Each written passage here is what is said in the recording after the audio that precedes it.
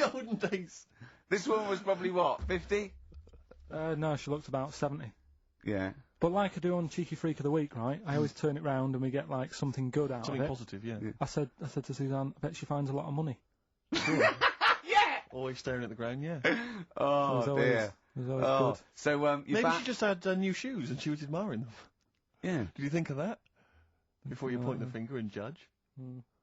Or a necklace was too heavy. Exactly. So, you're back refreshed. So, what have we got for this week? Have we sort of... Because we didn't meet last night, which, we usually meet I called you and said it'd be good if we could, I wasn't getting back into London. Well, I was up for it. I was up for it. 7:30, but... Yeah, but we all need to be there. It's not good just me and you being there. Yeah, so... Yeah. No, you're right. I mean, you're absolutely right that I wasn't there yet because I wasn't willing to just be governed by your particular schedule. You want to jet back in from another of your holidays It wasn't at a holiday. 8 o'clock. It wasn't a holiday, though. Well, so what? You What do were you out mean? of town. What do you mean it wasn't a holiday? What was it? It was a treat, wasn't it, for my mum and dad? So it wasn't a holiday. What, so you didn't enjoy the 5 days off? You'd rather have been here moaning 8 hours a day, 7 hours a day? You see, we said last week that you're always whinging. Here you are whinging now. I'm not And you're saying it's not even a holiday. You're saying it's not even a holiday. What was it then? Would like a nurse who took sick children to Florida, would they say having a great holiday? Sorry, what particular ailment did your parents have for the week that they had to fly in Carl Pilkington, MD? Yeah. What are you talking about? Well, alright, it was a holiday. Well then, good. Now some honesty, now some truth. So you came back from your holiday, you wanted to start back to work straight away, Steve couldn't be bothered to meet. Is that what you're saying? That's what I'm saying. So we've got nothing prepared for this. Well, you can rely on Rockbusters. Right, that's coming We've got up. nothing. Monkey News. Even though you were away, you were still working. Still doing stuff. Did you go to the Monkey Sanctuary? I'll tell you about that. Tell us about it. Play a record. Alright. Do you want Smashing Pumpkins? Smashing Pumpkins. Yeah, I thought an old yeah, classic yeah. from them, Cherub Rock. Yeah.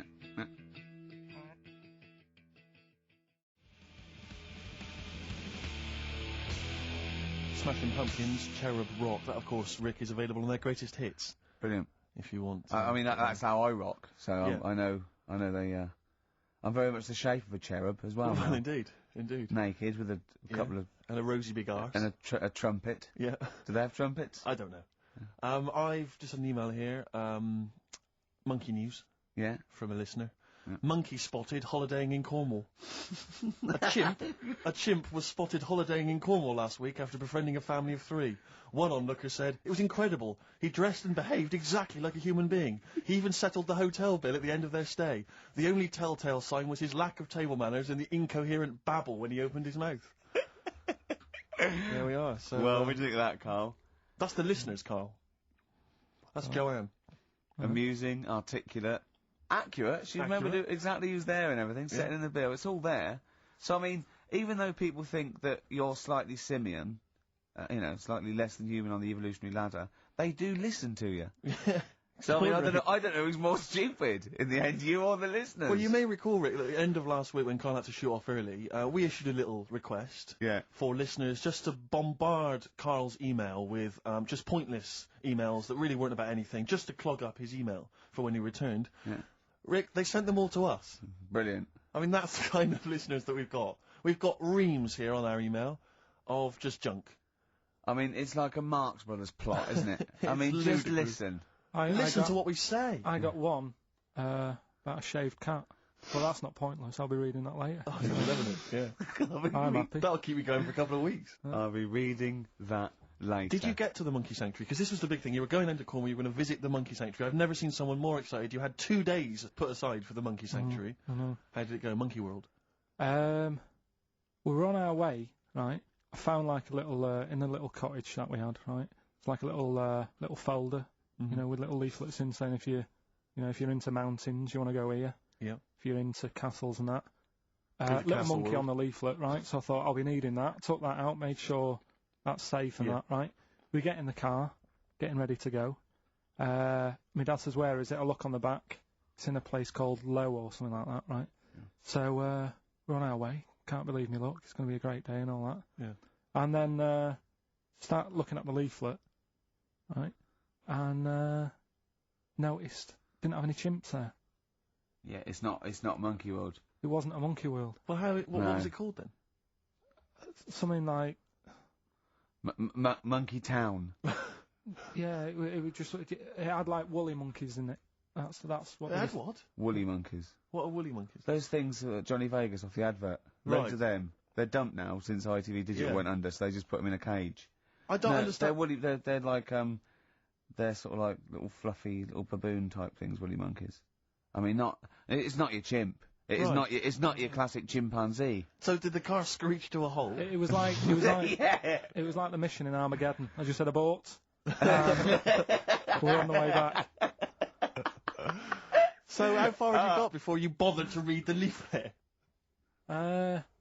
Probably about 5 miles away from where we were. So what did you do with yourself? You must have been distraught. They broke down and then they heard banjo music. No, we went to a sort of an amusement place. Arcade. I'd love to see you in that. What with putting those coins in, so it has to roll down and they go flat, and then an arm pushes them. There was one of them. Really? But I spent years on that when I was little. Well, there's a new one. I can't be bothered explaining it, but it's a con. We went to this place, right? My mum and dad had been there before, and they said you'll love it. It's brilliant. It's got like a war bit in it.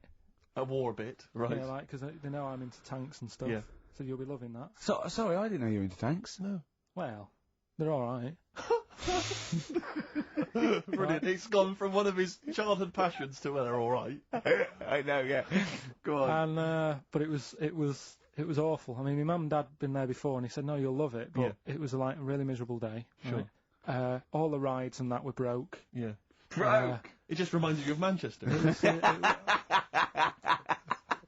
My dad just ended up, he was more interested, there was a really fat family there. Well, presumably he was breaking into the machines, trying to scoop off the cash. I like the fact that those poor fat family were going, why are those people looking at us? Yeah.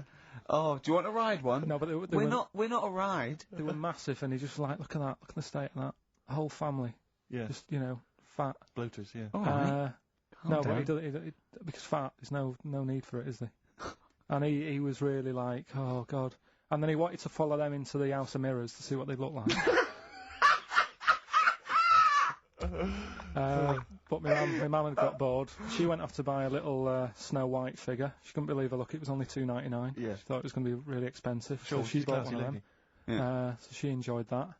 And then my dad says, come on, we go in. It's rubbish, this. What, the fat family wouldn't let him play with them? So he just said on the way home, he said, I can safely say that I never want to go there again before I die. So that was that. And then we went home. Why would he ever give you that information? In case it was like a secret birthday present. You go, oh God, what if they get me a trip to here? Or if he's in a coma and you go, I'll tell you what, bring him out of it. That fat couple. yeah. By his bedside.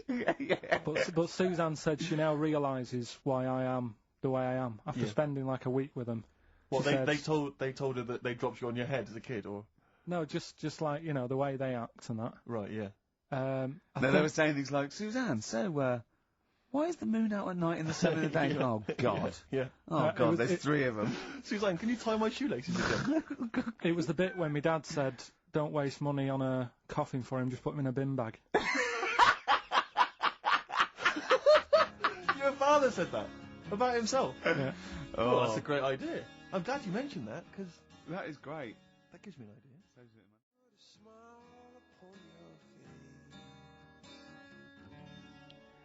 Coldplay, God Put a Smile Upon Your Face on XFM 104.9. Ricky Gervais, Steve Merchant, Carl Pilkington.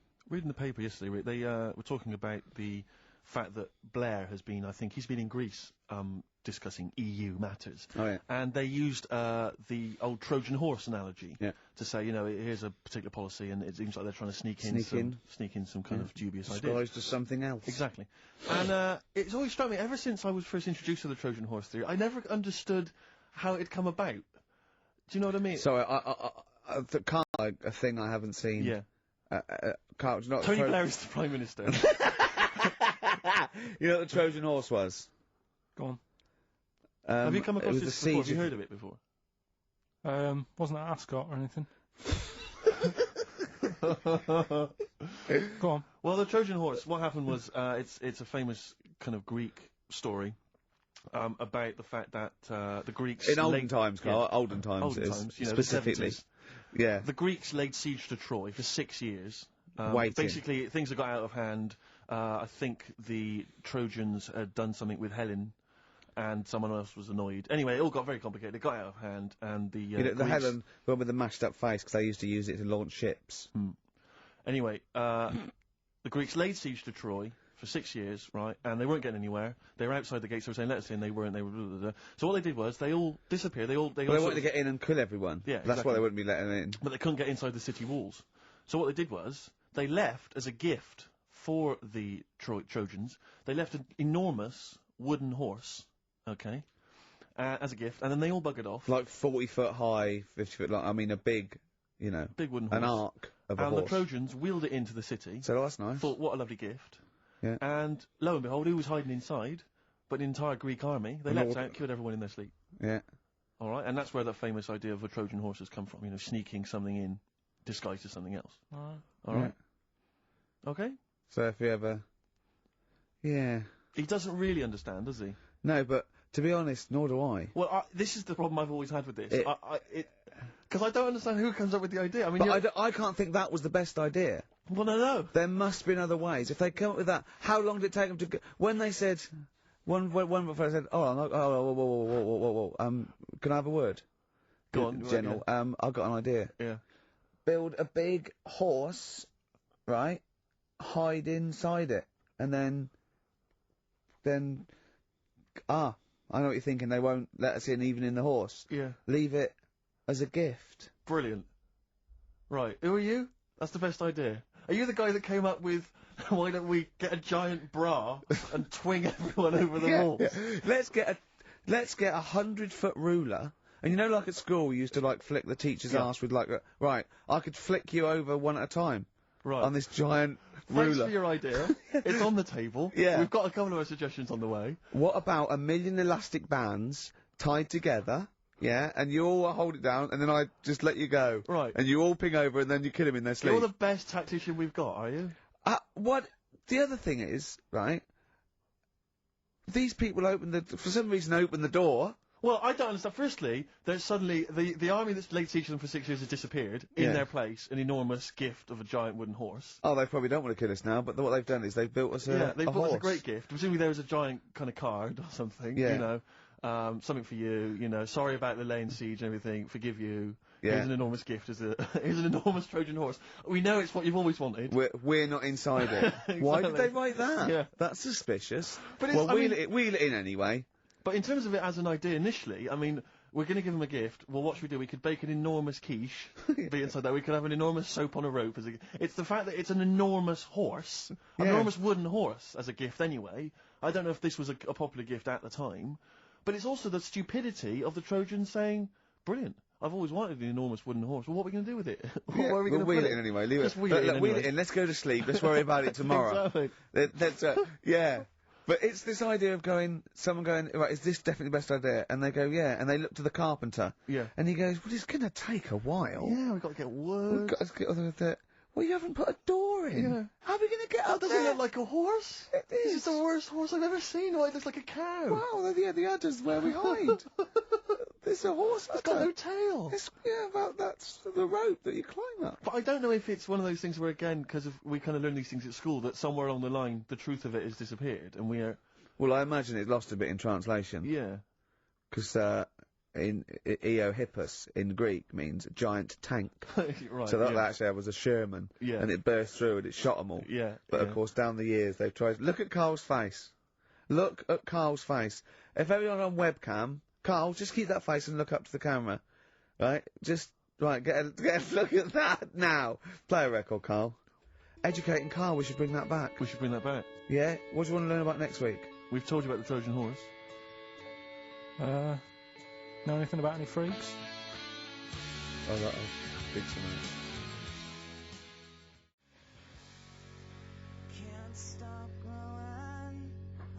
Placebo. This picture on XFM 104.9. I'm Ricky Gervais with me, Steve Merchant, and Carl Pilkington. Right. So you've been educated there, haven't you? The Trojan horse. Yeah. The Trojan horse. And that's, of course, where the phrase, beware Greeks bearing gifts, comes from. Silence again. Yeah. You ever heard of that one? Go on. What's that again? beware Greeks bearing gifts. Right. What do you think that means?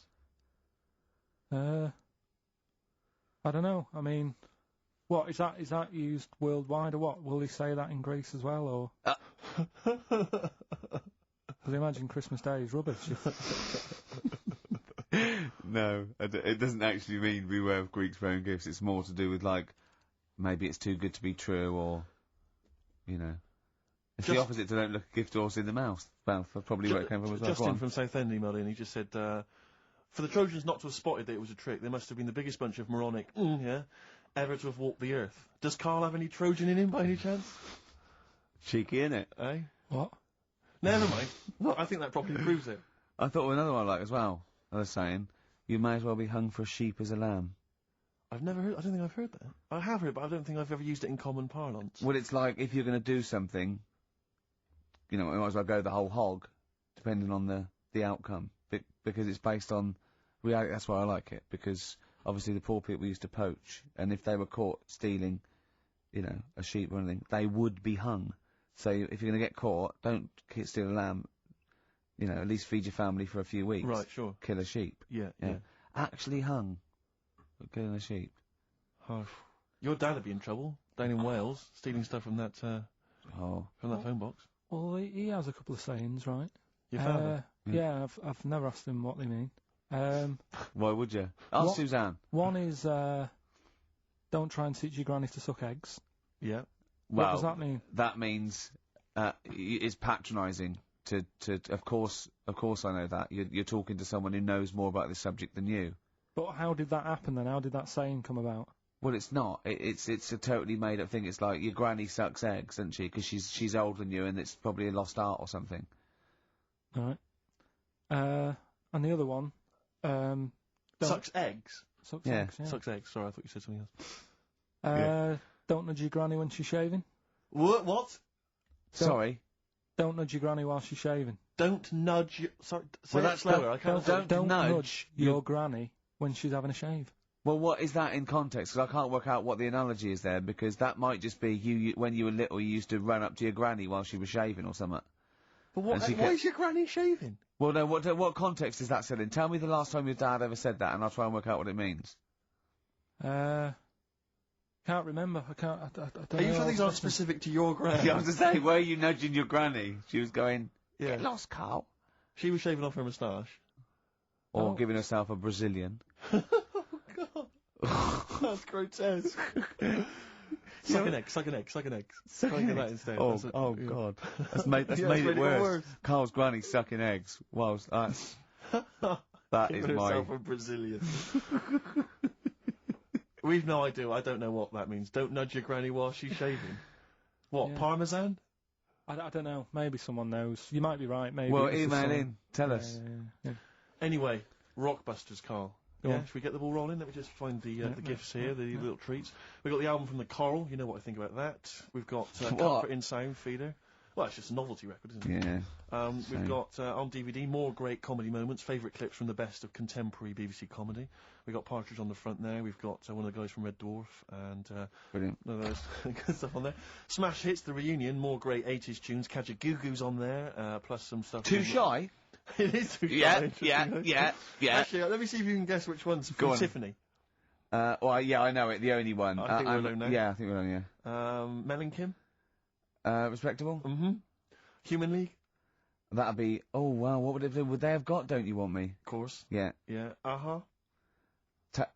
Lies Take On Me? Yep, yeah. Well done. Madness? Baggy Trousers. Of course. Kim Wilde? Kids in America? Yeah, so there's just all those treats. If you like a song from an 80s band, it's probably on there. Yeah, okay. Plus we've also got on VHS Graham Norton, some kind of best of compilation from his TV show. So there are the... Hold on, is it the one where he talks to sort of female gay icons and looks at the internet? Because that's my favourite one. Right, there you go, let's do Rockbusters. Right, email only, of course. Yeah.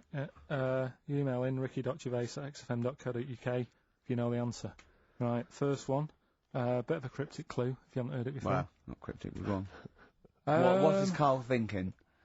If you go into France by boat, I'd get your fags on there, because it's a lot cheaper. Imagine Bob Holness. Sorry, we're out of time. Sorry, your minute's up. You've won nothing. I was reading that question out. Sorry, Right. so what's the... Right, let's do it again, and I want it to be exactly the same, word perfect. I bet you it will change all over the place. It'll be different. He's lost it. Go to France, buy yourself a boat with a fags are cheaper. Okay, fingers on the buzzers. You've only got 10 seconds to win the gold run. Okay, first up. Here, I'll tell you what, no, seriously, if you're thinking of going to France, well don't, because go on the ferry, get the fags there, because it's cheaper. Go on. Right, so that one again. If you want to buy some fags, you're going over to France on a boat, get them on there, because you'll save a few quid. BF. BF. Right? BF. Okay. Right, the second one. This little foreign cafe's growing its own steak. This little foreign cafe is growing its own steak. Yeah. This little foreign cafe's growing its own steak. Go on. D. All right. Right. Okay. And the last one. Is that part of it? Hang on. He's the best, isn't he? He's the best. The Jamaican fella might have screamed this on the Titanic. What? The Jamaican fella might have screamed this on the Titanic. Yeah. What's it start with? It's CD, that one. Scream this on the Titanic. Ricky.gervais@xfm.co.uk. Please don't phone in. If you can get those, we just don't want to talk to you. Better Nelly? Yeah, it's a summer tune. sweet. It's a summer favourite. Sweet.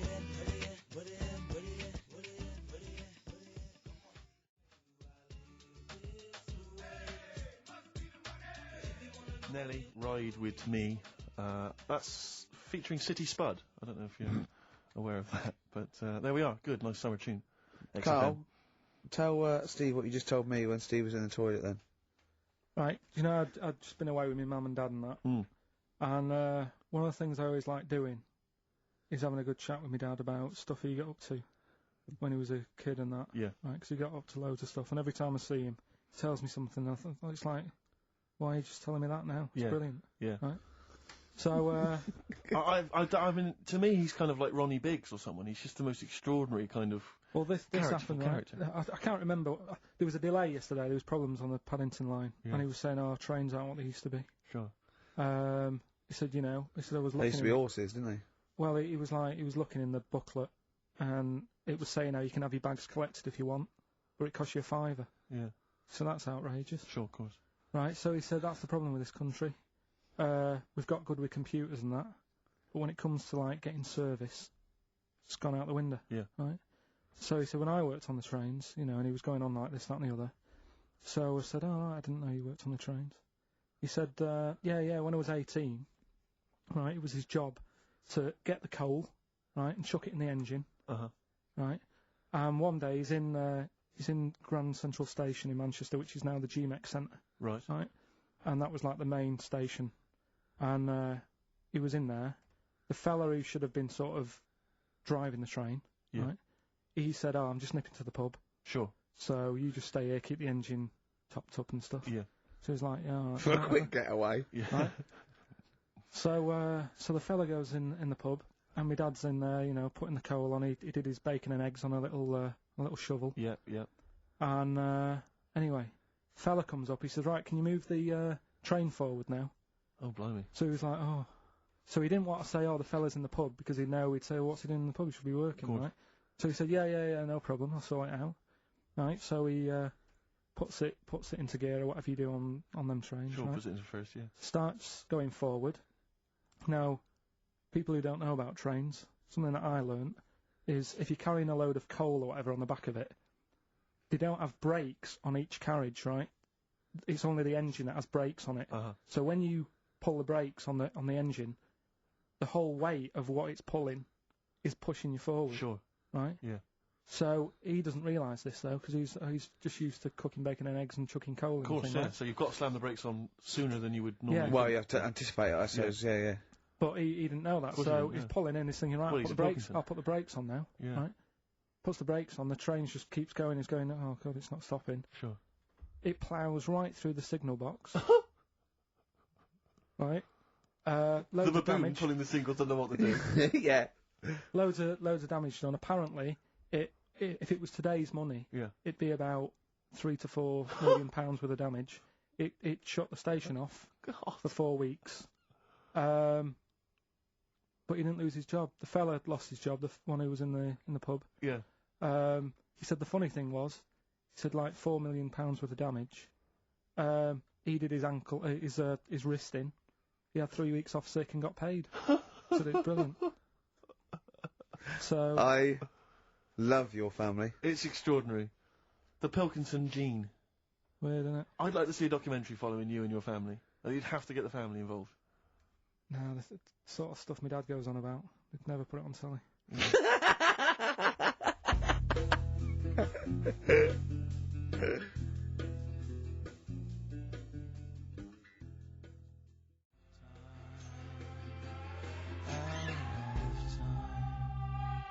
Blur.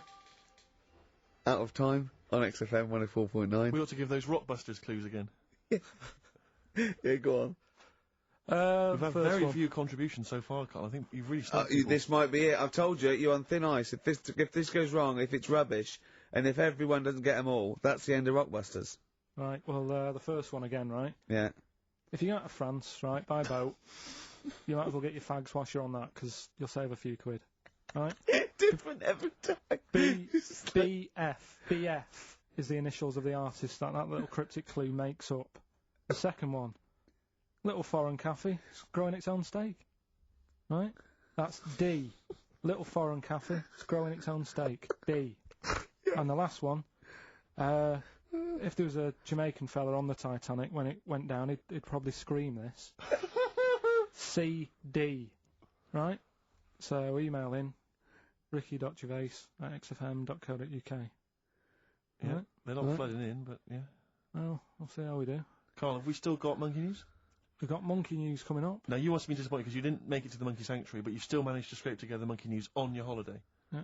That's So I impressive. found some of that. We've got... How do you get so many breaks and holidays? Because you went away with Suzanne's parents. You've just been away with your parents. That's a couple of weeks, 10 days. So that's probably about 3 weeks in all. You went to Manchester.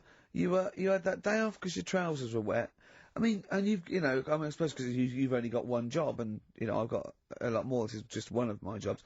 But I mean, don't you ever count your blessings? Go, God, thank God, I can have time off. I don't work too hard. I'm not stressed too much. No. It's just all to do with when you do work, do a lot. So I get a lot done. Yeah. What do you mean? I'm always doing stuff. I mean, even though when I was in Cornwall, right, I'm sat there on the grass. I'd love to just sit on the grass. Yeah, you're too busy. Chill out a bit. I know, yeah, well, Me dad and Suzanne are playing crib, right? I'd sort of fallen out with him at Your that dad point. and Suzanne are playing Why did you crib. fallen out Because you with do live who? in the 1940s. Yeah, why did you fallen out? Because with crib, have you ever played crib? Yeah, Right, you've got to be pretty good at maths. sure. You've got to make your cards add up to 15 and all Well, that. yeah, I was just gonna correct you on you've got to be good at maths. Yeah. What, algebra, quantum physics, what? No, just adding up. Adding up to 15. Brilliant. I mean, You can almost do it on your fingers. my dad's, You could in Cornwall. Yeah. but my dad's really good at maths, and like he said, how many have you got? And he always counts his, and it's like 15 2, 15 4, 15 6, 3 for your at, 1 and all that. Do you know what I mean? Yeah. He adds it up really One quick. for his knob. Right, so I was like, right, hang on a minute. And he goes, no, what do you mean, hang on? I don't, what have you got? He said, oh, forget it. I said, this isn't fun if you're going to start getting all arsey with me. Sure. So, Forget it. Yeah. I love it. But I don't know him, but I'm sure he's just winding you up. His victory is you going, forget it, I'm not playing. well, anyway, right, so it doesn't matter. I think I'll go off and do some prep, right, Yes. do some research for Saturday. Found one of Suzanne's magazines, right, flicking through, because there's always interesting stuff in there. There was something about swingers. Right. I was like, what's all that about? Yeah. And it had an interview with some people talking about, how they sleep about a bit. Yeah. And I thought, if my wife looked like that, I probably would. Because there was a few pictures of them, and they were all pretty ugly. Yes. I thought, right. So I took that in, soaked that up, thought, there you go. Carried on reading. There was a bit in there about how women still have crushes, right? Yes. And the woman was going on about how she's 38, right? but she still fancies Chris Martin from Coldplay. Uh-huh. And, you know, even though it'll never happen, she's still got that little bit in her head that thinks one day she'll leave Gwyneth, right, and end up with her, right? Right. Anyway, so I'm thinking this is a bit boring, but I'm flicking through it all, and Is this a Rockbusters clue? No, right? And I read further on, right? And she said, you know, I like to go out with my mates, and we come up with lists in pubs of people who like, oh, you know, they'd be nice to go out with. She also came up with a list of unlikely lust objects, I think she called them. Yeah. Guess who was in that list? Ricky Gervais. Think again. Carl Pilkington. Right. Next one. Johnny Vegas. Said lanky co-writer. Rubbish. Lanky co-writer. What do you mean lanky co-writer? Well, do I need to say any more? He said... Hang on, wait a minute. Let's not talk about... I don't know what you're laughing at my expense. I'm an unlikely lust object. Yeah, but you yeah, what was it called? The list? The unlikely lust object list. You were in there, right? Who else was? Well, you weren't in there. Richard Madeley. Fine. Yeah. He's a good-looking guy. Alistair Campbell. Brilliant. Another handsome dude. Hmm. What you talking about? You think I'm ashamed or embarrassed about that? I'm proud of it. What magazine was it? I need to buy a couple of copies. It was. Need to get a t-shirt made. Yeah, and did she leave her number? Yeah. So what magazine was it? Just out of interest. I think it's called Red. Yeah, sure. Yeah. But now you've dissed those people that have put themselves in there as swingers because you've said they're ugly. So now we know what magazine it is. People are going to look at that. People are going to look at that poor woman, and they're going to know you think she's a hog. No, but I think they even know. Was there a picture of the woman who'd drawn up the list of unlikely lust objects? Mm. What was she like? I wouldn't waste my time. Thanks, mate. I know you're on my side.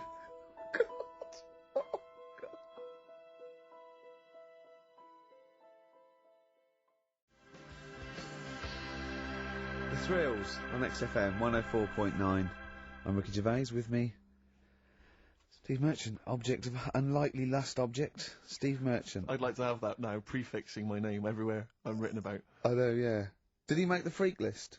Whoa! Which is a different magazine, isn't it? And I'm joking, of course. Carl Pilkington, a man of sort of quiet dignity and and in a way he's got his own sort of inner beauty, hasn't he, Carl? Not really. Do you think? Well, I'll tell you why I don't think it is, because the woman that wrote the piece, saying that I was an unlikely lust object, has just emailed in. And Carl, you've offended her quite considerably. What did he say? Why? I wouldn't waste my time, is what you said. She's repeated that. Yeah. I wouldn't waste my time, the flaming cheek. Although it's a horrible picture, I am, of course, in real life, a vision of loveliness. I'm not 38, I'm 25. I don't think Stephen's that unlikely lust object. A sense of humour is important, and he's welcome to my phone number if he wants it. That sense of humour is important. That's a downer, Is she a swinger? Stop it! Don't have a go at the woman, for goodness sake. I'm messing about. She knows I'm messing about. Well, how are you messing about? Anyone could be listening, haven't I? I've told you that before, things you say.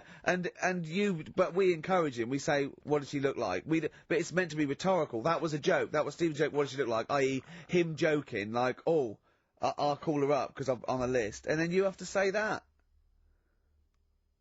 I mean, that's what I mean. So chances are, if she likes Stephen, she hasn't seen him, she listens to the radio. So, the likelihood is that, she was listening to this show. Yeah. So, think. Will I drop the thing I was going to do about Lisa Riley? Well, she's not listening. Some people deserve it. She's still at lunch. What, from Tuesday?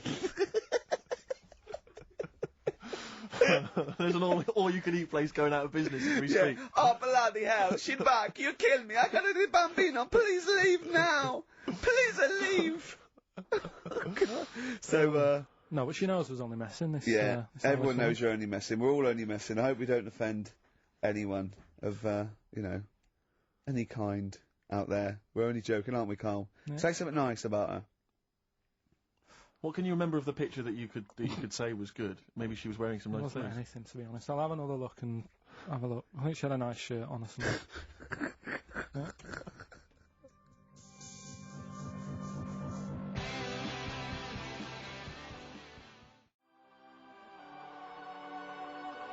forthcoming single from British Sea Power. That's called Carry On. I love it. It's great. It's fantastic. On XFM 104.9. What do you make, Carl, of these people? I was reading a paper today. They've been queuing up for 12 hours last night for the new Harry Potter book. Oh, God. I Oh, knew you'd God, get like it that. really annoys me. Everything, oh, God, it really annoys me. But who has to... I mean, I know it's just a kind of willful sort of stubbornness, isn't it? I see adults Yeah. reading it, you know. Well, I was up in Hampstead last night, and there's a Waterstones branch of that, and there were a couple of people outside, queuing, waiting for it to open. What do they look like? Well, I mean... Things that they're like the ones that come out of Forbidden Planet on a Thursday. Yeah, I mean, what do you expect? There was one guy, I mean, I don't mean to disrespect him, but he was a big bloater, wearing shorts. I don't want to see his big fleshy legs. He looked like John O'Coleman, if I'm not... There's nothing wrong with John He O'Connor. wore a knapsack. They always seem to have knapsacks for some reason. Well, they got old papers in there, haven't they? Exactly. Got a 9-year supply of There the was Mirror. about 4 of them. There was a couple of women, a couple of guys. All looked basically the same. They were interchangeable. And, We'll get an they were email there from him in a minute. Yeah, I'm gonna get an email. Yeah. I am the fat bloke with fleshy legs. yeah. I recognised your description. I like to read these books whilst listening to XFM of a Saturday. I was sort of watching them from where I was, and they must have been there for about an hour and a half. They were obviously strangers. Their common interest was Harry Potter. They were sort of chatting to each other for about an hour and a half. So as I'm leaving, I wander past them. An hour and a half in to them having met each other, the conversation is, all I heard was, well, of course, apparently she cried when she finished the last one. And I thought, they've not moved on. The conversation had not moved on. No, they might have been talking about Dawn French, you know, her chocolate orange. By then. Yeah. I know she cried when she finished the last one once. Yeah. But I got no time for them. Pop into Woolworths now. Yeah, I'll tell you what, get it tomorrow, read it then. You're going to get home at 1:30 and start reading it. Exactly. Brilliant. So you can put it on the internet. Oh, God. Your opinions. Oh, it annoys me. It is extraordinary. The whole kind of Harry Potter phenomenon has passed me by. I know. Well, good luck to her, you know. But you meet adults who are, you say, what are you doing? They go, I'm just rereading Harry Potter. What, you couldn't follow it the first time? Yeah. I mean, it's not her fault, you know. She made £300 million by writing a few books for her kids. Very good, well done. But I'm sure I'm not sure they're very good. But I haven't read them. And I'm sure they're not. But no, I don't know. Well, no, I'm joking. But I've no idea. idea. A book about a little wizard. With glasses. Yeah, and make millions. You think it's so easy. If you think it's so easy, you do it. You like him because you look a bit like him. Well, wow. You know. I wonder if he's on that wish list. That woman who emailed in. Why was she making a list of unlikely? Can we leave this now? No, but I mean, what was it? What was context was it? It was like, here's my top 10 weird-looking fellas that I do. What was it? No, but what was she was talking about? What was she started talking about? What? Body waxing, and went, and by the way, while I'm here, here's 10 blokes that I would if I had to, and they're a bit weird, you'll be surprised. What was the context? I forgot. He's scared to say anything now! He's scared to say anything! Oh, bless him. I just was looking at a picture because I was attracted to it because she was good looking and that, didn't read on. Is that alright? Well done. That's got you out of that little mess. Yeah. Well done. Harry Potter? Yeah. You can't be honest with it. Have you read them? No, because the first time it came out, I was a bit confused, wasn't I? Because I thought it was about Of course you were. Yeah. Of course what? What? This is a what? It's a book. No, I got confused with the little rabbit. I thought it was her, didn't I? You talked about it when Beatrix Potter. Yeah, I got mixed up with that, so I sort of missed out on the first one anyway. You were just running around confused. So it was it was sort of too late to get into it, I think, after... Yeah, it's too late now, yeah. It's impossible. Same with Shakespeare. If you weren't around, you know, the day he wrote the first ones, there's no point in going back. But it's all the fuss that she's getting as well, like... Well, I think it's because she's a British industry now, isn't she? I mean, it must have made... What, billions? Well, it's the perfect success story. She writes a story for her children, and it becomes a worldwide phenomenon. You know, it's not cynical. It's just a great story. Did your dad ever pop anything down in writing? I'll tell you what, my mum wanted to do it. Yeah. There's been loads of things, little inventions she's come up with and that, but she's been too busy doing other stuff. But she used to come up with stories for me as a kid that I'm sure, if they came out, they'd be a success. Yeah.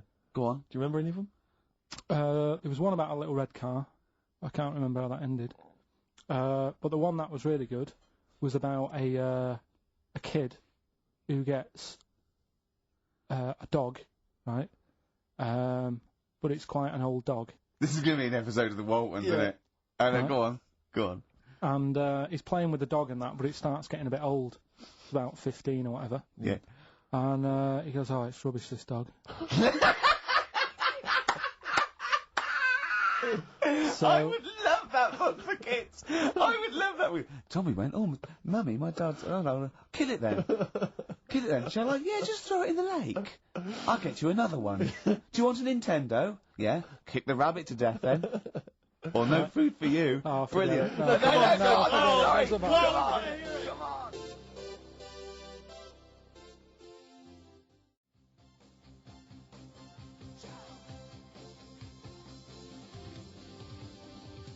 Jump, Van Halen, on XFM 104.9. Right, come on, Carl, we've got a lot to fit in now. We've insulted a lot of people. Only about 25 minutes to go. We've got monkey news, we've got rockbusters. Have we got a cheeky freak of the week this week? Could cram it in, see how we do. Do we want to hear the end of Carl's story? Yeah, what's I really this? wanna So hear the end of your mum's kid, story. little Timmy and his 15-year-old dog Lucky, got a bit bored with it. Right, so he said, "Oh, Mum, you know, this dog's rubbish and that. I'm sick of it." Yeah. So she goes, How old were you when your mum was telling you this story? don't know, about 4. Okay. It wasn't last week on holiday. No, right. So she goes, "Oh, all right then, we'll get you another one." Yeah. She goes, "Brilliant." What did you do with the old one? Just kept it, but didn't sort of play with it or anything. Just ostracised it until it Yeah. left of its own free will, or curled up and died. Yeah, go on. Yeah. So, What'd so you get him? What sort of dog? I think it was a little baby, like Labrador. Puppy. Little puppy, yeah. Yeah, Labrador, Right. good one. Good choice for a second dog. So, Yeah. so I'm anyway, loving this story. It's a great I am story. actually loving this story. So, Where does he live? I don't know, it didn't matter. Didn't matter. It was near a lake. Well, that's where they were getting rid of all the Yeah. dogs. Sure. Yeah. We're getting, that will make sense in a minute, right? So he's got a little dog, he's playing around with it, he's playing with its belly and stuff, he's thinking this is brilliant, best dog I've ever had, right? And the other dog sat in the corner looking all fed up, Yeah. right? So, I like this story. so he says to his mum, "Right, I'm taking little puppy down the park." Yeah. And she goes, "Well, take the old one with you." And he goes, "Oh, do we have to?" It's a moral, isn't it? I bet the old one saves him. So he goes, "Oh, do we have to?" She goes, "Yeah, it still needs a walk and that. Scrapping all over the house." Right. Yeah. So takes it down the park, right? And he's playing around, and he's playing near the lake, right? Is the puppy near the lake, Carl? Because this is what's worrying me. Yeah. Puppy's near the lake, Yeah. right? That jumps in. Yeah. The kid goes, "Oh God," he jumps in, remembers he can't swim, Yeah. Idiot. right? This kid is based on you, isn't it? Almost certainly. Flapping about, water's going everywhere. He's going, "I can't." Oh God! And he wants the puppy to help him, but the puppy's just like drowning as well. Yeah. The old dog comes up, drags them both out. He goes, "I can't believe it. You know, I said I was fed up with you. Yeah. You saved my life." Yeah. He gets home, and he says to his mum, Kill the "Get little rid of one. the puppy." Kill the puppy. So it's good little. Good What little does he story. say when he gets home? He said, "I don't need the puppy now. I'm happy Brilliant. with Brilliant. Genius. it." It's good, isn't it? Yeah. So the moral of that story is Well, they just showed follow what- your whims. They just, yeah. If you get bored, and just get another puppy. Get another dog. If you get bored with the old one again, just do it again. I mean, Yeah. just eventually, get something Yeah, that you learn your like for a dogs, little. who cares? Yeah. That's brilliant. That is a brilliant story, though. Right. So that's that. Rockbusters. Yes. I don't want you to have monkey news right now because Oh, we've just okay. had a little story there. Sure. You don't want to go too far. Yeah, go on. So we'll get Rockbusters out of the way. Have we got a winner? Yeah, well, come on in. See, it worries me that we've had very few entries. I think that even your mental fans aren't getting these, which is really worrying. They must be terrible clues this week. All right. Well. Has anyone got them right, Steve? I think there's just one guy, yeah, who I suspect has won in the past. but Well, there we are. so what? Right. The first one. If you go out of France by boat, you might as well buy your fags when you're on that because you'll get them a lot cheaper. Brilliant. Right. Yeah. BF. Yeah. Buy it ferry. Right. That's like What? buy on ferry. What? Buy on. What's Buy on Brian Ferry? What's that? Is that a band? What? What is it? I don't know what it is. Brian Ferry. Brian Ferry? What's that got to do with buying on a ferry, though? Just because it's quite close to it. Buy on. Buy on ferry. What? Buy on ferry. Sorry, what's your first language? The second one. That's rubbish. That doesn't count. No, Brian Ferry. Brian Ferry, Brian Ferry. There's this little foreign cafe. It's growing its own steak. That's Delamitri. The third one. What? Sorry, what? What is that? What is that? Delamitri. Delhi is a little foreign cafe. Yeah. And meat. Tree? A meat tree? What were the initials for that? Just D for that. Just D for that? Yeah. So not DA? So you didn't even give them a chance to get the group? Oh, they got it. Well, no. No, they didn't. Right, it's the end. Go on, right. Go on. Delhi meat tree? Delhi meat tree. One word. D. Or any letter. They're growing their own meat. M's in it. Go on. Okay, so Bayern, I love Bayern Ferry. And Oxymusic was brilliant. I love Oxymusic. Go on. Can I just point out, Rick, that we've David Bowie? Delhi meat tree. Yeah. I don't see why necessarily Aidan, who emailed in, why he doesn't get to win, because he emailed in dire steaks. Seems to me just as valid, as far as I can tell, but Delhi meat tree it is. And the last one, if there was a Jamaican fella on the Titanic... I'm looking forward to this. With a little bit of fear. Jamaican fella, if he was on the Titanic, he probably would have screamed this. Yeah. That's Christ de Burgh.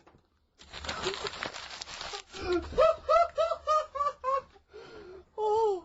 I don't know what to do. Stunning. So who's the winner? I'm not going to give it to anyone. I just what's the Jamaican bit got to do with it?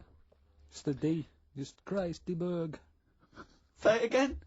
No, I think they've worked it out now. Say it again? Christ de Burgh. And who's that? What? Who's that?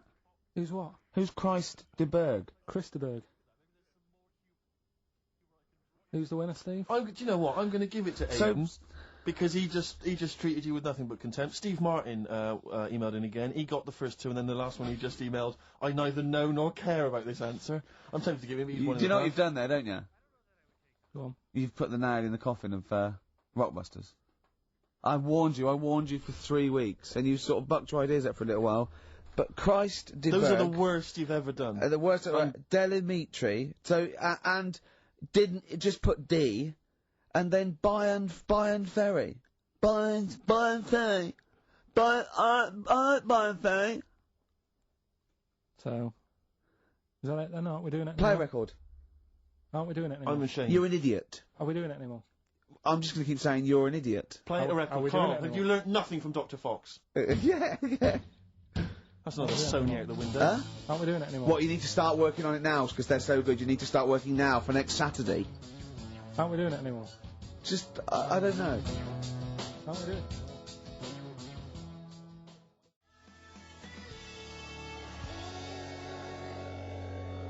Cardigans. You're the Storm on XFM 104.9. Well, nearly the end of the show, but we wouldn't let them down, would we? You know what it is now, don't you?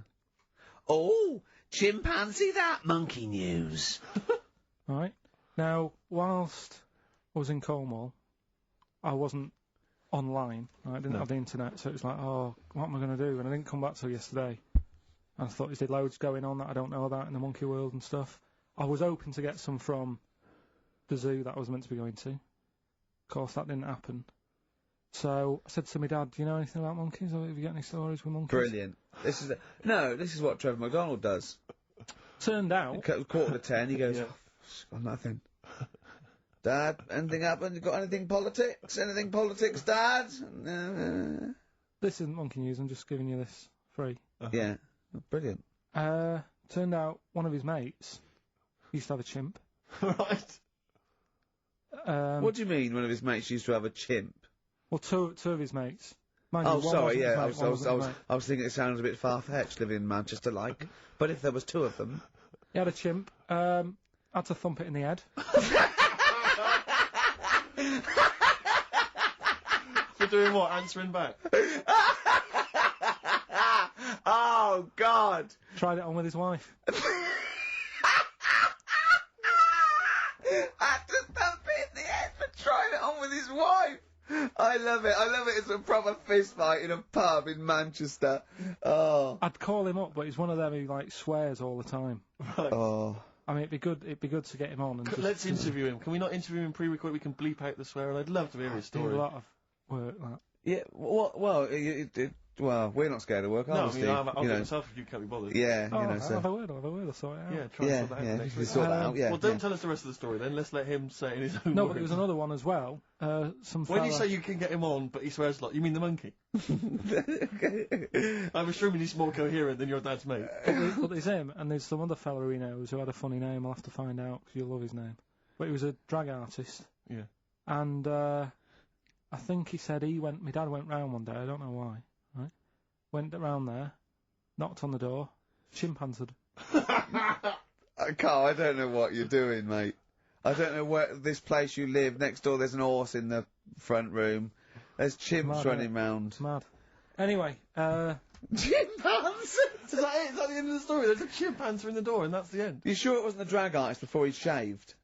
no, Sure, it wasn't your gran. Because I like the really airy ones that decide they can be female impersonators.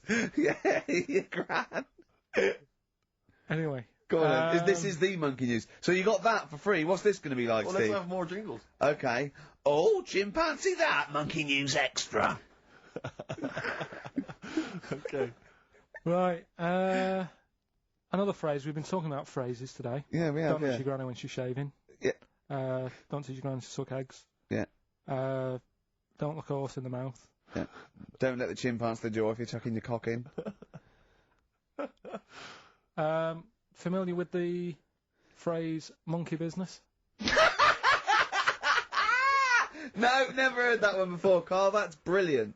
Right, well, it came about. This has been emailed in, and I haven't really had a chance to look at it, so I'm just weighing it up now. Yeah, It's the biggest shambles on air, isn't it? Really? Oh, I'm ashamed of it. I mean, what was Dr. Fox? Dr. Fox must have been really polite. He must have been thinking, I don't know how to put this. He must have wanted to scream and go, you shouldn't be in the radio authority. My parents listen online. I can't look them in the eye. Right, I think I've weighed it up.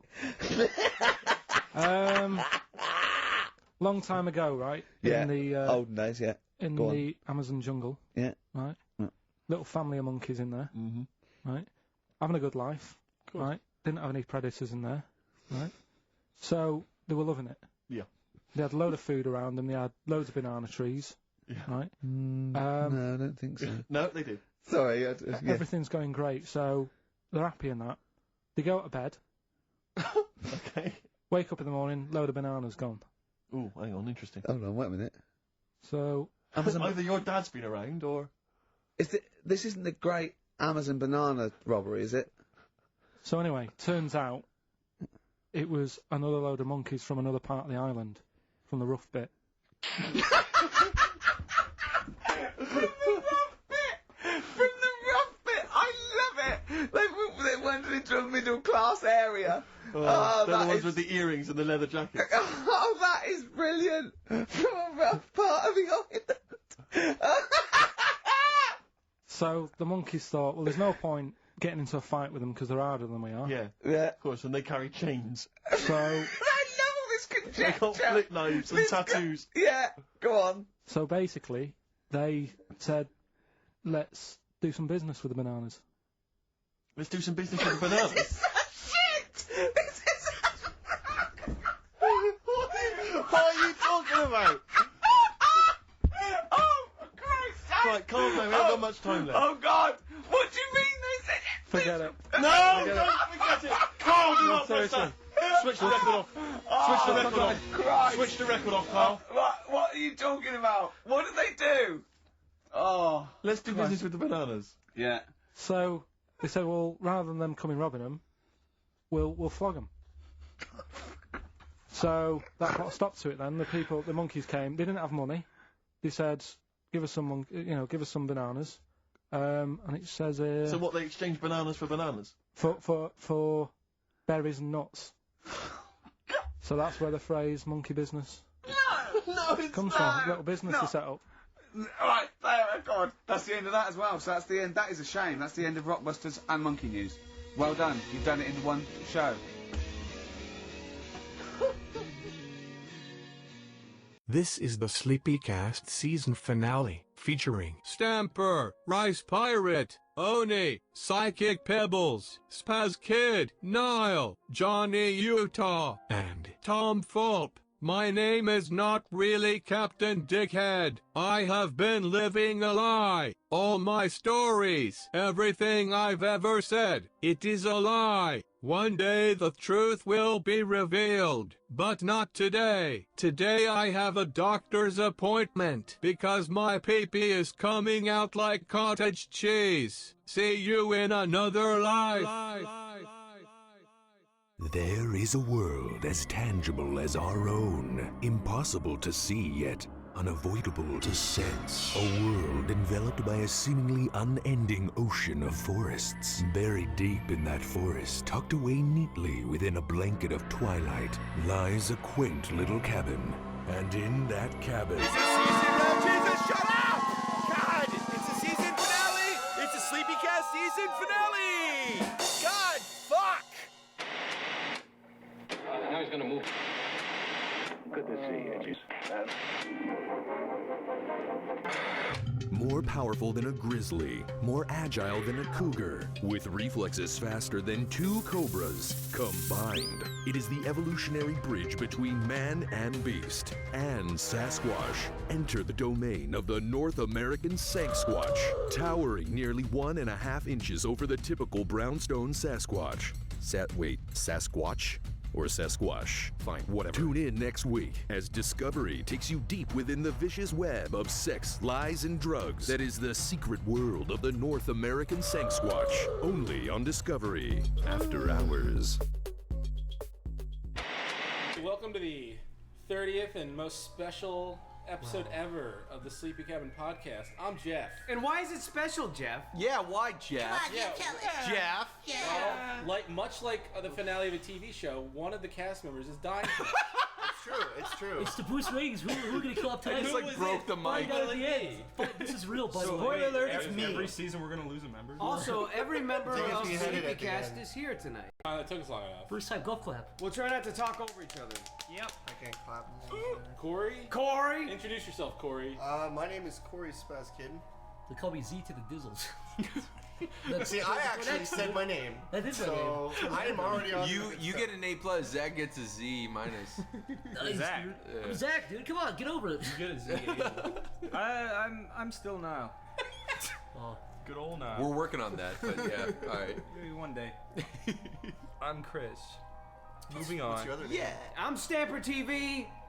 How's it going? And I am Rice Pirate Mick. Welcome to the podcast. This is a very special episode, as Jeff said. Fuck did it fuck up. This is the final episode of the season, episode 30. We got a lot of shit to cover, so let's fucking do it. A lot of shit to cover. We got questions and stories and songs for y'all. And answers. that too, Niall. And answers to songs. And answers to songs and answers to answers. All right, so to start it off, we do want to say, hey, thank you to our patrons who have supported us throughout all of this. We hope you love the podcast and all the other content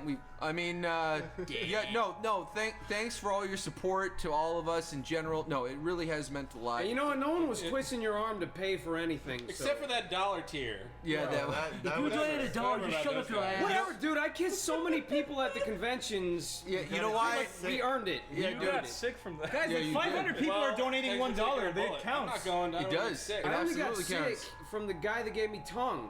When the normal people Niall? just Close your mouth Can you clarify when it you wasn't kiss me? strangers. It wasn't. I don't think we got tongue, Niall. No, you did slip a bit of tongue in. Sorry. Listen, No, they it call was it nice. they call it a I got tear caught in the because moment. everybody cries. You tasted like once in marshmallows their life. and cigarettes. No, I love you, and we're gonna move on to the next question. The first question, and this comes from Aiden Gill, and they said, "How did each one of you discover Newgrounds?" Lightning round. We've answered this before, so we're gonna blaze through it. Go, Jeff. In 2004, I needed a job, and I searched Flash into Google, and Newgrounds came up. and then I asked Tom for a job, and he said yes, and then I worked here. Perfect. That's how I found out. Hentai Meat and Fuck games and Mario and Sonic vs. Sprite collabs. McCoy said he was you. Go! In 2005, I tried to make cartoons about a little character that was a tomato, and he'd always get sliced up at the end, and I put him on Newgrounds. So was it. When I was 14, my friend Paul showed me a website and retired on animal babies, and I kept going on it. Stamper? In 1999, I stumbled upon it because I was looking for funny animated GIFs, and then I found an animated GIF that had sound in it, and I was like, holy shit. Wait, it was what? on Newgrounds. Whoa, shut up. What? No, but it was Flash. Oh, okay, yeah. It was what I thought was an animated GIF, but it had sound in it, and it was on Newgrounds, and that was before the automated portal even existed. Oh, you mean like most of our cartoons that people just rip and fucking post as He said He's saying he saw a GIF he thought that it was a GIF with sound, and he couldn't believe that sound was on a GIF. Yeah. You don't understand the concept of a dot switch. And then Tom started adding my flashes early. Yeah. Before the automated shit even You know, Tom existed. always says in his sleep, like while he's lying in bed, he always says he likes you the best. Tom's a little bitch. Yeah. All right, I found Newgrounds through. I love Tom. I'm just kidding. An Ego Raptor video he posted on YouTube that said, "Stop watching my cartoons on YouTube. Go to Newgrounds because it's better." John Toomey asked, "Who do you hope to have on season 2 of the podcast?" Stamper.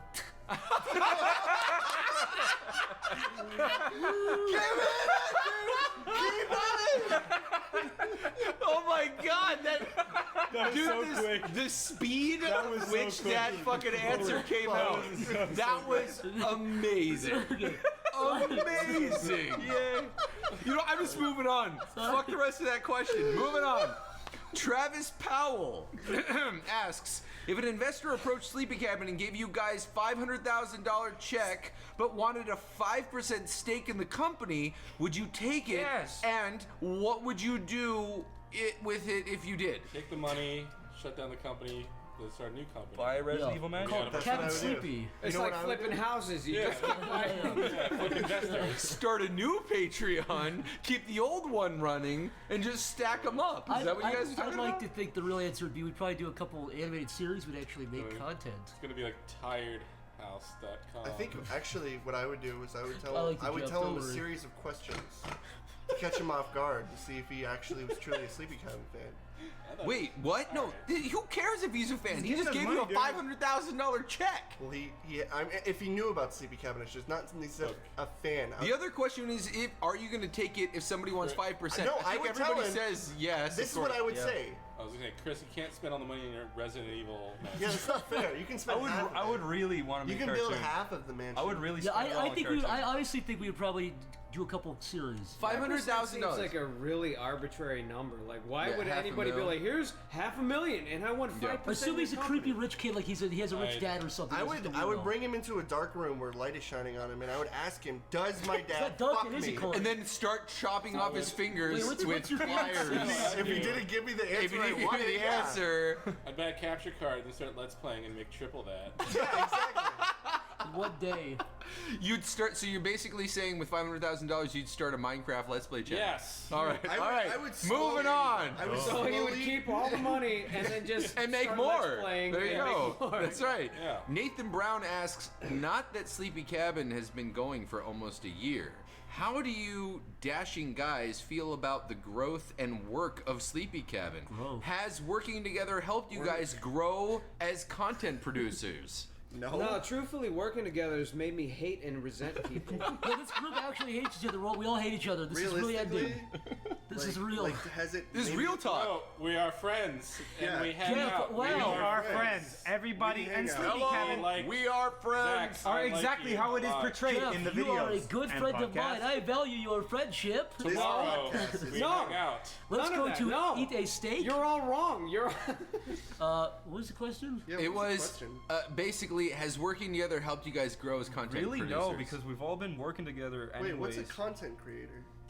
Oh my They God, make content. Corey, I'm They make smacking less- The your shit face. you've been doing for the last decade You of your cre- life, man. You make content. You make things and put them Cartoons. online for Create people to or- watch. You know, it's what all these fucking worthless Let's Players call themselves who play video games. They create content. Yeah, you're a content creator. Stuff. Like, Yeah, stuff. Literally just stuff. Like shit you throw at a wall. If It's you content. eat a sandwich on camera and put it on YouTube, you're a content creator. You spit into the No, sink. It really has no meaning If to it. anything, I haven't made anything. It has no validity So to it's it. No, actually I think derived by here's content what's ironic creating. is that we've got Jeff and Corey, who both have been working on a game with Tom Fulp. Yeah, We have daily. Zach and Chris, who both have been working on Hellbenders. Daily. We have Niall, who's been working on half of the ladies in Philadelphia and outside of the state.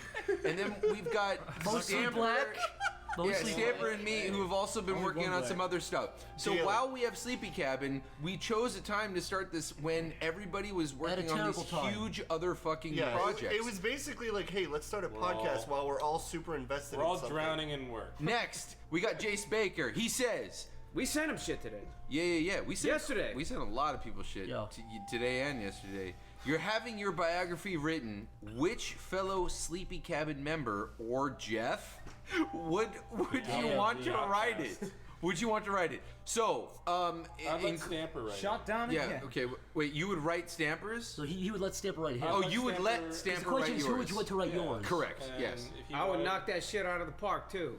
All right. Great. Corey, who would you want to write your I'd have biography? pictures in it too for people that don't like to read. Write your life. No, an autobiography is something you write Yeah, yourself. that'd be you writing yourself. What would you Like want your somebody biography. else to write your biography? Like your life. If you died today and someone in the Sleepy Cabin was writing a book about you, what would it be? About your life. Who would you? You're having your biography written. a good question. Which fellow Well, Sleepy okay, Cabin member First would of all, write it? it's kind of a big ordeal because you're asking someone to write your biography. Yeah, okay. Are you gonna tell us about your black friend and fucking No. cold corn? No, that's important. But Why don't I you just go feel- full blown Corey and have Celery write it? No, and listen, move on. Listen, okay? Whoever would write it would have a fucking fun experience. Because let me tell you something about my biography. So Zach would write it. All right, Yeah, Zach Zach would would write write yours. biography. All right. I like how you just whittled Hey, that Zach. down. He's like, someone would have Zach. fun. It would be I Zach. want Zach to do it. Yeah, I okay, would Zach. expect you to stretch the truth just to make it really epic on like. I wouldn't have to. You're a fucking maniac in the nicest way, Corey. I would have nothing to lie Well, about. write better. Zach, who would you Good have write your punctuation. biography? It's a tie. Either Jeff or Stamper. I know Jeff would just roast me. I'd be curious to see what Jeff. Zach was born ugly and stupid. Let me tell you something, Zach. I would be diplomatic. You would. I would. I think Stamper. I think you like halfway through the book. not You like gonna slip. lie. You'd slip it. I think you'd slip it a lie just to see if anybody would buy it. Like you put some weird in like the middle, just putting the. Like your dick is shaped like a question Yeah, mark. but just telling the rest of so I'd be curious. You would do that, dude. You would like hide in stuff. Like, Yeah. You had a small wiener every Yeah. chance you Whatever. I'd shit on myself too. Zach would loves too. cartoons. His penis is really gross looking. You should see it, dude. Ew, LOL. And then the rest would be like. Like you did amazing things. Yeah, but then, yeah. Like the climax Yeah, of the sandwich story and all. is your wiener's shaped like a question mark. He was a pedophile. I don't know. Anyways, moving on. I'd have a lot of sarcasm. Maybe so much people wouldn't even know what to think. Yeah, They'd think yeah, I'm yeah. being serious. Yeah, exactly. My life I would don't be think you kinda can like, include sarcasm in a book because people don't really understand I sarcasm. don't know how else to. It's like the if Chinese somebody- language. It's so My brain literal that runs it's on like hard to be sarcasm. If sarcastic. somebody asked me to write a biography, I would fill in the stuff that they didn't really know with stuff I thought. You would write their life like a movie. Well, they would tell Oh, me. you would be stuff. like the frosting in between layers of cake. Yeah. I was gonna say. You would have something. Just making up bullshit. Yeah, you're like, all I the was way born up. and raised on a farm with my father until the spaceship came to pick us up. So you'd lie. No, I would. I Niall, would tell the who would truth. you I have would- write your biography? I'd say occasionally. I'd say Stamper or Chris, but maybe Stamper because I don't think Chris would actually do it. I think he would do it. Dude, I would. Chris, In fairness, you wouldn't though, would you? Would you What? sit down and write like 140 I absolutely pages? That's would all the not book. do is. that. I would have to go to fucking Galway over the fucking Irish hills and talk to your parents. Would you do that? Who would fucking yell at You me? wouldn't do that. Stamper would. I would do it if you died, okay? This is not. Chris, Well, then- Chris, who would you have write your I'd have biography? Corey because he'd make shit up and he'd make everything stupid and it'd be funny. It would be funny. It would be funny. Something about these assholes doing Corey'd like a say real weird one. shit like I came from the land of sand or something, and that would be it. I would, dude. He was born in Land of Sand. It would just be a fairy tale. Yeah, dude. Water people and fucking all sorts of shit. Like, There'd be like Fraggle Rock He characters. learned about animation through the sounds of seashells. I would do that. Stamper, who would write your I would biography? Jeff or Niall? Fuck you, Mick. I'd Fuck you and fuck you. I'd write it very sincerely. There would be a few typos that I would miss. I apologize for that. There would be a few typos. You'd be Mother because I Teresa think number I'm two. thorough, but I'm not as thorough as you are. People be reading, keep getting I'd make irritated. some mistakes. Yeah. but it would be from the heart. Thank you. Chris, I was saying Mick, but you're too nice. You're a little too flower. No, I wouldn't sugarcoat shit. Chris, your biography would just be in capital letters, just no periods, because I don't like doing periods. And there would just be commas where periods should Just be like a long run sentence. I need somebody. And then towards the middle of it, I'd be like, oh, sorry, cap lock. I'd actually type that in. I'd be like, anyways. I need somebody that has the balls to break me down to my bare matter and then explain why it happened, and just keep going up and down like know this. both sides of everything. Stamper, why don't you trust me, Stamper? I wrote a good biography for you, I'm Stamper. a neutral force. I doubt it. I doubt it, Zach. I would make all the excuses for Stamper. That's the I'd make problem. it interesting, Stamper. I think I'll say what actually happened. Do you want the truth or do you want lies? What? What would I lie about? I'm truth. You're lies. You're bullshit. You're sass. Does anybody know anything about you? Does anybody know anything about you? I'm a real boy. Corey's dying. Truthfully, I expected if Zach wrote my biography, then like there'd be some photo with like of me on the cover with like a Photoshop like American flag next to it. No, be you like this. It'd be like three bridges of you, one looking to the side, one looking up. As a thinking man looking up at the sky. Every corner of the Where everybody who knows me, the cover would be me in a coffin rotting. No. The actual photo I have on my phone and I posted it on Twitter, it was you when you passed out on the rug after one of our Twitch streams. You were literally face down in the rug with a bottle next to you. It literally looked like a crime scene. You looked fucking murdered. Was it like fucking Chris Farley's death photo? Would it be like it was, celebrity if somebody had pulled like half of his shorts down at that point, it literally would have like some rape murder scene. I have it on my phone and I posted it. He probably had shit around his ass. He probably would look. You know what? My face in pussy? No, your face was deep down in the rug. It was in carpet. I get it. Fuck you. I would actually have either Stamper or Chris write my bios, only because Stamper knows a whole lot of fucking shit that's happened in my life in a short amount of time. Does he? Yeah. And Chris would write it. Do you want science Does fiction anybody or know truth? anything about you? Yeah, well, You're mysterious now. I think these about guys. it. Do you want and racist Chris stereotypes? would write probably the Nick, who did you funniest kill? biography, only because like there'd be no punctuation and there'd be lots of misspelled words like then he crunks on the gronk or whatever, and he just misspell everything, just like his scripts that he sends to us. Scripts like I love that you write scripts like that. That question was like a roundabout way of saying who do you trust the most? No, that's not I was true. thinking that, Stamper. No, that's not true at all. That's exactly what that true at all. question means. No, because I believe that a lot of you guys would trust me. No, that question is exactly like who would you kill first in reverse. That's exactly what that question means. I would true. I would trust you and Stamper, but if I said, look, I need one of you to like put a bullet in me, I would trust Stamper. No, yeah. Bang! No, you chose correct. I do it, but I might miss. Yeah, no. You chose You correct. guys would hit me in like the liver No, or something. Jeff, I'd shoot you like 10 times in the head to make No, Jeff knows I'd be that I would stare at him or whoever made that call and be like, why does it have to be this way? Stamper and I have a blood pact. Yeah. No, Stamper would just be like, all right, it has to be done. Boom. I would We're be driving like, off a cliff like Thelma and Louise one day. yeah, that's right. We held hands and all Thelma and Louise, all See, Nick, the you're way. too nice. You would like shoot him in the liver and be like, I don't know if I should fully kill you yet. No, Stamper and I I'd are the probably whole shoot man. myself before I'd shoot somebody else. All right, we got that question. Yay! Andrew Dorr asks, me and a mate are visiting the USA from Australia in a few weeks.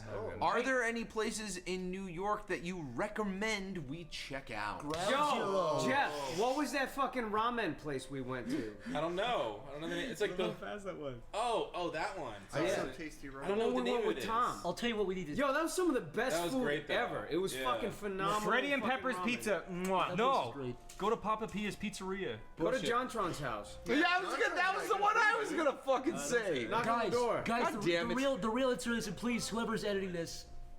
What? Hello? Hello? Hey, Tom. Oh, are you serious? Tom Fulp. What's he saying? Tom Fulp fucking screaming up at us, taking a piss? Yeah, he was just saying it. He was What? he was peeing. He heard us, and then he said, "Hello." That's all it was. Why is he here? Because he wanted to pee without having to go into the building. 8:40. Because he wanted to see the building. Hey, Tom! Can I, guys? Tom, why aren't you at home peeing? He had a special night with April, but I don't know why he's here. Why is he peeing on April? That's what I want to know. You should be paying all over his Put wife. that in the Oh podcast. my God, that is the most You know what I'm random saying, guys? ass Yeah, dude. bullshit. Guys, I have a role answer here. Please, whoever's editing this, put patriotic music behind what I'm saying, because if you're music? Patriotic, I'm telling you this, because look, if you go to New I York, heard Patreon, you got to see those big potholes on the ground. Those people fucking took down that day. 3,000 Americans Wait, is this died. where You you're gotta supposed check to out this visit? place called Times Square. Corey and I went to Ground Zero. Yeah, the swimming pool, like two No, swimming nobody was pools? swimming. There was a little brown guy swimming around. He was being very disrespectful. He was laughing, just going, you know. Anyways, this is a fun podcast story. It's very small. Mick, you saw Corey, fucking... you know those Hold on. swimming pools is where our country was attacked. Why would they attack a swimming pool? Can I say this? Can I say this? There was a kiddie pool in the middle of New York, and they crashed a plane into it. 2 kids Then they died. built the ugly building on top of it. 4 water floaties. 2 rubber duckies were knocked down that day, my friend. It was a horrible day in It was America. a travesty. Can I? America's never been the same. Yeah, but there was no fire. Shit, I'm dying. And there was gold under the kiddie pool. 3,000 plastic pool rings died that day. Guys, It's good we say this stuff because I want to make sure people have a zero level of respect or any expectations. Oh, dude, it's perfect. You just close the door on everything. It's great. Yeah. Oh, fuck. Can I say this? Everything with impunity here. Mick, you saw 9/11 happen. You've never brought this up on the podcast. Mick fucking saw 9/11. Are you serious? Mick. He had a front row seat to fucking 9/11 and he never brought it up He before was the on podcast. the 2 towers, right on the antenna. It's not Hanging on to the Mick. twin towers. Like, I thought I already talked about 9/11. Truthfully, tell us what happened from your perspective. Wow, this is gonna draw Your shit out. widescreen perspective. No, just be concise. Okay, I think woke we should- up. Yeah. I went to the post office. I had a package to send to my mom. On my way to the post office, a guy stopped me in the street and said, "Hey, did you hear the towers got hit?" And I literally did not process it and just thought the guy was crazy. It's New York, you never know. And I was like, yeah, okay, whatever. And I went to the post office. I sent my package. No one at the post office seemed to have any kind of reaction at all. And then on my way back, there were some people that I don't know. I guess it's kind of like, you know, things felt a little weird, but like I didn't really anticipate anything. I got to pretty much to our building, and there was a bunch of people standing outside, and they were on their phones, and everybody was trying to make phone calls. And I asked what was going on, and they said that the Twin Towers got hit, and I said, What? I mean, I guess like when they say it, you're just like, what does that mean? Like, It what got do you, hit? Like, yeah, like why? what do you mean? Yeah, and then Yeah, someone's I got like, hit by hackers. yeah, or got something. hit And by- then somebody said, no, a plane flew into it. I was like, oh shit, that's fucking crazy. And they're like, yeah, you can see it from the roof. And I was like, oh shit. So I was like, okay. At that point, it was just like, oh, the towers got accident. hit. It was a Yeah. So I weird- went up, yeah. and I was living with 2 film guys, Adrian Elsie and Ben Baker, and they were both film guys. And I went upstairs, and Ben was smoking. Adrian wasn't there. He did whatever he wanted. Ben was a big pothead back then. He still may be. Ben Baker, Lee. Anyways, I woke him up, and I said, hey, dude, I heard the towers got hit, and you can see it from the roof. We should go up. And he's like, what are you talking about? Anyways, he woke up, and he brought his camera up, and we went up, and all the people in our building, which we very rarely saw. It was a converted warehouse, textile factory, which was then turned into a bunch of lofts. 248 McKibben Street. Anyone in New York who knows that, it's there. Anyways, it's off the Montrose stop, and we went up to the roof, and there was just everybody was up on the roof of the building, and they all had their phones out, and everyone was trying to make phone calls, and no one could get through to anything. But what was really creepy is that you're across the river, so you can actually look across into Manhattan, and you could just see like one of the towers, and just like smoke coming out of it, and it was pretty creepy. The iconic image. Yeah, well, it was one of the iconic images. It was both of them were still standing at the time. Yeah. And only one was hit at this point, am I correct? Yeah, only one was hit. Oh, you got there before the second one was hit. Yeah. So everyone had said the first one hit, and then by that time I got home and went upstairs and we saw it. And then while we were up there, somebody brought up a television because none of our shit was fucking working. No one could make phone calls and all kind of shit. All the lines were like. I believe this is what I believe. I was telling Stamper this earlier. was that the cellular tower was on top of the twin towers. I believe that was the case. I'm this not was sure. 2001, where people had cell phones, but it wasn't like a huge thing. A lot of people had them at that point. Yeah, a lot of people had them at that But point. it wasn't as accessible. We as all now. had that flip shit. There was no like smartphones. Yeah, there's like flip Nokia. Yeah. Well, that's what I'm saying. Well, Yeah. So, but anyways, we were up there and no one could make phone calls, and one of the towers was hit. Ben brought up his camera, and someone brought up a television, an antenna television, and they had the local news going on, which was interesting because, like pixel for pixel, what you saw on the horizon versus what you saw, on the actual television was pretty much relative. And then the second one, well, basically everything after the first one hit. So we saw the first tower go down. We also saw the second one hit. And when all that was happening, I just remember everyone trying to call people. And Stamper and I were actually talking about like post-apocalyptic movies where like, how do people feel like the world is ending? And we always see like, people hanging from a lamppost or people shooting themselves or whatever. But the truth is, the way it really fucking hits you is when your cell phone... You try to fucking call someone. Yeah, when you try to call someone or your internet doesn't work. And they're not in your phone book. Because like all of a sudden, you can't contact anybody. You feel... isolated. So fucking isolated. Like, here I was with like even with 60 a payphone, people. nobody remembers phone numbers anymore. Oh yeah, even if you had the phone, you couldn't call anybody. Yeah. But it's like here you are trying to call like your parents or whatever to let them know you're all right or whatever. Yeah. And like you don't have cell service, you don't have internet, you don't have any of this fucking shit. There's no better way to make people feel isolated than take away that. Because it really, it's weird because it takes down your communication from the world down to a block. And you're so used to it. You can't can't tweet it, you can't Facebook it, you can't call somebody, you can't text somebody. You're literally left just to like yourself, left to your resources. who's next to me, If and you we're all had it, sharing would you an be experience. like, the second tower just went down, LOL? Yeah. No, you'd probably take a photo and put it on Instagram, add a filter or something. No, that would.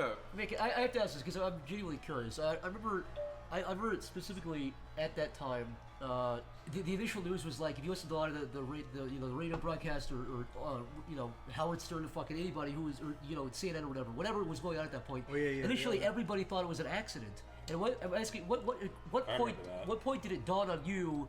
When the second tower got hit, I think everybody knew, and not only that, but we had, like I said, we had the TV up there. Yeah. And once the second tower got hit, immediately. I mean, how immediate was it before you went? Okay. It was fairly clear, but it wasn't exactly crystallized until the Pentagon. Yeah. So what happened was that we were looking at a screen that had the Twin Towers hit. And then all of a sudden, the screen on the news went split screen, and they showed the Pentagon. As soon as we saw the Pentagon with a plane hitting the side of it, everybody on the roof was like, fuck. Yeah. Half the roof cleared out and ran down and got water. It was like, as soon as that fucking happened, there was no fucking question. And at that point, I have a tape somewhere in my boxes. It's called Black Tuesday. And it's just a cassette tape where I just popped it into one of our stereos and I pushed record as the news was playing. And it was just, was you reacting to it? No, not me at all. Oh, you recorded.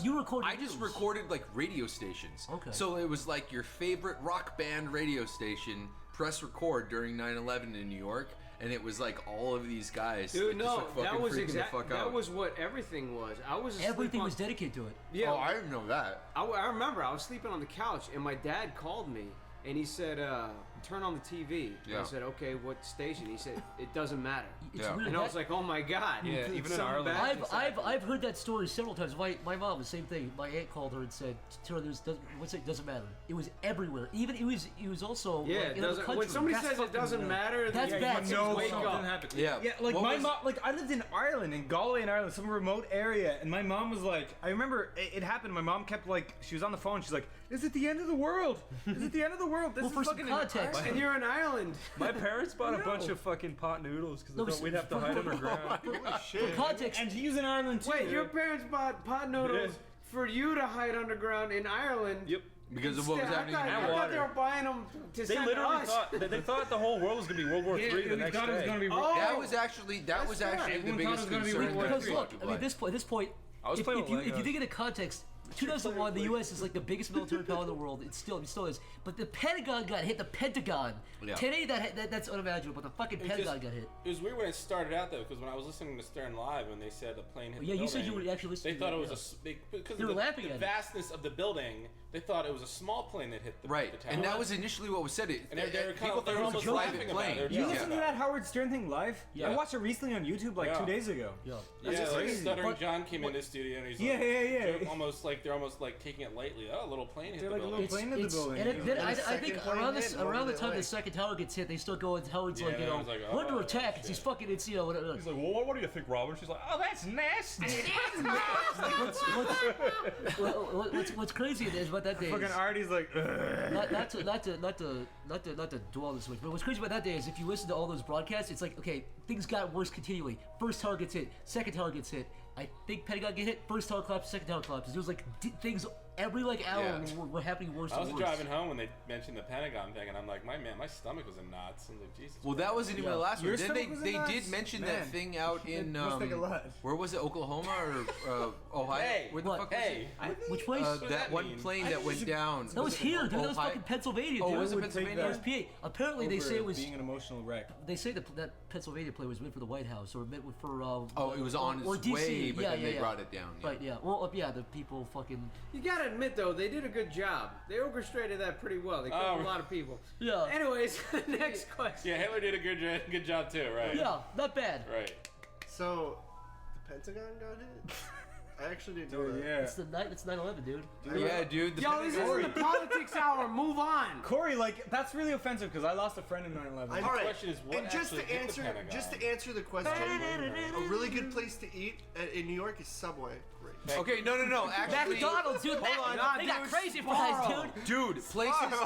If you want good Chinese food, there's two places. You either go to Sammy's, and that's on 6th. That's the America, Big the South, Avenue of good Chinese America. food. He's not 6th talking and about 10th. restaurants. He was just talking about Yeah, places to visit in New York. Yeah, but and then the just other places, place though. is They don't- Flushing, where they have awesome Chinese and dim sum. It is an awesome place to have Chinese food. It is. Of course, you're gonna say the Chinese food, but pizza is what people really go to New York You for. know what? And Freddy and Peppers You know what, honestly? is the best place to get Honestly, I pizza. gotta agree with Niall. Do I have to pizza is crack on fucking New York good. That pizza pizza is one more so time? good. Yeah, and none of y'all ever went to I fucking agree with Flushing. you. Suck I dick. had pizza in New York. It was Flushing? shit. Don't cross the streams. Don't ever- Jake Duncan. Jake Duncan asks, Stamper, any updates on new music? Fat Refund was amazing. Can't wait for more noises from your vocal. Oh! Do I have some surprises for you, my friend? Awesome. Great answer. Trevor Wood asks, do you guys ever dive into some of the more expansive metal genres? Oh! Such as Do I have some black answers metal, for you, my friend? It does.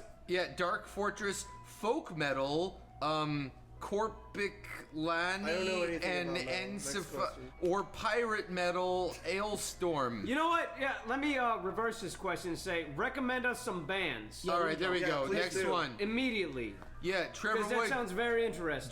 Just, I think he did by sending those examples. We'll check them out. Thanks, Trevor. Next, Trevor. Wrinkly Wiener Kenneth asks, Wiener, I know him. if you could A, travel back in time and change something you regret doing, not doing, or B, travel to the future and see how your life will be at any given time, which would you choose? I can't make any sense of that I would see question. the Can day you I like die. simplify that a little bit? All right, would you rather go back and change something or go in the future and see something? This is what Zach said. Zach had a really good point. I would Let's hear rather it. see to the point where I die. I'd see the day I die. I'd see how old I get. There Yeah, you the go. day I died. Yeah, but if you knew, Are you kidding then it me? would change our You life. wanna I go don't see wanna the day you die? Yeah, I I don't want to see see. that. I want to Guys. see if I made a mistake at any point and how I can fix it in the No, you past. can't mess with temporal mechanics like this. Listen, Well, if shut there's- up, Doc Brown. Listen, if there's time travel involved, the fucking rule book is ripped apart and thrown out the door. No, are you that worried about the day you die that you have to go No, see it because I never you're said I was afraid? worried. I said I was curious on the day I died. I so don't I can care. see it and maybe try to prevent it. Because if I I'm die not- from hold old on, age, hold on. whatever. That's real coin I differ. I would have prevented. I want to see my. Okay, do I die at 30? Do I die at 80? I don't want to die. That's so fucking selfish, Listen, guys. I don't want to see that I die at 24. You guys are so paranoid and petrified. It's fucking Oh, hilarious. what would you do? What would you do? I would go back. No, wait. What would you do, I'm gonna Stanford? play- Where do you Where do you go? go? Understand Oh, where the the first coming time from, you though. fucking Oh, jerked no, off, so shut you up. jerk your little baby self Shut off. up. All of you, shut the fuck up. Second question is, There's Andy gotta be F.A., what would you change? Oh, There's got to be change involved if you go to the past. You know what I would change? the question. Hold on. Jeff, what's your answer? I don't know. Oh, come I was on, gonna Jeff. say something about traveling back in time and seeing how many of you I could prevent from being born, but that's it. Jeff is the only person I genuinely asked this to. Jeff, you're saying if that... you went back in time, Yeah. if you could go, if you could go into the future and you could see how you died. What are you eating, Nick? My trail mix, my fucking trail mix. I'm eating it all, by the way. If you went into the future and you could see how you died, and now it's going right to his tits. I don't even care. Would you change it? Let's say you saw yourself die tragically. It's inevitable. It's gonna be a terrible death. What if it's no, like I'm just saying, if you saw it, let's say in the future you saw that you somehow slipped in the bathtub and broke your head at this one date. Yeah. What is this, Final Destination? Would you do anything to prevent it, or would you just be like, oh, that's it? I don't want to die. I don't want to die terribly. Hey, my point. Oh, I'm a pussy for wanting to change how my fucking outcome. When I die, like, Nobody said that, Corey. Stamper did. No, he did not say that. He didn't say that. Because if you know you're gonna die terribly, say I slip in the I didn't bathtub say and that. die when I'm 80. You know what I'm talking I come back to this If time. I saw what I All right, so you saw how you died. It was Yes. tragic. Do you want to change that? I don't care. Next question. Nick, I just realized one of us are going to, like, in this room, are going to die first. Yeah. What do you think it would be? Maybe one of us get hit by a train tomorrow. Stamper or Corey? Oh, no. What? Why me when I'm sucking on power tools at night? I don't know. I don't know. Like either Stamper is either gonna like I don't know what he's gonna do. He might do something. I'm bored. He'll I'm, get like, really sticking drunk late at screwdrivers in my night and go freaking for a ear. late night drive and run into somebody, or Corey's gonna like walk into oncoming Yeah, traffic. you I know don't know. me. See, you that's know, where you're wrong, I Nick. pick up. I'm like, hold on. I need to clear the earwax out of my ear, so I take a fucking screwdriver and stick it in and hope I get everything. I never said that. That's what That you was- use tools for? No, I'm assuming you guys are calling me mouth breathing retarded. Nobody said that. I'm assuming that I died from someone who's practically dead now. Corey, you like Fuck you. No, dude, it's always reversed. Like, you know the dude that he treats his body like shit for years? He always lives to be like 89. That's right. I'm saying, dude, Corey's like one of those and then babies all with the paranoid people that make sure they count their macros and they worry about calories and You know what's weird is they I die hear- at like 36. You get a fucking aneurysm. No, just die. I hear stories about people like George Burns who live until like fucking 90, smoking a 98. cigar, 98, who smoke cigars and drink a fucking margarita A lot of or it's fucking genetics, to be martini honest. A lot of it's until the day genetics. they die every day, and then I hear about people who are 35 who die of lung cancer who jog every day who've never smoked a fucking cigarette. It's genetics. A lot of it is. I think a lot of it is At genetics. fucking 30 from lung cancer. I can't even imagine Corey dying. I imagine like Corey could be hit by a bus. Everybody in the bus would die, but Corey would. I'm saying Corey's like one of those fucking babies from like the Warner Bros. Cartoons where he's like walking across and shit I and just walking can't even through imagine traffic. getting hurt. I'm gonna Yeah. turn into I will be the first T100 million. No, I just imagine Corey turning into the next Flash version that we actually want to use, Well, and all imagine- of a sudden it's just like this AI. Imagine Corey's a fucking Terminator. Yeah, I'd be like, What'd you say? I'd be like, give me all your cereal box with toys inside of it. Are you still a Cereal Connor? box? Give me all your cereal Did box. they ever have Terminator cereal? I know for a fact. Probably. They had Batman cereal. They had Bill and Ted cereal. They had Ninja Turtle cereal. They had. It's funny too because Terminator 2 was an R-rated movie and they're just selling toys and cereal. They were, and definitely lunchboxes for sure. Well, you know what's another really silly question about that? Back you know, in the day, nobody really gave a shit if kids watched rated R movies. RoboCop was fucking No, do you- R. RoboCop was super do you- R. That was Do you remember marketed when you towards did kids. get toys and Predator cereal? toys? What? And you would get toys like. Of course. You get toys like. And your plastic parents were spoons like, and "You're stuff. not buying that box of cereal No, no. just because you're gonna get to the bottom and get No, that toy." no. I mean like the toy is like a plastic spoon or like a little bowl or something I used like. to buy Cracker Jacks for the Cracker Jacks, Yeah, absolutely. They actually came with. They're cool, like American things. Kinder eggs. They were like the ones that came with like the fun toy. They were fun. It came with like stickers or decals or. There was little things that you snap together, like 4 or 5 parts. Yeah, And you know what's weird about RoboCop? What? I remember watching it with I was at my friend's house and he had 3 kids and they were like 12, 10, and 8. Yeah.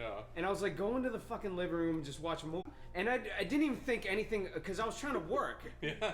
And they all watched RoboCop, and they thought that it was a fucking amazing movie. They loved it. Their mom came home and fucking chewed me out and shit because dudes were getting blown apart. But what was weird about that was I watched RoboCop really late in life. I never really saw it as a kid. Yeah. I saw a couple of pieces of it. Oh, But when I was older, I watched it for the first time, and it made me sick. I was like, Jesus Christ, dude, this movie is... So that's one thing with my parents. They let me watch... But it was a weird split difference where, like, I watched tons of rated R movies, but then I finally watched RoboCop later, and I was like, fuck, what did I do? See, there's a difference between rated R movies and other rated R movies, because I hear so many stories of, my mom left me at home by myself to watch Poltergeist, or fucking Freddy Krueger, or Well, fucking... RoboCop is different. RoboCop is fucking real. It gives like hookers and that's true. Brutal. Man, we rented RoboCop the second it came out on tape. It was the family movie night. Was it RoboCop? I was in like 5th grade. This explains a lot. And then in like the first 5 minutes, the dude's getting blown apart, and you're like, no! Was it like the unrated? Super gory it wasn't the goriest version. They released that afterward. But by the way, this sucks, but you can't buy that anywhere on DVD. Pretty much, they don't sell it anywhere. You have it on DVD? Yeah. Really? Where'd you get Suck it? on that, Zach. I You got little it. Japan. So long. I got it. It was at some convention. They were selling bootleg movies. Oh my god. I tried it on eBay. And everything. All I remember is the scene in the boardroom where the that's the scene where you know if it's he's shooting the guy for like 5 minutes. I know, dude. They're like jars of spaghetti sauce are just exploding out of his chest. Fucking a million fucking squibs. pudding. It's like unbelievable. He says it's a fucking malfunction. Was he a glitch? So they don't sell that. No, you can't. I looked at it. I don't Zach, you need to It's the most A, meet more sought-after black movie. people, and B, Really? carry more money in your pocket. Yeah, I have it. Excuse me? And C, walk around the city streets where they're selling Speaking of black people, Harwin A asks, when do you think the Muslims will finally take over Europe? 5 years. Look at France. No, I give it 30 years. Muslims. No, probably I'd say over there. about 10. I don't think France is fair. You got to look at all of Europe. Well, I think France hates the Jews, and too. England, I think, will probably be taken over in about 10. But Germany and all this. Yeah, Well, no, actually, Germany, no way, dude. I think they have the fucking what's it called, Patagon, whatever, Pagino, whatever the fuck. Yeah. They have groups specifically dedicated to that now. I think. All right, so Europe's done. All right, next, Ryan Crowley asks, at some point, have you ever contemplated giving up your trades because of a struggle to find creative motivation? Not motivation. Have you ever thought of giving up your creative trade because you were struggling in your motivation? No. I never lose motivation. I mean, maybe a lack of early on, maybe like no, but it never deterred me. Answer is no. Yeah, no. We're not just gonna bail on it and go run and do something else. That's not the question he was asking. That is the question. You need to ask it from his point of view. Like, maybe he's feeling that. That's why he asked you. Yeah, no, I agree. I suffer from real bad ADD, and like ever since I moved to America, I haven't been on meds or anything, and it's been really hard for me to actually focus on anything. Like, and it's really tough because, like, you know, I'm living with these guys who are really creative and shit, and I can't like actually just like focus on one thing. And you know, I could help. You guys could like actually guide me in I had no idea. ways. Wait, yeah, you did. Well, I didn't. No, I didn't. Oh, really? I had no idea this was the thing. Oh no, this is a real thing. No, and so like it's really hard for me to actually get motivation and stuff because I just can't think of like one thing for more than 5 seconds. A lot of people have this problem. And Yeah, it's see, that's the thing.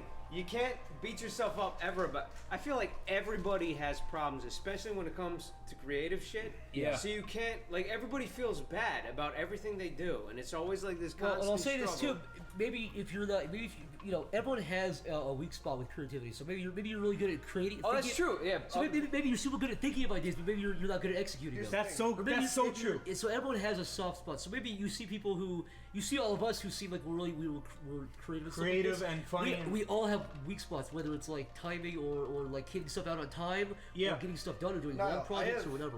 If you feel stressed out, it's easy to get burnt out. If you feel stressed out and overwhelmed, actually step away. You're not weak or whatever. You're gonna be weak if you fucking burn yourself out. You can't work for 2 weeks. I'll say this. If you're sitting at home beating yourself up every day because you feel like you're not a good voice actor, day after day, then maybe you shouldn't be a voice actor. Maybe you could keep doing it, but maybe you were meant for something else. Yeah, explore It's all not areas. to say that why pigeonhole yourself? There's no reason to pigeonhole yourself into a specific career. The world has changed and the world constantly changing. And by the way, the world it's certainly now is the time where you can change. It allows you to. Yeah. Like none of us are singularly voice actors or singularly. I mean, Jeff, you're a voice actor, game designer, animator, Corey, you're a fucking. It is weird. You don't have to point at a star and say I'm going to be a web designer for the rest of my life and lock yourself into that. I will say it's weird though.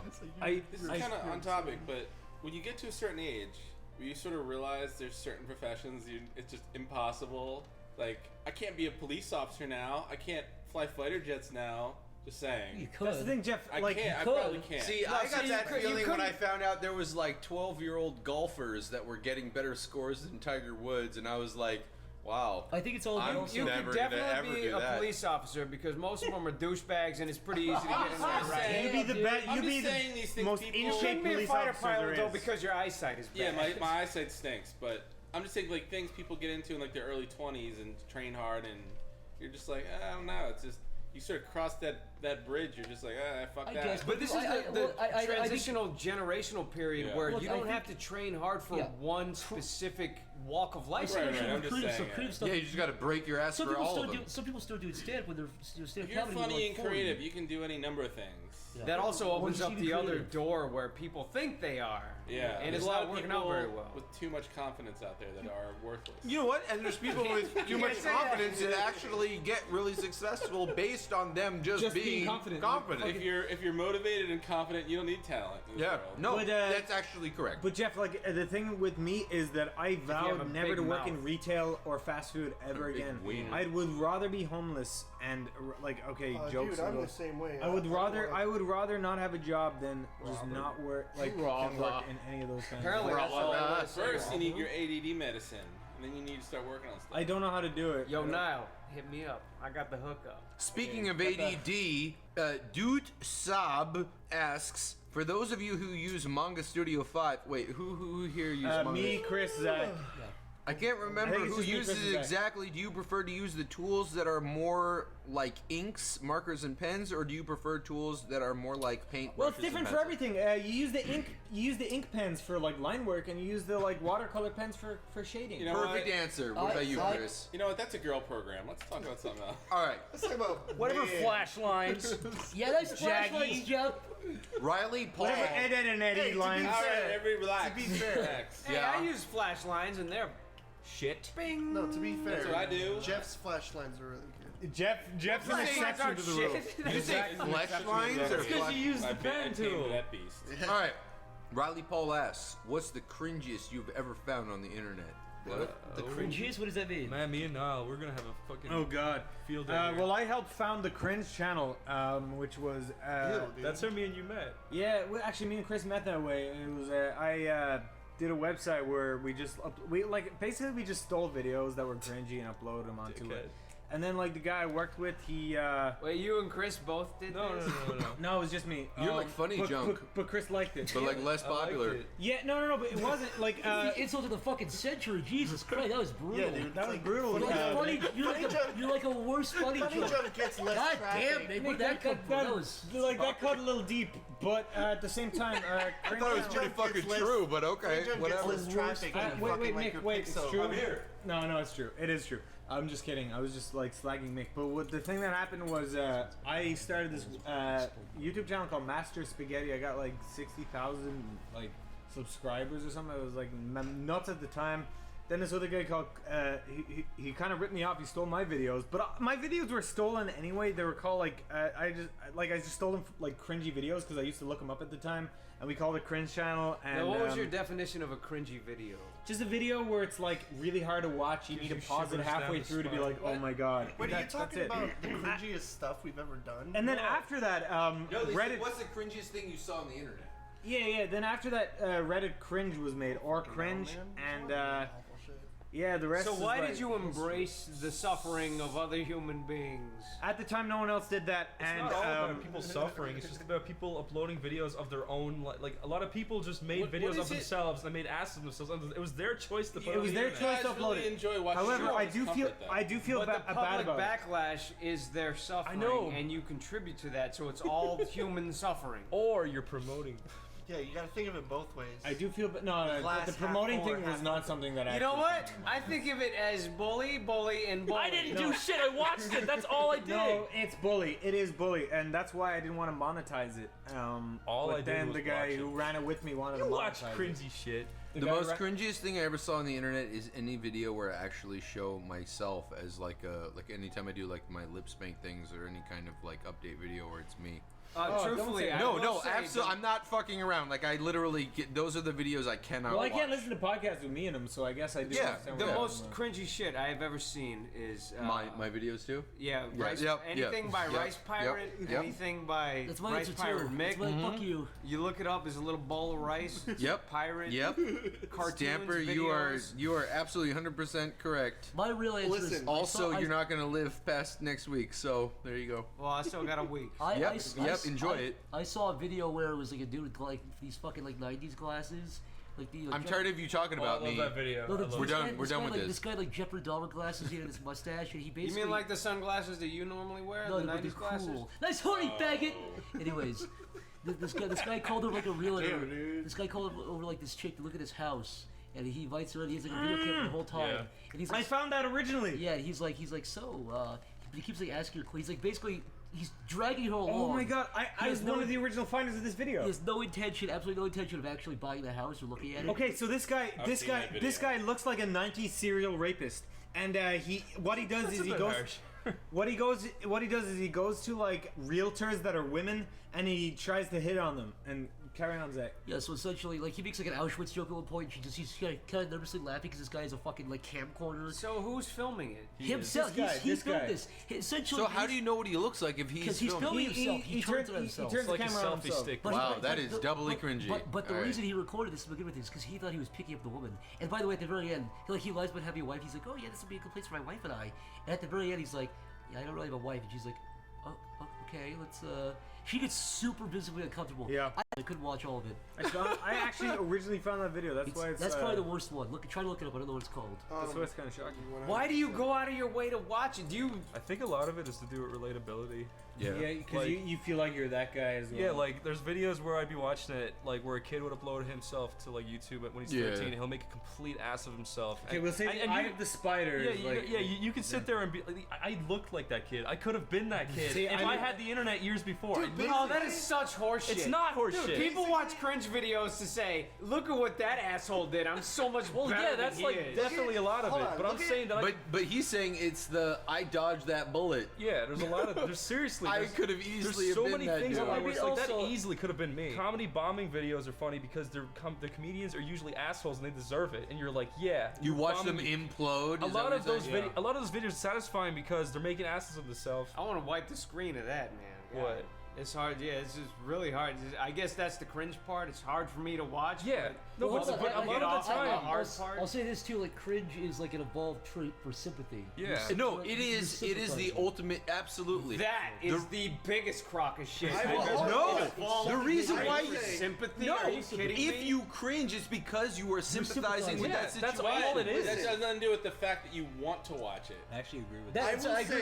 I will say, listen, this is 100% serious. I feel like the time where I cannot watch something is when someone else is really uncomfortable in the position.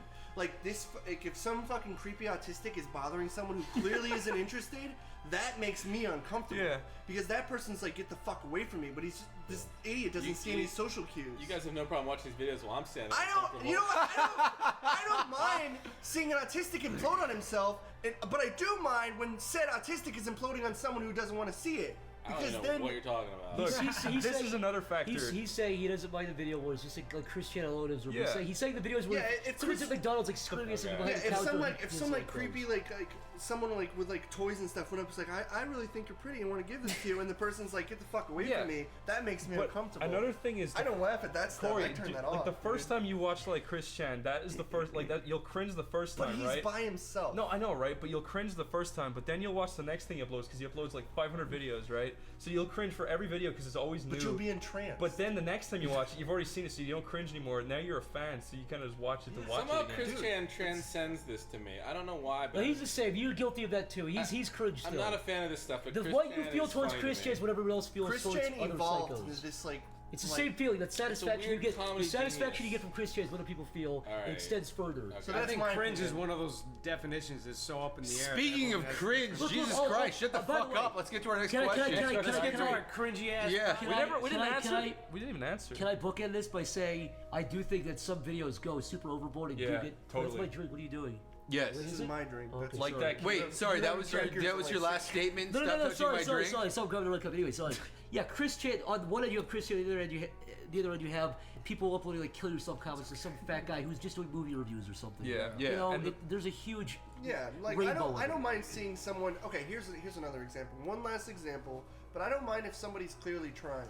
If you see someone who's put their heart into everything, and if it's a little cringy, you can still look past it because at least in their eyes, they're actually like Chris Chan tries. He really means what he's doing. Another thing about Chris Chan. That is such horseshit. You know, you take that video, link it to all your friends. That's and not say, true. Look at this fucking loser. That's not true at all. Yes, it is. No, it Another isn't. thing. There's a gray area between somebody who is clearly out of their fucking mind and somebody who is actually. Corey, how do you even know who's out of their fucking mind? It's not Are you just kidding black me? and white. I fucking harbored on the concept of autism. This shit was my life for 4 fucking years. You think I can't tell the difference between an autistic who's imploding on himself? He or an autistic harbors who's on. fucking- Dude, that is amazing. That is exactly what I'm talking about. That's Corey. amazing. That's what I'm No, talking but about.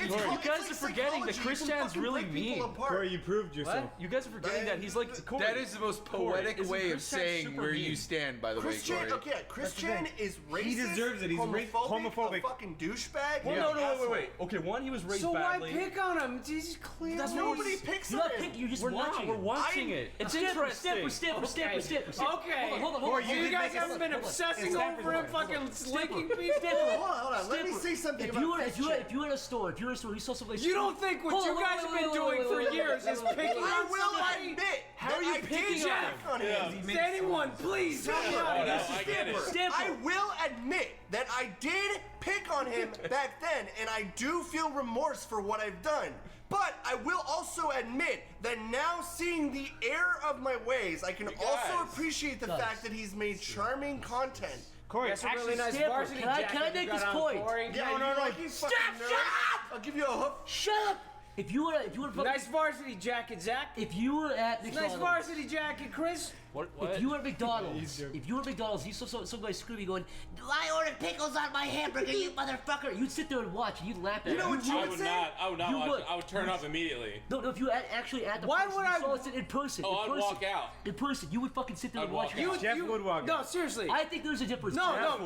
By the way, Oh, yeah. Jokes aside, judging my character, how long you've known me, you think I would sit in McDonald's and laugh at somebody like that? just watch him. You'd be like, You would "No, at this is least fucking sit there weird." in interest. You would. In interest, you fucking wouldn't. You know it, would you? I wouldn't watch it for entertainment. I would be really You're upset. fascinated. Stanford, You're if someone farted really loud and laughed, like, you would notice. I'd be really uncomfortable. He does I'd that sit every there day. And I'd be dead still, my hoping point- they didn't my- notice Pointing at me for? I My wouldn't point, wanna be there. my point is, You you said about humor that humor, all it is something new. So when you see something new, like a guy walking into a McDonald's and puking all over himself and falling the puke and doing like a snow angel, that would make you laugh because it's new it's and you've never seen interesting. it It's before. captivating. No, the theory Will you behind look at humor the- is something that you haven't seen before. That's what I'm saying. I've seen a lot of that. You've never seen a crazy person before. You see, you are all fucking But they do teenagers. new things. And every time you see I somebody had like, never go seen like a man this, wear a you're like, Sonic 2 medallion. Listen, Up until that point. Listen, that's true.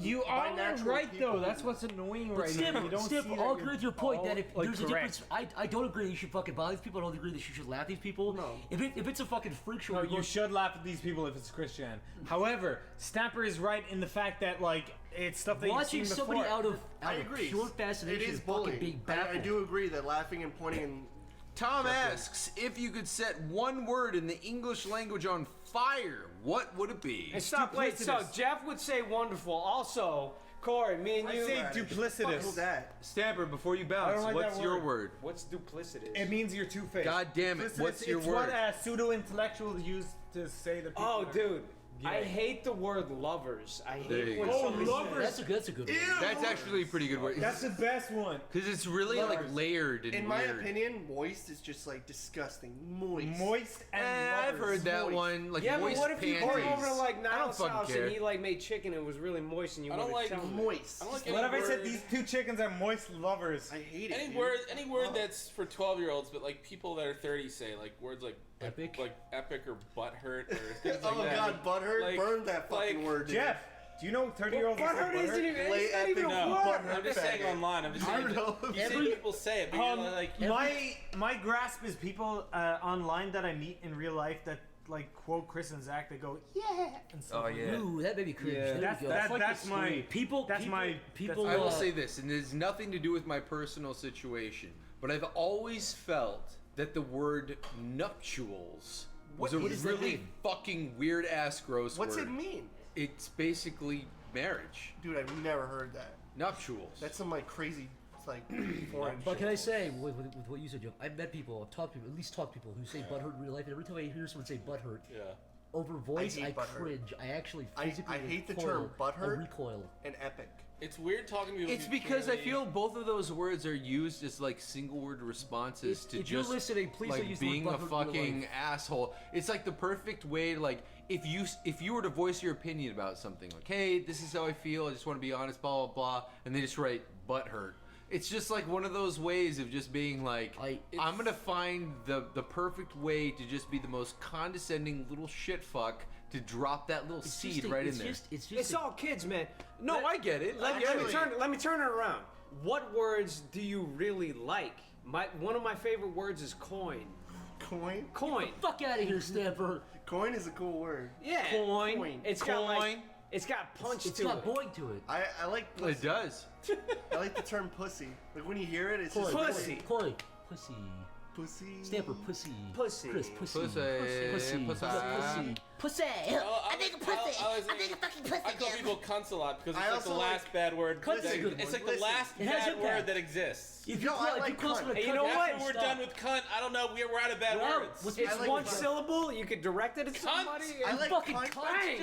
cunt. It's so punctual. No, It's like It is. Cunt. I like Cunt. like fuck. You're a fucking You cunt. cunt. I like- Dude, hold on, no, hold on. seriously, Jeff has said cunt to me like 3 times. Realistically- Not to me, but in reference to other things. And I knew that he meant it every one of those times. Realistically, I would say I like butt more than like But pussy. I because Are there any because you can say non-sexual words? butt. Just say you Butt. like butts and pussies. butt. Yeah. No, butt. The term butt. Like Butt. Butt. Corey, you ring, like corn. like Saying Sonic butt. ring. Corey, No, you like butt. Like ring is a solid word. What's words that you like? This Corey, you podcast say is you like negative. butts. What We words talked about do you like? 9/11, shit that we hate, and No, I everything like in that. between. Reckoning. My mom said I my like mom cunt. gave out to me recently for saying cunt on Facebook. She stalked my Facebook page and I called my ex-girlfriend a cunt and she gave out like really Now, are bad we just smoking in the office now? You're a grown man. Is that what's happening? We're just literally lighting up right here in the fucking office. What Jeff said, I like the word cunt because it has gravitas behind it. It's like cunt. I'm worried. You What cunt. words are we gonna use? No, after you know what's cunt is funny worn out? is what was his name? Louis C.K. I need He's angry like words. he's like the fucking most popular, one of the most popular comics in America, especially from liberal audiences. Yeah. Right. And he calls his own like 5-year-old daughter back then a cunt.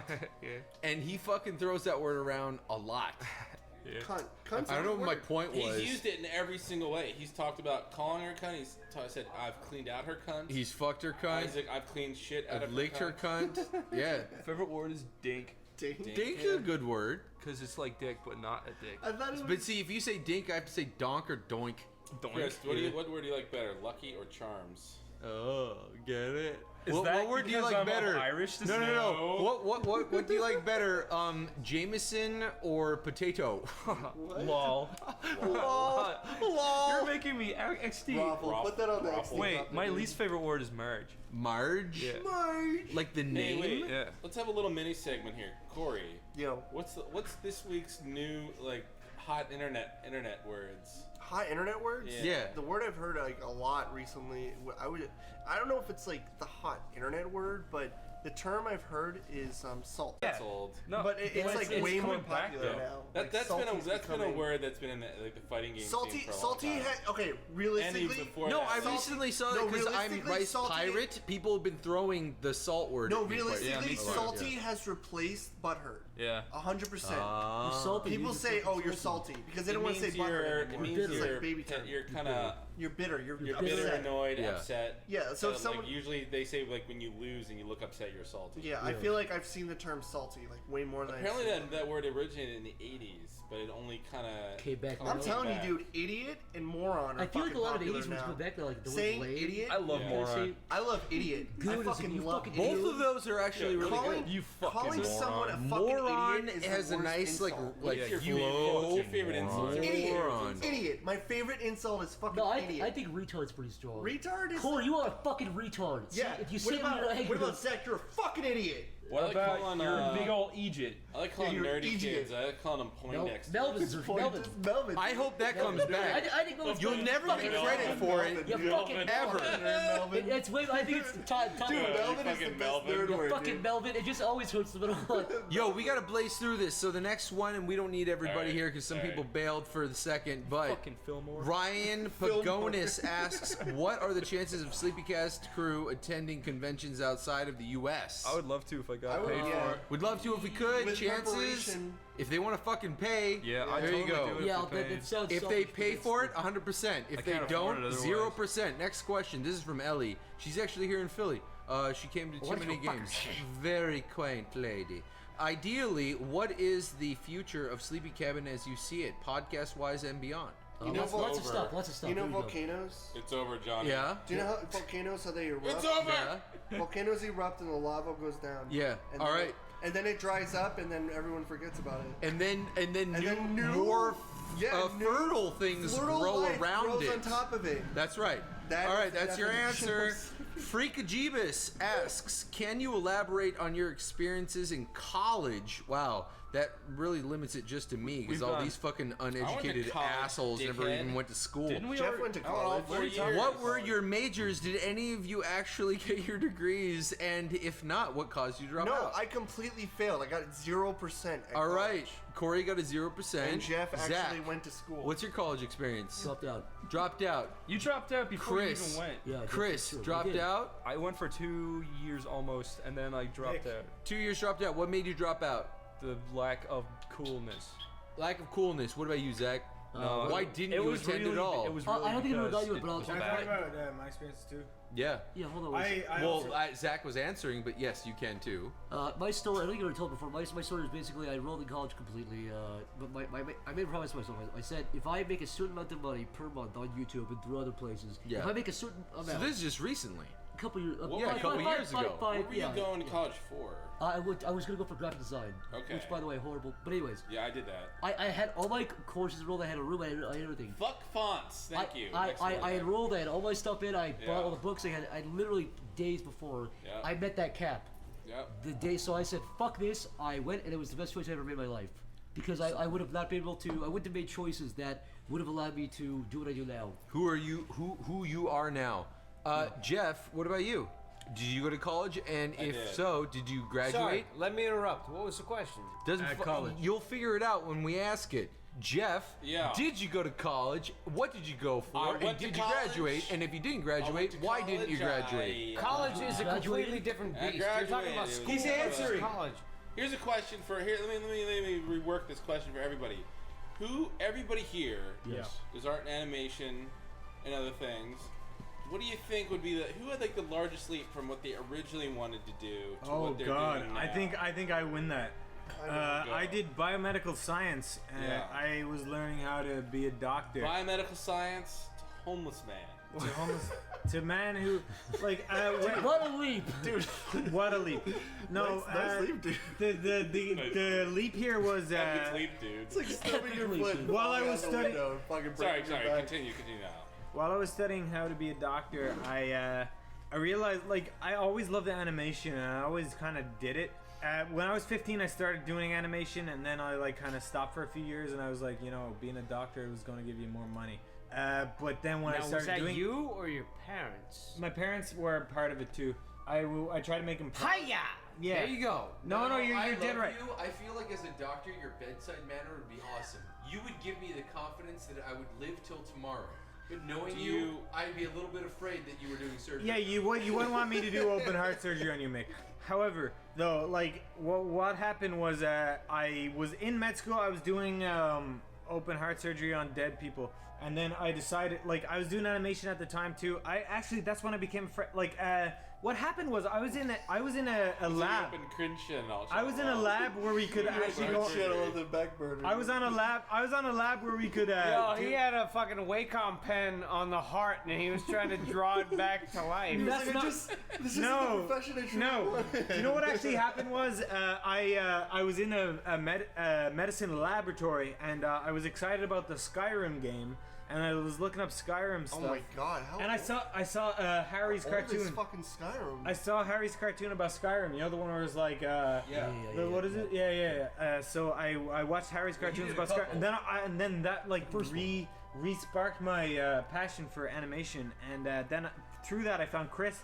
Then I found Zach. I became a huge fan of all those guys. Then I found Jeff. Then I found Snapper. Then I found Mick. And you're a liar. You never found me. Last but not least. I absolutely found you. I found you in about 2012, Mick. I found you like really early on.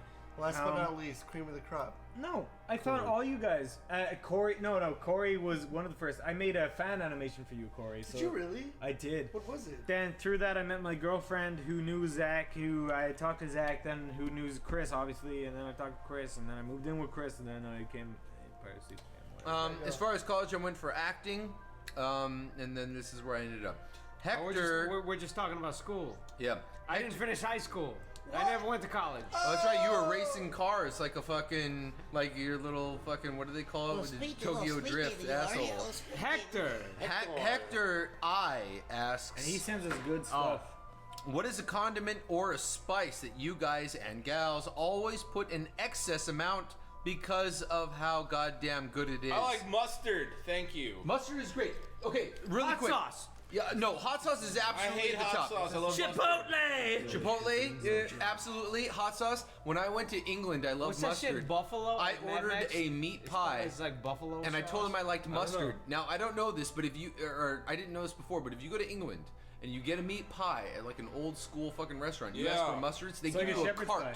Yeah, they give you a cart, and there's like 40 different fucking mustards they put on that fucking cart. What is one condiment everybody here refuses to use? I don't use relish. Horseradish. Fuck you. Horseradish. See, love horseradish. I like horseradish. Let me tell you something, Jeff. Zach loves relish on his hot dogs. Zach introduced me to relish. Mustard, relish. You can't have a dog. You can't have a dog. Dude, relish is actually pretty good. I was against Worcester sauce for a really long time. Is it because they gave you cancer? That was no, it was like this weird, like sugary, whatever. We're talking over each other. Yeah, it opens up your knees and cavities.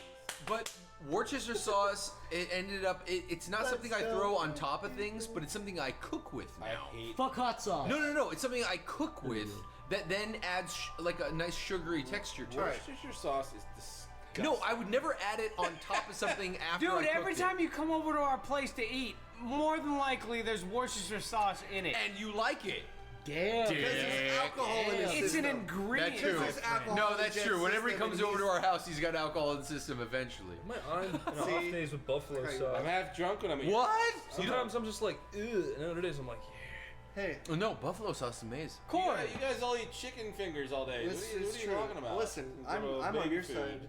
For me, when I was growing up, my dad always got me Old Bay. And I was really attached to Old Bay. Dude, my dad always got me You don't Old like Bay. Old Bay? I just thought that God, you're a picky eater. How do you live? Oh, get out of when here. when I grew up, Get out of here. I actually when I got like hot dogs and stuff, my parents used to always make brats, so I got really used to mustard because mustard and brats. Yeah, is the absolutely. best. No, that's that and sauerkraut. Yeah, I like sauerkraut. Yeah. No, I do like relish. Like I don't like sauerkraut. Well, no, I was gonna say brats and sauerkraut and mustard Sauerkraut, is I'm not a very fan of, but relish is good. Sauerkraut's good.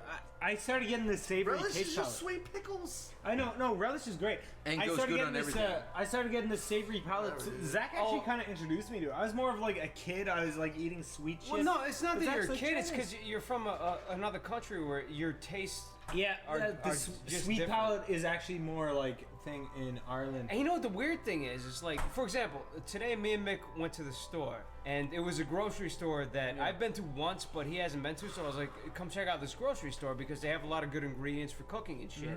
And in the back, they had bags of crickets and mealworms. I saw that on Twitter. Yeah, and then we picked them up and we ate them, and it was great. And they were like really nice. The honey crickets? The crickets were way better than the mealworms. The crickets are awesome. But here's the thing, like I would take those any day over beets. Like I hate beets. Dude, fuck you, I like beets too. No, I go back to your house and beets, beets. beets are fucking disgusting. Not only do they stain absolutely everything, but they have no fucking taste. Look, I'm not No taste. You're eating the wrong beets. You have a beet salad with some arugula and some gorgonzola.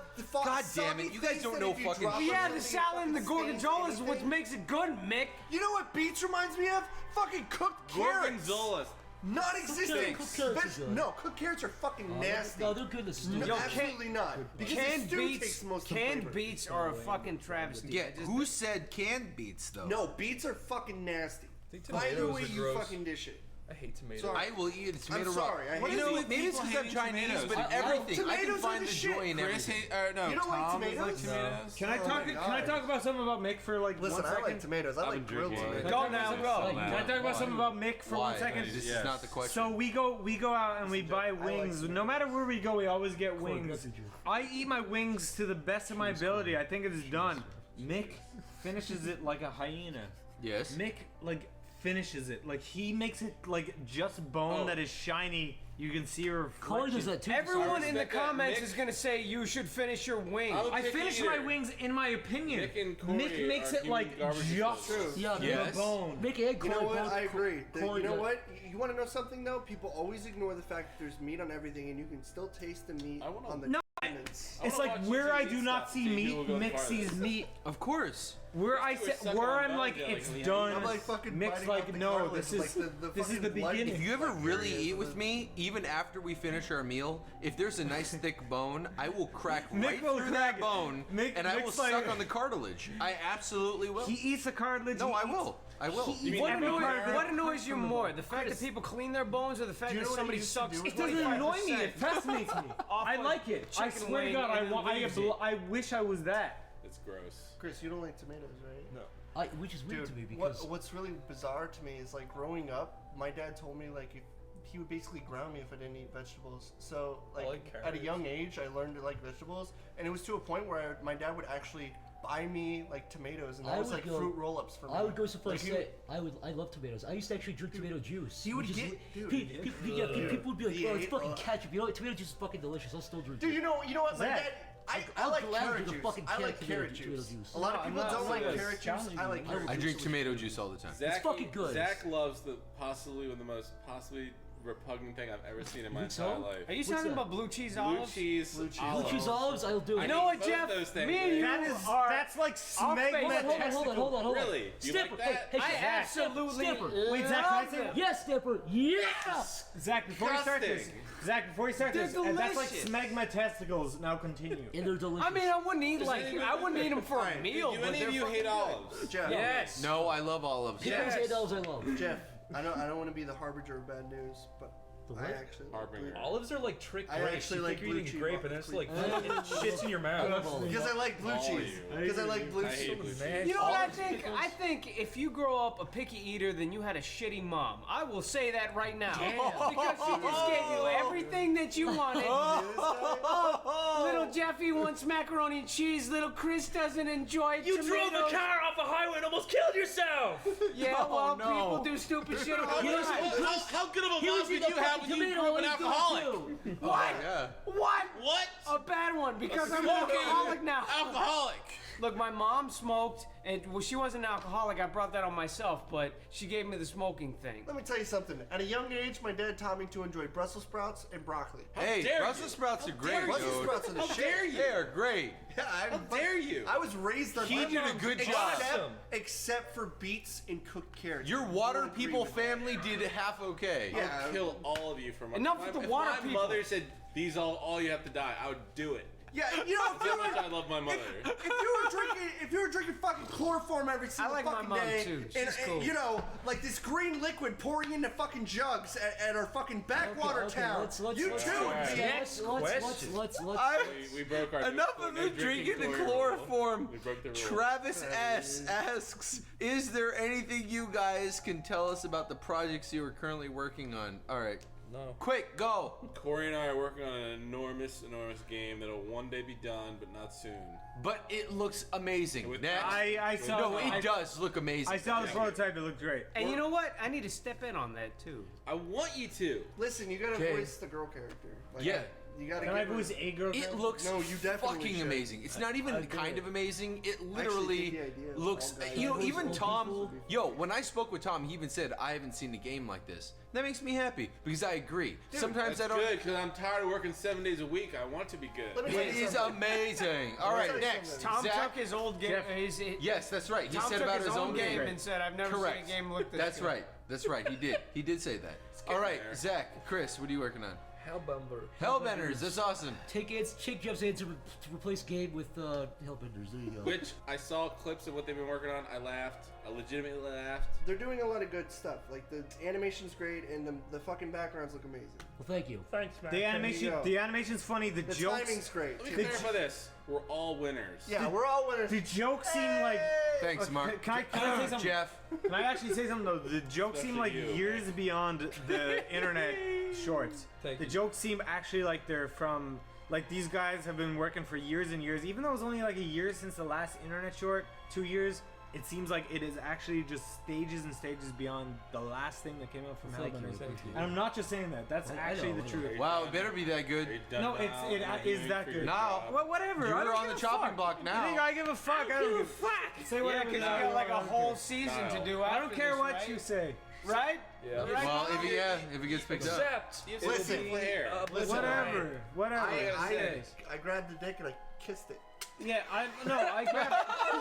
Look, I grabbed the asshole. You're my friend. I grabbed the asshole. Stanford, and licked Stanford, it. I what are you don't working on? care. It's funny. It's Can good. I What's ask? current project Hey, you're hold working on, on? hold on. Can I Alright. ask? Show of hands. Who here is drunk? Because you guys all seem pretty drunk. I'm Show of drunk. hands. Oh, dude. Show of hands. Yeah, right I now. wasn't. We're all Half drunk. hand, half Never hand, half hand. started. I don't think Sam's drunk. Uh, I don't think Sam's that drunk. I'm fine. He's fine.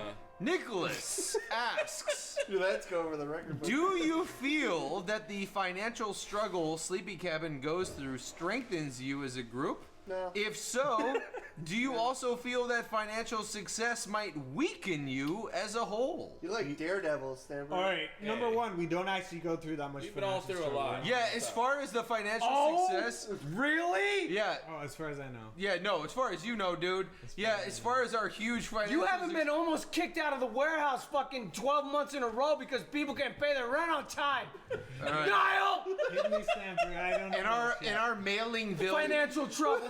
Dog! Our mailing bill. You make us fucking spend $400 yesterday and today mailing packages and nobody gives a shit about. And we actually still have. Finances! We actually still have a bunch of stuff to send out. I don't know about the finances at all. You're not part of That's Sleepy funny Cabin. because it's actually. Bang! I'm sorry. It's okay. I'm sorry. middle finger, You know, by I the try way, to do aimed my at Corey. part. Well, listen, Corey. What's interesting about that statement is that all of the Sleepy Cabin finances are absolutely available if you go to the Sleepy Cloud. You will see What all. is that? It's in the Google Docs that we have. It's if you go to the Are folder you of our kidding me? Google I Docs. don't use Google. All right, next question. Super code right there. That needs to go on a fucking shirt. That's Corey, beautiful, Corey. I paid you like you, 3 Corey. days ago. Love Did you you. get your money or not? Clock. I don't check Facebook. Yeah. Oh, I don't use Google. You're a fucking savant, I you know can't that? keep talking about this without. You guys, you know who doesn't get money? It's your pal Mally. All right, guys. Next question before I kill myself. Clock watcher. friend. Well, no, it's only because we spend about fucking 40 hours a month trying to make this thing work in terms of Listen, like the financials. If all right. you've never looked at it, it's there. I made it public so you could question. see it. Mick, Just email me. I just want to move No, on. hold on. Corey, we'll talk about it later. I just want to move on. Email me. On my email, you email me. You or made the- message me on Skype. I'll do that for the first time ever, Corey. Thank you. Yeah. Next fucking This is too question. real. This is gonna be too Say real. next question, boys. Clock Watcher asks the next amazing question. It is. The question he hasn't asked yet, by the way. Are there any particular objects or tools in your dreams that do not function properly? I'm sorry, I'm Clock Watcher, goodbye. Next question. Mick.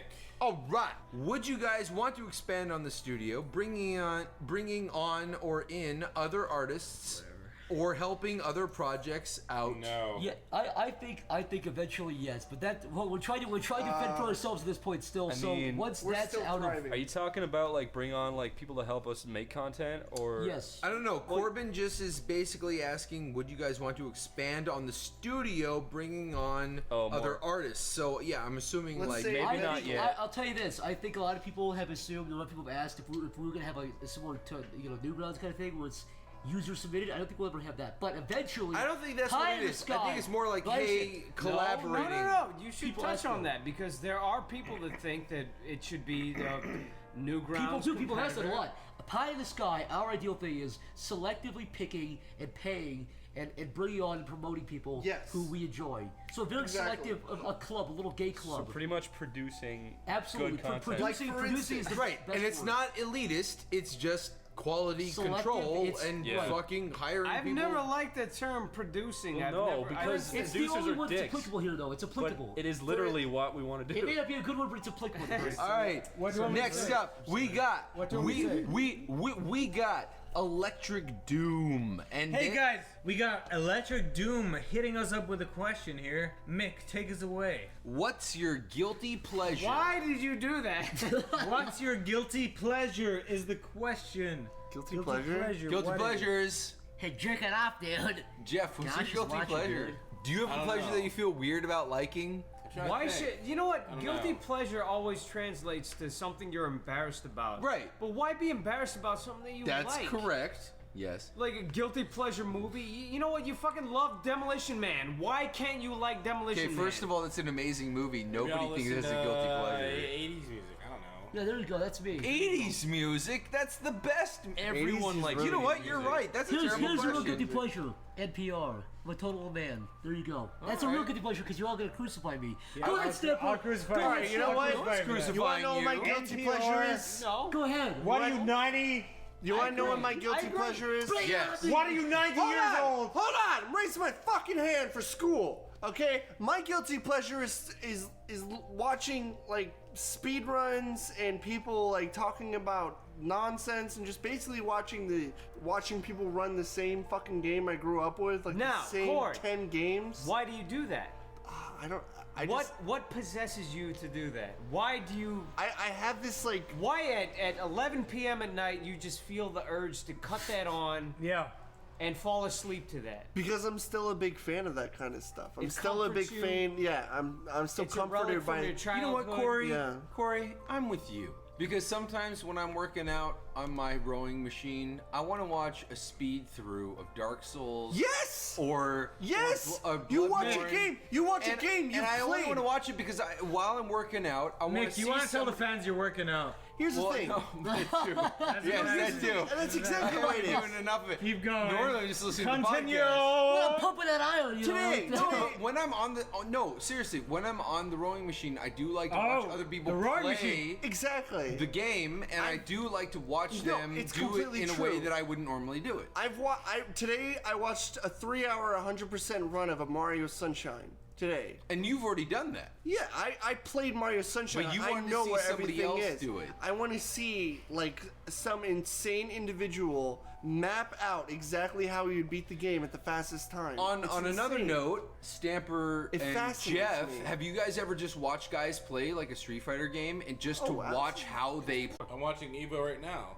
And there's nothing weird about that. No, there's I nothing. consider it a strat. I'm watching. Well, a strategy. there's a I'm not difference really between watching a game for 5 minutes versus watching something for 4 hours. Well, a 4-hour watch is a game It's like watching walkthrough. a chess match. All right, I know where this is going. Okay, so Zach. No. I know it sounds hypocritical, but seriously, Street Fighter matches are over within a minute. But why would you watch Minecraft for 6 straight Whoa, hours? I never said I watched Minecraft. I would watch Bloodborne or Dark Souls because Zach I want would to watch see. Why would you watch Zach, Bloodborne take it- for Because 6 I want to hours? see the strategy level for level, moment to moment. Because it's not just a 2-3 minute match. It is a whole fucking game. Do you I'm skip serious? ahead? Do you cut out all the... Yeah. There are I'm parts serious? where I'm like, oh, I know what I happens would here. watch a 6-hour Let's Play of someone playing Minecraft if it was like an interesting concept.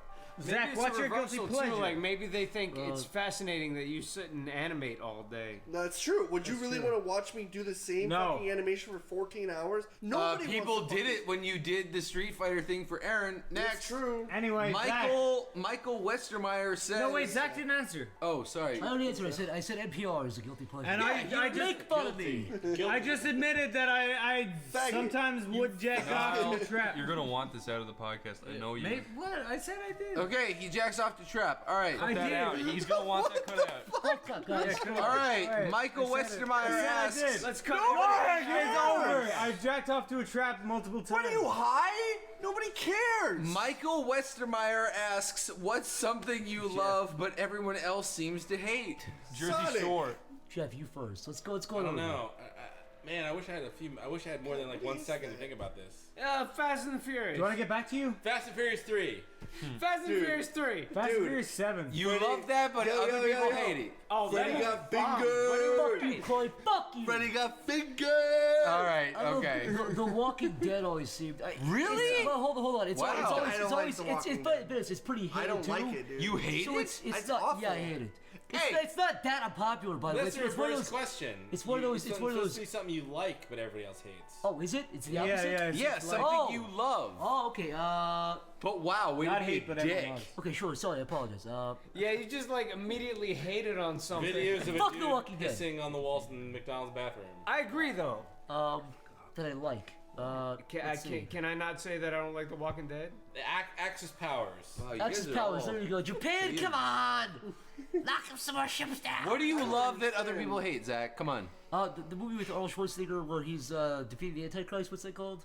Little Nicky. Eighth day, seventh day, Yeah. sixth day. Little Nicky. That movie's such a guilty pleasure, but I love it. I don't know why. It's such a shitty movie, but I love Sixth it. Day was where he Me- cloned It's so fucking himself. stupid. Oh yeah, shit. What's That's the it. one? Sixth. I think it's the sixth day. Something No. like- That's the when one he where he clones clones himself. himself. What's the other one? Oh, the end of days. It's called End of Days. Yeah. It's That's such right. a shitty You're right. fucking movie. But every End time of it's on, I Days. have That's to where he watch. fights the devil. I have to watch all of it. Yeah. I have to watch all of it. Yeah, I don't watch it too. Every I time watch it's it, on, yeah. I have to watch all of For it. me, it'll always be Freddy Got Fingered. Oh, it yeah. will always be that movie. I often love to watch the entire you like Freddy Got trilogy or Dude, I love quadrilogy Freddy Got of Fingered. Oh, I thought Resident you hated Evil it. No, after I it's order a such a- pizza. The end. You're I like the first Resident Evil movie, You're a even though it's so scumbag. bad. Yes, I yes. didn't get to it, but yeah. No, I will watch those with absolute pleasure. I will order a pizza and watch all of the Resident Evil movies. Look, Ew, Resident Look, Evil. I will do it. You they do disgust suck. me. They're Listen, horrible. I didn't say I like it. Dude, fucking boo. Dude, boo. But I kind of liked them too. The first movie's got really good music and atmosphere. That actually fucking mixes thing, with dude. the You're guilty fucking devil, pleasure dude. thing too. I will order a pizza, I will buy a bottle of vodka, and I will consume both of them while I watch What would every Chris single say? fucking movie. Look, Chris, Final Fantasy 8. Chris, what do you Is say? that your guilty pleasure? Wait, I didn't even get to this it. is a guilty pleasure. Oh my You god, get to what it. the fuck? Okay, my guilt. Please show me it's not real. My only guilty It's your pleasure girlfriend. Fuck off. ended years ago. What was it? Jersey Shore. Yeah, Oh Jersey my Shore, dude. God. Wait, you like Jersey Dude, Shore? that's mine love as it. well. I used to love that Oh shit. Me and Chris God. love Jersey Shore, dude. Cabs a hit. Gabs it. Cabs a hit. Yeah. we're faggots. I will Look. never defend you on that. I know it's fine. Look, it's Okay. obviously garbage. Yeah, but it's so funny. bad, but it's You know what? entertaining. Who I cares? can understand now why you guys, because it's like the whole like concept of it is just like so fucking out of the There are world. lots No, of it things is I like hate about it. tragic alien interaction. It was so different than our lives that we thought it was funny because like it was just so stupid. It Oh, was you good mean to like laugh at them. like a stark contrast between life in Ireland versus life in America? That's it. That's it. Yeah. Is yeah. that what you thought life in America would be? At the time we did. Are We you did. fucking serious? a beach on Jersey. A Jersey We thought that was beach. the time in New Jersey. And everyone was that's- like, "Yo, we need to go I had get never some roast seen- beef sandwiches." I'd never seen Guidos before. It was new. yeah, the Guidos were like brand new back then. And like two I don't of the think you guys should just grow like on you. loosely throw out Guido. It's- And a couple of the guys were like, they did grow on you. You like them. And the other ones are so fucking Vinny and stupid Polly, that they make yeah? you laugh. Yeah. Chris, yeah. Vinny and Polly, yeah. yeah, they Guided on you. Yeah. They did. Shane Daniels asks, do you have any other big ideas like That's another Hellbenders you want to do after Hellbenders? Yes. I'm Like not gonna say mix it here. really sweet sounding medieval fan. Okay, fuck you, Shane. Yeah, no, I had an idea. Do you guys have any ideas you want to do after but helping? I want to jack it off surprise the people. traps, man. Yes, but they're secrets. I want to surprise people. All right. Stamper and I still plan on doing a cooking show. I'm just saying that no one knows if I'm joking. This is gonna happen. You're real. This is real. Fuck you. I wanted to make. That would be the best idea ever. I wanted to turn. That's where I want to be. Mick, you need to go to fucking cooking school before we make a show, man. You know what? I'm gonna teach you how to do some. Fuck you. All right, what's up? I wanted to turn my failure cartoon thing wonky into something actually worth talking. It's not a failure, man. I wanted to write it into something. No, he's kind of right. It was a failure. No, why do you hate it so much? I wanted to write it into something. I love Corey and everything he's done, but Wonky is hands down Why? the worst. Give reasons. Give a list. You made one cartoon. Bad voice acting, bad audio, bad That's why everything. it's funny. why It's funny. That's why it's Jeff, funny. Someone back me That up. was actually Bad the audio point of the is part of the charm. Versus your capabilities, Wonky. Wonky's Really? fucking funny, dude. Listen, I wanted to write Wonky as like this naive fool who was just learning the human life from a perverted psychopath who knows nothing about life. Why don't you go pitch that to Pixar and we can They would move on to- fucking love it, dude. Corey, you did pitch Wonky No. at fucking Hollywood. We were in the room with you. You pitch wonky. Yeah. To the fucking trip take You guys. pitched Wonky? I'm surprised. I fucking remember it, Corey. I don't remember. I thought you were fucking psycho. I don't remember. Corey, what did you say to him? I don't remember. You did. I must have been fucking huffing the Forgot paint. about that, dude. God, I forgot about Oh, that. I Corey. don't remember that. Corey. All right, Wingman. Wingman. This guy was sitting there with a Introduced to fucking me. black expression like you were a fucking psycho. He was like, you were like, You're a liar. Chris You're a Buckley. liar. You did. You absolutely did. What did I say? You were just telling people, okay, I will remember the exact plot. You said that Wonky was its own, like, dream world for kids or something, and blah, blah, blah, blah, blah, right? Yeah, okay. You were for like 20 That minutes. sounds like this guy nothing was I staring would at such say. a It fucking was. wide-eye, dude. He was fucking. You What? said Yes, dude. What? You scared him away, Excuse Corey. me? Was I fucking huffing on paint chips for You 40 got us minutes blacklisted from beforehand? Hollywood. I don't remember that. Corey. You're a liar. It did happen. It did. Never. Zach was there. Aaron was there. Who cares? Susie cares? was there. Still getting cut. Who cares? It's not getting cut. That's funny. All right, That's the last part. Wingman 2699 asks, have you guys ever had any relationship problems? If No. so, please Next elaborate. question. We've got Steven Vauladicus says, what were some obstacles and hardships that you felt while pursuing something you were passionate about? Has anything come close to grinding things to a halt? That time I hired a studio. And what fucking helped ruined me. you? And what helped you or didn't help you overcome it? Chris How hired a studio for the time-consuming it Beyonce. is. It's very time-consuming. Time? It's very tedious. If you want to do animation, if you want to do, comedy to some extent, it's going to be very time-consuming. I got swindled from Hollywood.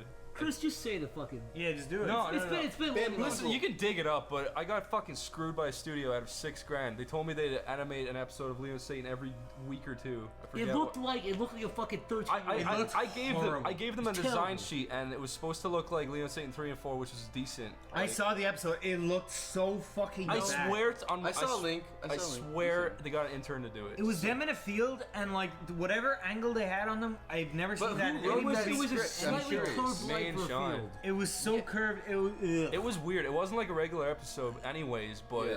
they still fucked up the animation. I still think you should release it. Just For me, it's editing Sleepy Cast and then Sleepy Cabin going to a halt, everybody, and then not having any income. But that's all, folks. Next question. All right, Windmill Punches asking, what are your thoughts on tattoos? Cool, hot, sexy. How many is too many? Hey, you answer this, Nick. You answer this, because you have a fucking sleepy cabin I am tattoo. the only person in this group that has I'm a getting tattoo. one, though. I'm A getting half sleepy sleep. cabin tattoo. Yeah, well, Do you regret the tattoo? Not at all. I wouldn't regret that. I actually, go for Mick. you know what's For funny big about eyes. that? No. It's funny because it's one of those things that I forget that I have it, and every single time I see it on me, I'm actually really fucking happy I Are you am. motivated? What's that? Are you motivated? Are you inspired? It doesn't necessarily motivate me. It just when I see it, I'm just happy to see it. It gives me a smile. There's a Makes me shocking amount of people with sleepy cabin tattoos. There's actually so far from Twitter. A what good I've dozen, seen- I think, right? Well, there's at least 8 people that have tweeted it. But the only reason is because the design is really good. If Well, Sleepy no, it's Cabin a comes great to a halt, design. It's a really good tattoo regardless of what it stands for. Exactly. A It's- skeleton it's a key is standalone just a no fucking matter what, sexy it's ass a very fucking good design. And for me, I've already said this 100 times, but you know, people are like, "Well, what if something happens to Sleepy Cabin?" It's just a reminder of a transition in my fucking life. Can I talk to Jeff for a second? And Jeff, I'm would really you ever get a fucking Sleepy happy Cabin tattoo? that I have it. The end. What's Next that? question. What's the point now? Yeah. It's just that I know you never would. That's the only reason. You know what? It's the problem. I don't think I could get it. I would never get a tattoo. I would never. You know what? It's so funny. For the longest time, dude. I'd freak out and get tired of it. I would have never, ever. I was one of those people who was like, I'm never gonna get a tattoo. What the fuck would I ever commit to my body that I would ever actually want to put there? And then when things happened in my life and things happened and I came to Philly, I don't know. This is. If, in fact, if Sleepy Cabin dissolved tomorrow, this would be even better and even cooler because it would be such a fucking reminder of something that It's I don't know, it's a relic. Yeah, all of a sudden it becomes that much more important. There's nothing that will ever make me regret I was thinking this. again, like I love it. The something, end. some like little homage to it on my half sleeve, but I wouldn't get the thing. Should get a tattoo of my wiener on there. If possible, if you can get a tattoo that's less than 2.8 inches, then I would probably do it. Sorry, it's like 18,000 inches. No, it costs less. You know, it's so too little gross. price to get a I'm tattoo. sorry, and it's shaped in a corkscrew. You should get a full-size Mick Wiener on your pinky. My little. Hey, no, you should get half an ant tattooed on your dick because that's all it can fit. No, because it's talking about. All right, we got Keith. You freak. Wait, you mean We've got Keith Rogers. You get a half a Mick Wiener on my little nub. Keith Rogers. I get half a Mick Wiener right here. Look, guys, look at this. Yeah, right on your wart. We get it. Stop. Keith Rogers asks, "Can I visit Philly and crash with you guys?" No. Okay. No, who are you? They actually said this is a somewhat serious question. Tell him to fuck off, seriously. All right.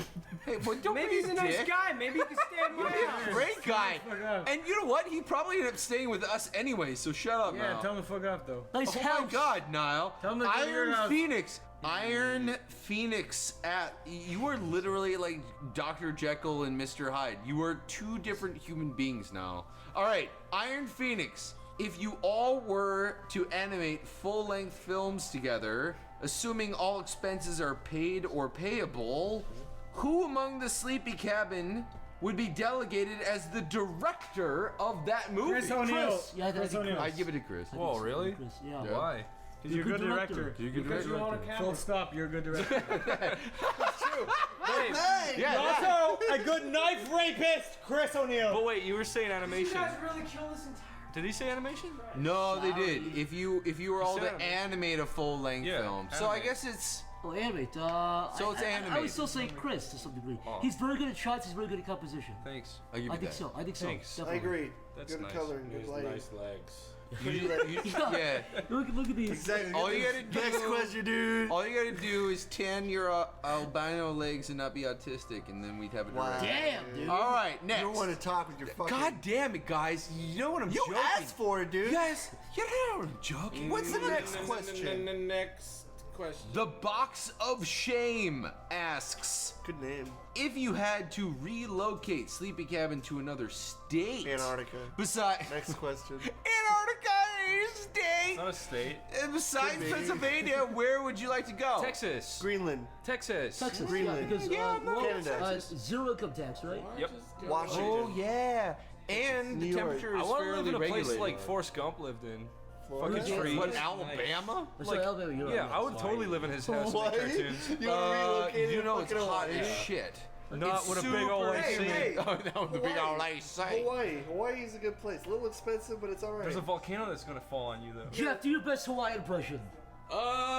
Moving on. Okay. Amazing. Amazing. That's the Middle East. Dog the Bounty Hunter lives in Hawaii. You know what's funny is that they have 18 words that rhyme with that's like that was half every of their country in the fucking Middle East, dictionary, to be honest. That was Syria. That was Iraq. Notice, wait, isn't there like 35 fucking meanings to aloha? No, like, you know, Alaska apparently. Oh, has, for snow, it's like. Alaska has 35. But what is the word? What is the word? Does anyone know? Aloha means to friendship those Stop who have that. no feet. Deep within the sand of. You've been a bad boy, Zach. Nobody knows. Sorry, Nobody knows the answer. If there was a place to relocate, Hawaii sounds nice. Did you hear what I Texas said? isn't bad. I would- San Diego. Honestly, hear what I Texas would said? be the biggest one. I think Texas too. aloha means hello. Those to greet. It was like hello to those who greet, deeper than the sand of heat. What the fuck? Thank you, fucking homework, dude. Get I like get next question. I like your interpretation. I do. No, It's a genuinely. fucking cut my aunt with something to do for my birthday. What the hell's wrong with That you? was honestly not far off the Sandland thing we said at the beginning. That was just one of those weird things you did. Yeah.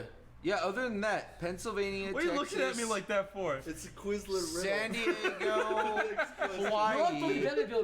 They did say another state. Otherwise, I'd say Taiwan. 'Cause Taiwan is fucking amazing. You live in Taiwan? I would absolutely. They have the number one. China's gonna invade them, dude. They're fucking. They will. That would be the only down. That would be the only downside. Is that you'd be like, I'm in Taiwan, and all of a sudden China's like, you're ours, and then you'd be like, oh. Can we say this a little? That's like the I'm that's like a I'm mascot of business or something. Hold on, I thought the Riddler was the Quizler. I didn't know. That's like a shitty fucking like. From like Quiznos. You're That's mad. like an Adult Swim parody. You're of mad. The Quizler. Fun fact about Taiwan. You need to be quizzed on this. Taiwan says it's China, it's the real China. Yeah. And China says it's the real China. I'm Yes. sure you know that. True or The false? internet. When I was in Taiwan just this summer, I went to a deli and they were like, "How is your Chinese so good?" And I was like, "Oh, my mom's from Taiwan.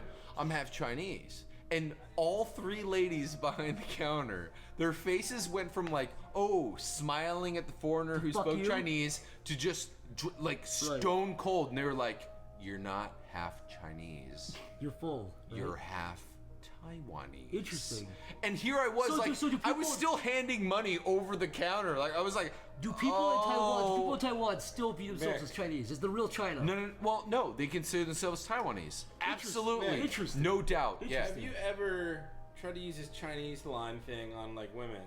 But hey, I am Chinese. To what? For what purpose? I don't know. I'm just curious. If, To what if there was an benefit? angle, if there's an angle to it. Well, the problem is that like Chinese is not like Spanish. There's nothing romantic about it. It always sounds like Or you're French, for shouting example, at somebody. French, right. Well, or French. Shouting. It always sounds like you're just shouting and yelling. Like even the words like "I love you." Give us some Andrew. Like, listen, ladies, I have a Chinese dick. Yeah, Ching here, tong, oh yeah, ding check out dong. my Chinese ding dong is never a pickup line. But say it in Chinese. No, but here's I love you. Say it in Chinese. Here's I love you in Chinese. 我爱你. Okay. 我爱你. Yeah, there's nothing like calm or soothing about it. Oh wait, give me an STD or okay, something. wait. Sounds like you want to punch somebody. Say, okay, wait. Say I want to finger fuck you until you scream. Okay, Do it. hold on. Okay, 我要放我的手在你的。我要放手的 No, 手 see, 在 this 你 is 的。 I don't know some of these words. Okay, say your voice changes. Just okay, say What your. do you mean my voice changes? It goes higher or You're like, something. okay, I'm gonna talk in Yeah. Chinese. Why? Okay, wait.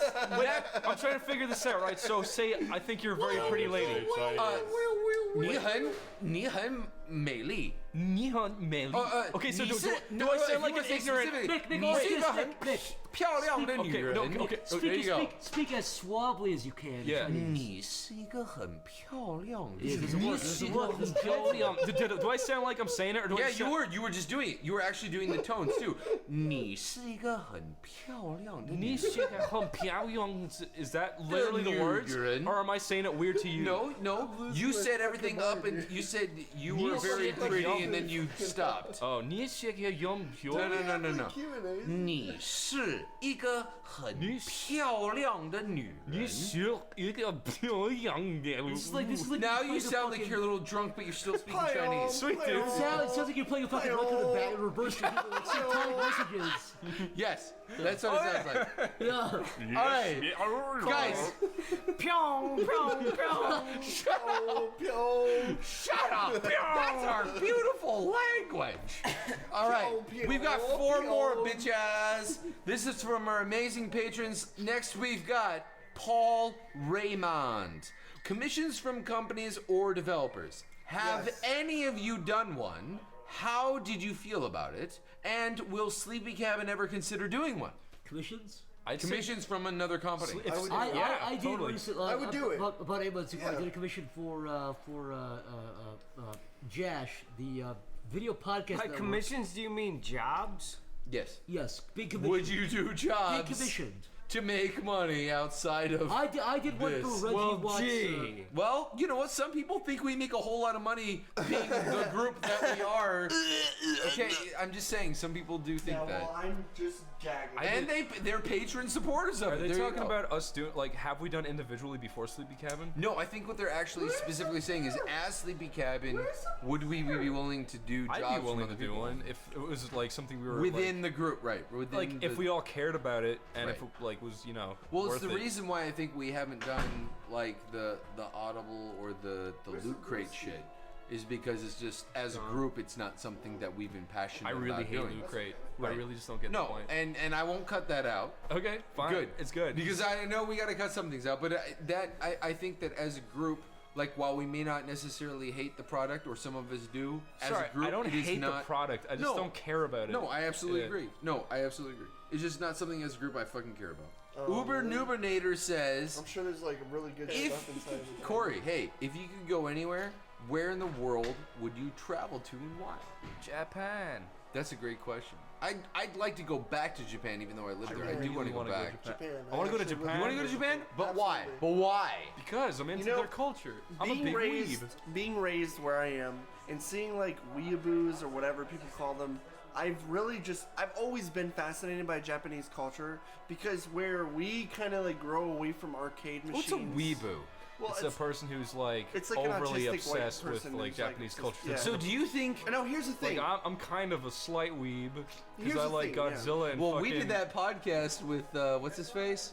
With Wooly, yeah. and Wooly was like this self-prescribed like Uber weeb. Yeah. No, yeah, there's nothing Yo, wrong. if like, you're down with Japanese stuff, I don't see the problem. I know, fucking like grew up in it. Asia. Everything I fucking love is Asian, but I don't consider myself a weeb. I'm saying in the sense with weeboo as a not a derogatory statement, but as like a person who's really into. That's why I said. Don't weeb. you use it in a derogatory fashion to I don't crack use on it. people? I That's don't what they use it do, as a but derogatory I just statement. say it I like don't a call person people who's- weeaboos because I understand. What people is like the exact Japanese translation culture. of Okay, weeboo? a weeaboo was an insult to A people white who were person like, who likes I love Japanese anime, stuff. I love manga, I love like Godzilla and Ultraman and all this other just really Japanese It's shit. not an insult. Where it's usually it used to be kind of. It used to be, but we now don't live in that age anymore. But now it's just kind of like, yeah, I guess I'm kind of a weeb because I like Yeah, Japanese exactly. culture. Like I would Okay. call myself. I would honestly say if I invested more time, I could definitely become a weeb.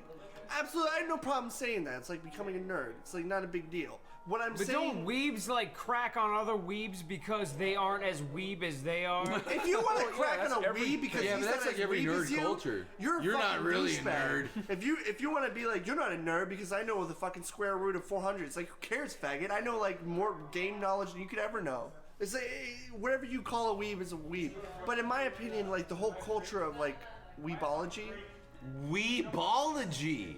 Weebology. Coin. Weebology. Coin. This guy But knows. This basically- guy knows. Oh what he's my doing. God. Basically, I always found the It's concept. happening. I always found it fascinating that like they still read mangas. Manga.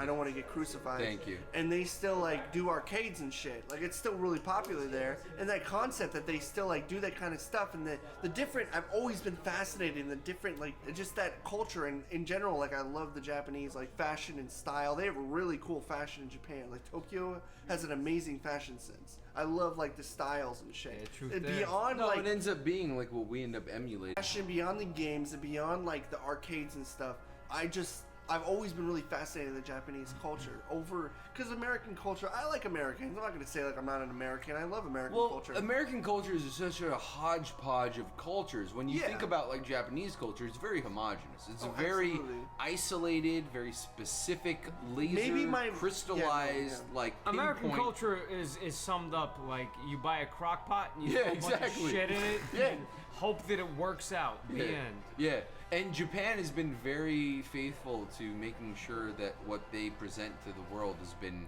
very much like representative of their It's country. just cool that you can be Exactly. like on a train through Japan and you'll pass under a statue of a giant robot. It's like shit I'm all that about actually that. happens there. That idea is awesome to me because Yeah. in America we're too busy. We're worried about like the stuff that's Got like Gundam wars statues and and Godzilla statues. It's like shit. Yeah, the sweet, gun. dude. You wouldn't go through fucking New York and see a giant Gundam statue underneath. My You favorite definitely wouldn't. story, one of my favorite stories as far as like geek culture is concerned, is I went to one of the Sega arcades, and there was House of the Dead, Oh, and that's there cool, were these dude. guys. There was this one guy, specifically one guy, long hair, and he was playing House of the Dead, and he did it with like it looked like he wasn't even looking Was at that the his screen. name? Long hair. Yeah, long hair. No, Long hair. that would be a Chinese name. But he was like, he was at the Sega arcade, and he played House of the Dead, and it looked like he wasn't even looking at the screen, but he was playing 2 players with both guns, and he did this thing where he was just like almost like doing a dance while he was playing. And you know what? And he was like, bop, bop, bop. It's like That a gun fascinates kata me. thing. no, it looked like a Gunkata thing, and he was doing headshot.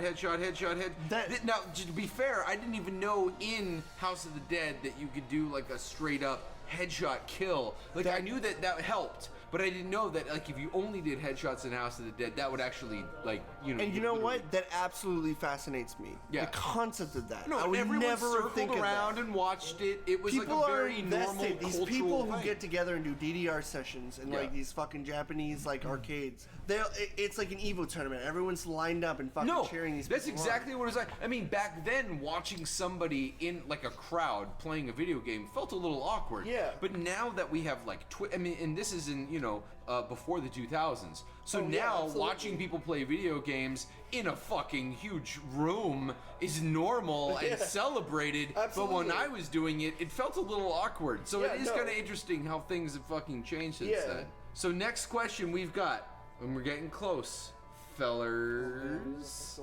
This is from Super Slum. If you could run your own convention, what would be the first thing you do? What? What do you mean? Butts out, titties up. Fuck a chick. Everywhere you gotta fuck. What would you do? Dude, okay. You're running a convention. First thing you do. Dark Chris. room. Everyone gets naked and fucks each other. No, you son Promote ourselves? No, I know. See, that's like the logical, like a huge auditorium. Let people know. Huge auditorium. Okay. Small ball pit. Absolutely small. Wait, isn't this like If that you one get con that failed really hard? Nah. You're talking about something that exists. Yeah, $1,000 you get Cash con. What do you you get a wallow in people's urine. You just piss all over the Cash fucking con. balls. Yeah, cash con. There you go. Sleepy cash. No, really. We run a con. If we ran a con, what would be the first thing you would do running a con? Scary dark forest with owls. People walk through a forest and see all these scary owls. Fuck you, boys. Dude, let's just get a huge room and release like 50 million owls It's into a it. good idea, dude. You ever see the video of the Americans like cheering the fucking they release the eagle to fucking smash it? It'd be like that. See, that's a good cringe video. 30 owls smashing into the window constantly every fucking minute, dying. Trying to escape fucking escape, Russia.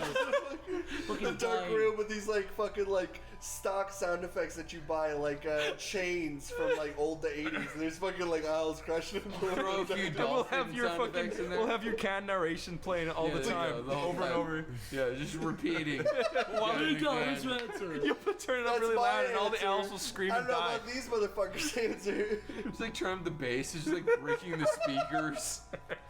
Not only your fucking ears hurting, or just Let's owls paint the crashing owls into purple, every too. window. You know what I would do if I ran a convention? I would create a map where if there was a thing you needed to see or wanted to see, you'd actually be able to find it. Wow, that's a good idea. Because I know, right? Because I feel like we've gone to some conventions where people like almost hide the rooms that people are supposed to go to in these very like fucking Sisyphean mazes. They have these fucking like Metroidvania bullshit. Like you can't tell. Oh, I know. It's like 6 fucking rooms Oh, above no. what you're supposed to go on. And then it's a big surprise that people don't fucking figure it out. But yeah, it's like, oh, I didn't know this is at room 42. So anyways, yeah, if I ran a convention, number one, make a fucking map that people can actually follow. They don't have to download the app and fucking have a degree in fucking physics.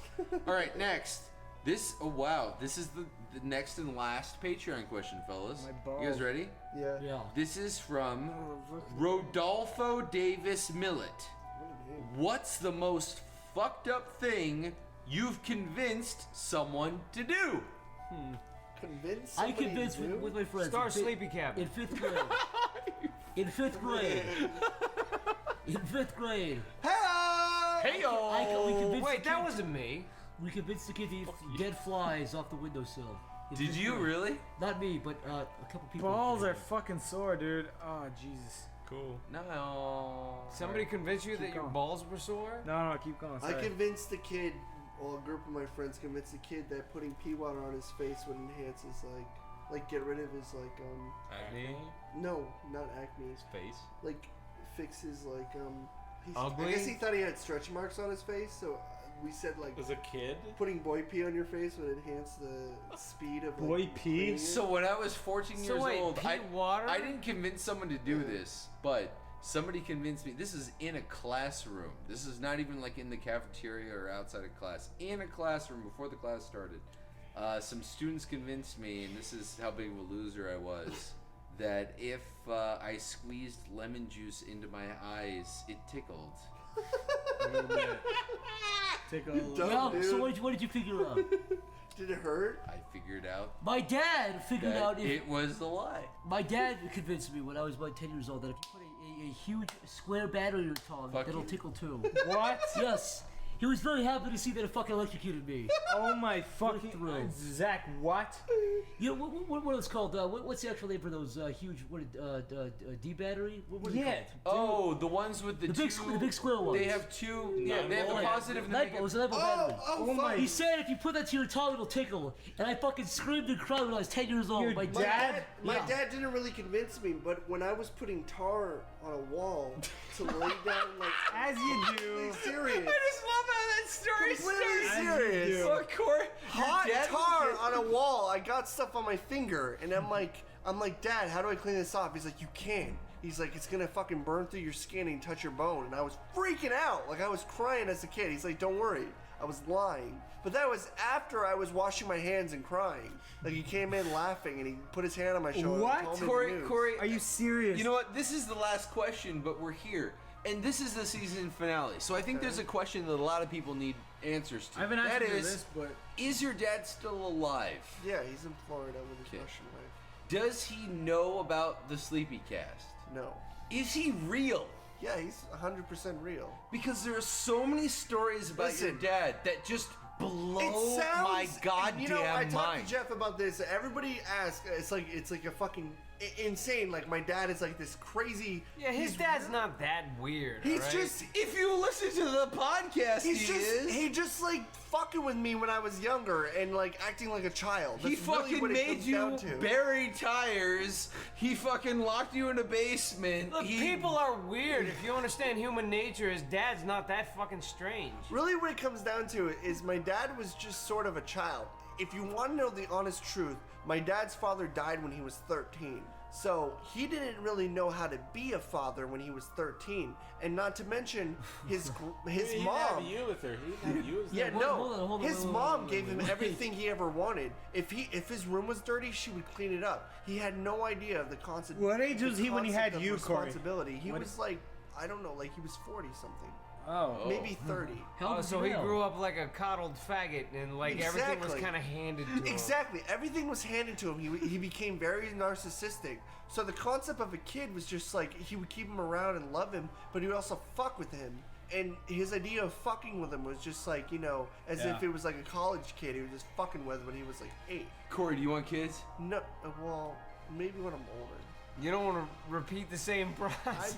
I don't want to teach my kids to be like, hey. What would you teach your Hey, kids? go stick your hand Corey, in the thorn Corey, bush. what There did might you be teach your something kids? What is the interesting in there. top 3 lessons you would teach your son Absolutely. if you had a son right now? 3 lessons. The 3 things they need to know, Corey. Your kid. Sex, like porn and the concept of that. I would teach him porn at a young age. I don't You care if threw it's that bad, out child. really fast. That's what it's always on my Number mind. 2. Number 2, I would Sex, teach drugs, him. rock and roll.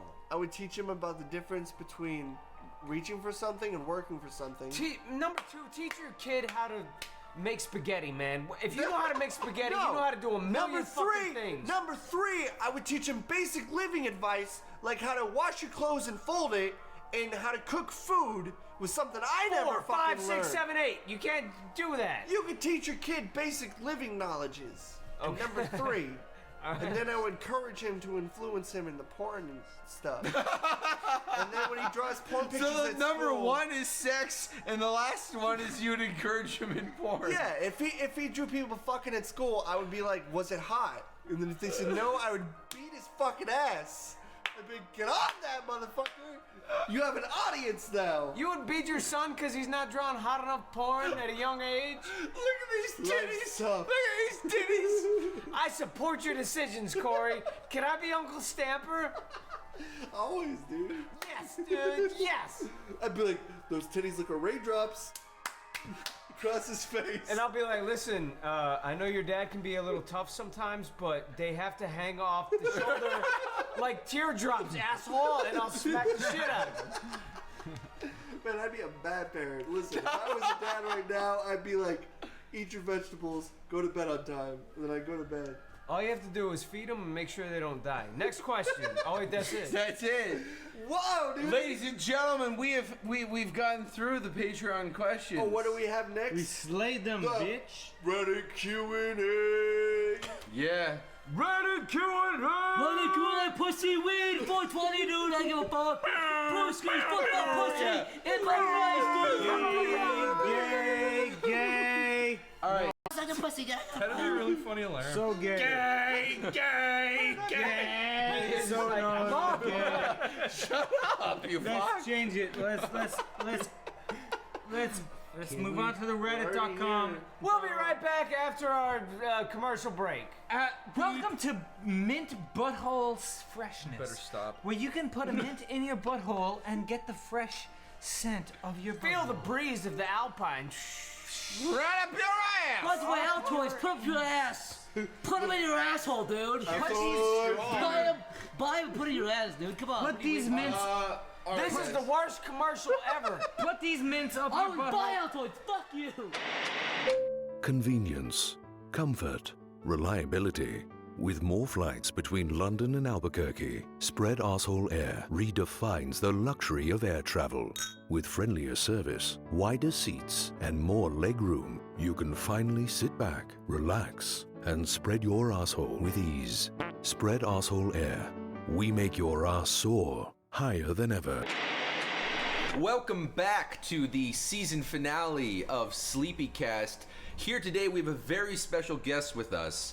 He's renowned for many of his accomplishments on the internet and in the bedroom. Yes, it is Zach Braff. Zach Braff, everybody. It's good to see you, Brapster. We call Brapster around here, boys. We call him Brapster, dude. He's the Brapster around this place, dude. Wait, who's Zach Braff, actually? Right Exactly. there, Instead, we've got with us Tom Flippin' Folk. Tom Folk. Well, welcome to the podcast, Tom. Welcome. Go clap. Thanks. For those of you who don't know, Tom Fulp is the president and CEO of Newgrounds.com. Wow. If you aren't familiar with Newgrounds.com, you're not missing much. Hey! Damn, that's too real, dude. Damn. So what's going on, Tom? Not much. All right, Tom. Let's get into it. I like how you're looking around. You're like looking around for an exit strategy. Yeah. You got yourself, your wife, and me. You have to fuck one, marry one, kill one. Go. Tom, how big's your dick? What's your poop smell like, Tom? Tom, how big is your poop? What's your dick smell like? Come on, Tom. Come on, Tom. Answer, Tom. It's kind of loose. Yeah, no, that's a good Which one? The poop. Yeah, hold on. Okay. Tom, are you available for other parties? Or? Tom, your handsome good looks aren't going to translate on the podcast. I know. We need to hear your handsome good looks. I'll ask you guys some questions. How about that? Well, he's flipping that shit. He's flipping us. He's flipping that shit. So how's everything going with the Sleepycast? It's ending. We're all in a horrible terms. Terrible. Each other. Holy shit. I hate everyone's guts. Everyone hates me. There you go. Next question. Oh yeah, how's Newgrounds going, Tom? How's that going? Newgrounds is going fine. He said that. Shifting eyes. He's twiddling his thumbs and looking around the room. It's like we kidnapped him. Oh yeah, you were responsible for Castle Crashers as well. Yes. Whoa. Yes, I was the lead programmer of Castle Crashers. Very proud. Very proud moment of my life. I'm proud of that. Well, No. don't bust your arm. What pat about yourself Alien on the Hominid? back, What did you have to do with Alien I Hominid? was also lead programmer of Alien Hominid. All right, I have a question. With the whole process of Alien Hominid, like... Hominide? Oh, you said hominid twice, and you said hominid. You know what? You just heard what it sounded like. Hominid? Hominid? What is a hominid? Anybody like Alien hominid? Is it like a humanoid? Is it Alien Like Hominid? that, I guess, yeah. I was never on board with that name. I always thought it was stupid. I always thought Come on, hominid. Alien Hominid, really, man? No, What's a I better always name? thought- What's a better name? What would you named it? Yellow Alien. Everyone calls it Alien Humanoid. Yellow Alien, dude. I would have called it. It's still a shitty name, but it's a damn sight better. What the hell's a hominid? I thought it was. Someone was hominide. flipping through the like the homicide. thesaurus, you know what I'm saying? Homicide. I think it's That's like a why bipedal humanoid creature. Yeah, It's I think the- Jeff's got it. Look, this is what it is. It's the I looked it up alien. once. The alien heard the word humanoid. He went, "I'm a hominid," and that's all it is. It's true. Where did the name come from, Tom? Do you know? There is a story. Dan woke up one morning with a really bad headache, and he told his then girlfriend, "I feel like an alien hominid bit my head off." Who the hell says that? I thought you were going to say something pretty dark, like he woke up and told his girlfriend, I want to break up with you. No. And then Okay. she said, "What does an alien hominid look like?" And then he drew it. So he made up the word? No, hominid's a word. The word exists. Oh. He combined it, I guess, with alien. Would you like to cover any other like game development stories? Yeah, I'm curious Tom, because or- you have all the spicy deets, my friend. Yeah, you know what, Tom? All we see is the results of all your guys' hard work here. We see the success of the games you guys have made. What are the horror stories? What's the shit that like almost killed you all while you were making these games? I remember watching him program the end at the very end of Castle Crashers. I think Tom's grateful he didn't have a gun on his desk. No. Well, yeah, that is like. He was very upset. He looked very tired because he was running like 2 full-time jobs basically. Well, yeah, the final year of Castle Crashers was a year of non-stop work around the clock. Jesus.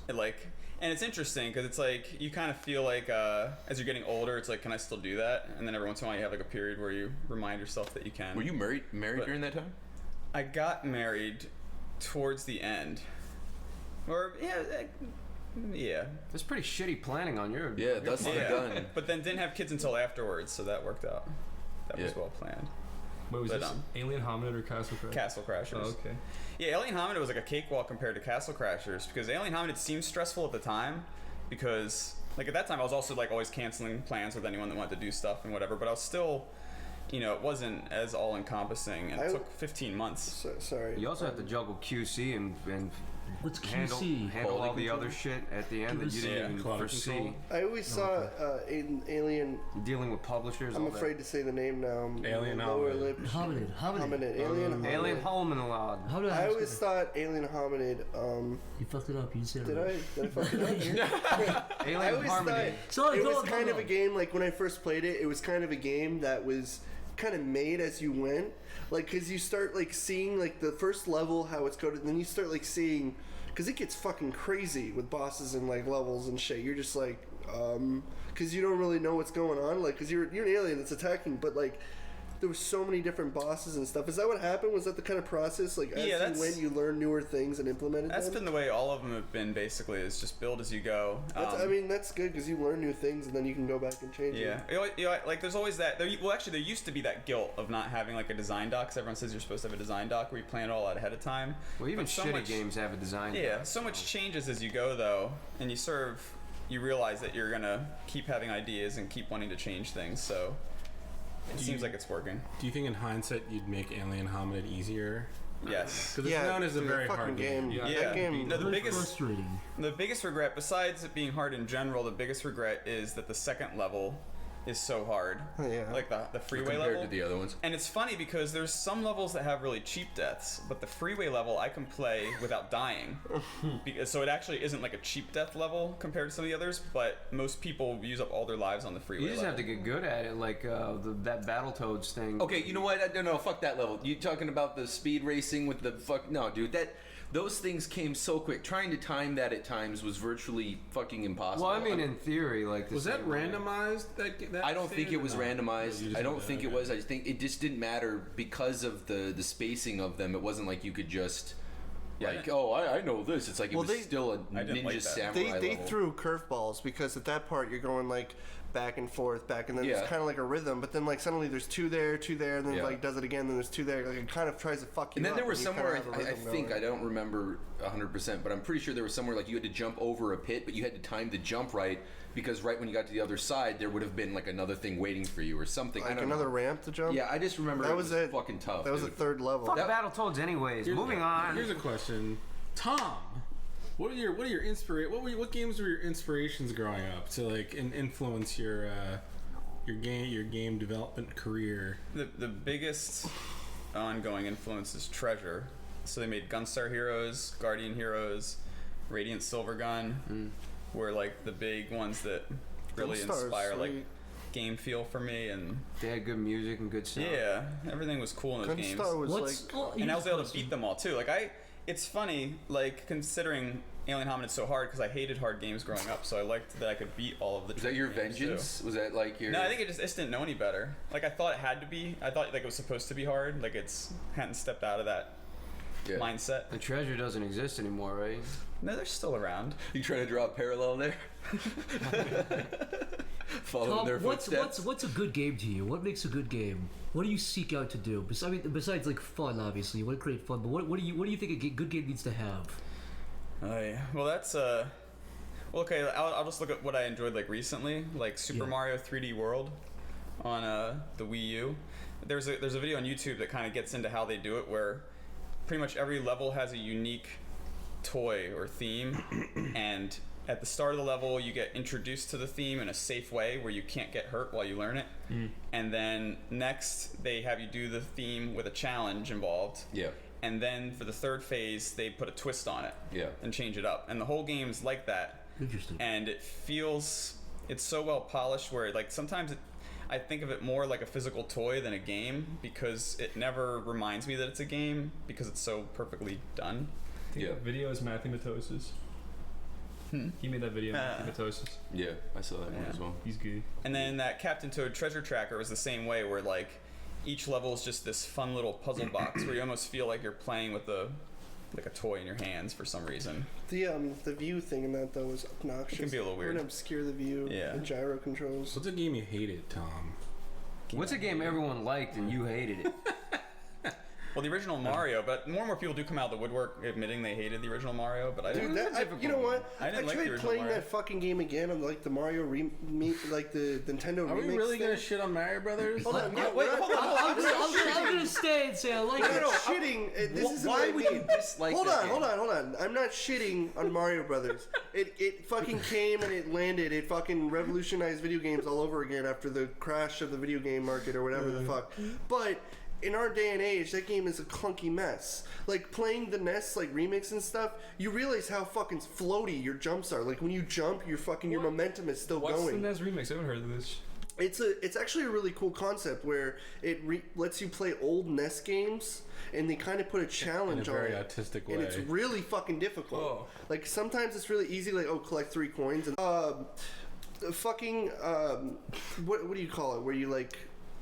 Basically, it's like if you were eating cereal like with marshmallows, and like all of a sudden one of the games was only eat blue marshmallows, and you sat there like an idiot staring into your bowl of cereal looking for blue marshmallows. Congratulations, you won. Yeah, and if you get it, you have a time thing and then the stars. So you want to get the best stars to get the best time. But sometimes they're like, hey, exploited glitch in our game we didn't fucking fix because we didn't know about it at the time, but everyone else knows about it, and now we know about it because of the internet. And you're like, excuse me? I don't know how to do this. And then it's like, oh, too bad, you don't get any stars. Hold on, So why do you it's- hate Mario Bros? Yeah, I want to know what are the this. reasons you would hate Same The reason. original Mario, it just... They said the original, like, It was 3 hard. still holds It was up. hard, and yeah, I like 3. I like 2 a lot. I like 2 a lot, and I like 2 3. and World are the best, in my opinion. Two. I think 2 is garbage. Something about Yeah. the 2's first good. one just never... It wasn't originally a Mario game. It It doesn't matter. I It's definitely still grew up good. on it. Well, it's not a horrible It's game, still but it's not way better than the first one. Did you guys ever play Bayou Billy?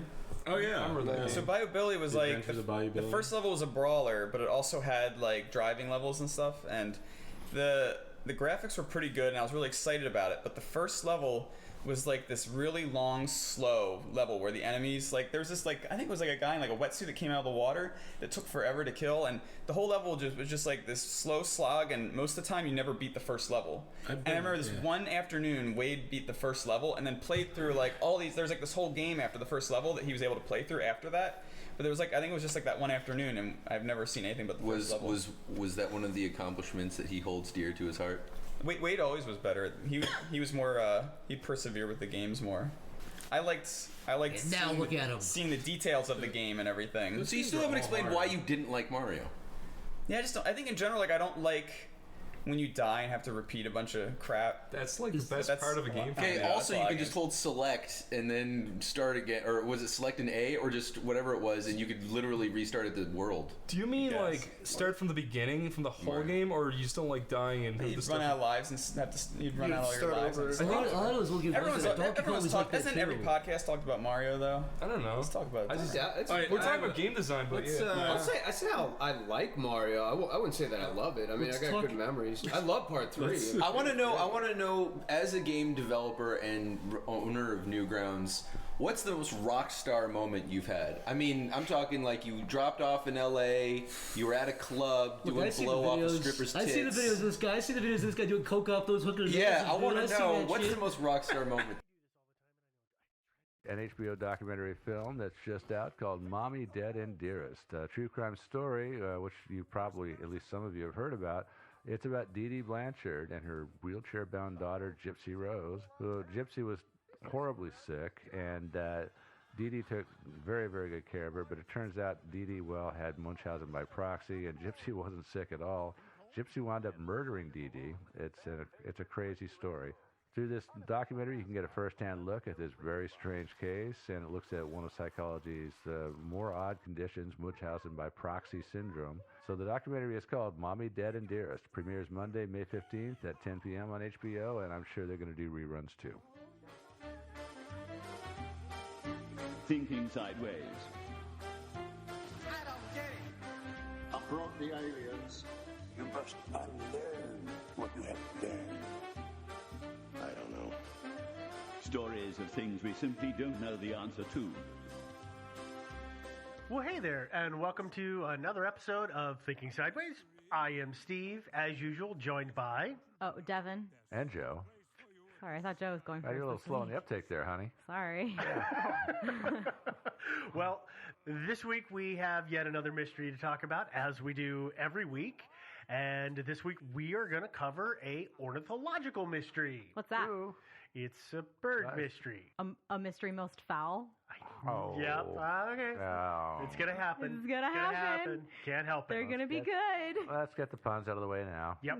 Except I don't really have any. What we're going to talk about is Washington's eagle. But wait, Steve. Did anybody suggest this story? Why, indeed, Joe, they did. This Really? is well-scripted dialogue we're having right now. Yep, this was suggested. This was suggested by Nick quite a while back. I've actually been looking into this one on and off for the last, 2 years now. So thanks to Nick for sending in the suggestion. And also a couple of thanks. I want to thank both Alyssa and Alec. They were experts that I consulted with for this episode. And then, though she probably doesn't listen, Phoebe over at the Rare Book Room at the Multnomah County Library, because she helped me out a bunch, too. Oh, thanks, Phoebe. Thanks, Nick. Thanks, Alyssa and Alec. Yeah. So let's tell you what the mystery is in the briefest, and then we'll start diving into the details. The mystery itself is that in 1836, John James Audubon, yes, that Audubon. That dude. Recorded a large sea eagle which he named Falco washingtoni, bird of Washington is what that is, in his book The Birds of America. The problem is that no one has seen that bird since, and other than Audubon's paintings and a few other people's accounts, there's no real physical evidence of this bird ever having existed. Yeah, it's weird. And he only painted it once, right? Just the one painting of it? It's one painting from one specimen that he had. Mm-hmm. He's cited it multiple times, but he only did the one. But we're going to talk about the Birds of America, and he typically only did each bird one time. So it's not surprising that there's only one. Agreed. Okay. So let's back up to the beginning. The way the order of events are going to go here tonight is we're going to talk about Audubon. We'll talk about his book, The Birds of America, and finally eagles in general, and then the Washington eagle. That way it kind of all makes sense. Oh, okay. I know, I'm weird that way. To start with Audubon, Excuse me, I've been to the Audubon Society, and I consider myself an expert. Okay, not really. What does that mean? Nothing. Go ahead. Okay. I was just at the Audubon Society like 2 weeks ago. Yeah? Oh, really? Yeah. I have old Audubon books at my house. Uh, Yay! We're all experts. I have birds outside. Can we keep going? Oh, yeah. Okay, thank you. In 1785, Audubon was born, though at that time his name was Jean Rabin, and he was born in the French colony of, I really hope I get this right, Les Cayes, which is in modern-day Haiti. The French were everywhere, just like the English and the Spanish, and it was one of their colonies. Of course, Audubon was one of many children that his father, Jean Audubon, had sired. It just happened to be that his mother was one of Jean's mistresses, which technically makes him a bastard, which is only important much later on in our story in terms of something to prove. But the short version of his life is that he moved from Haiti to France to live with his father and his father's wife.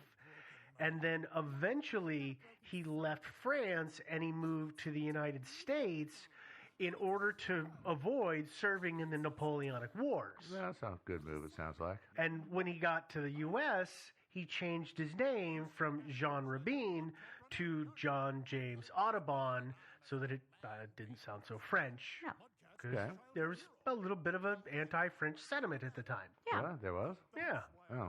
So after moving here in 1803, Audubon tries his hand at several different occupations and businesses as many men of the era, semi-wealthy young men of the time did. I believe we called that a Renaissance man. That might be one of the Right? words that you could, what phrases? Well, terms? it kind of depends, you know. I mean, if they're like, you know, usually it's more like just odd jobs.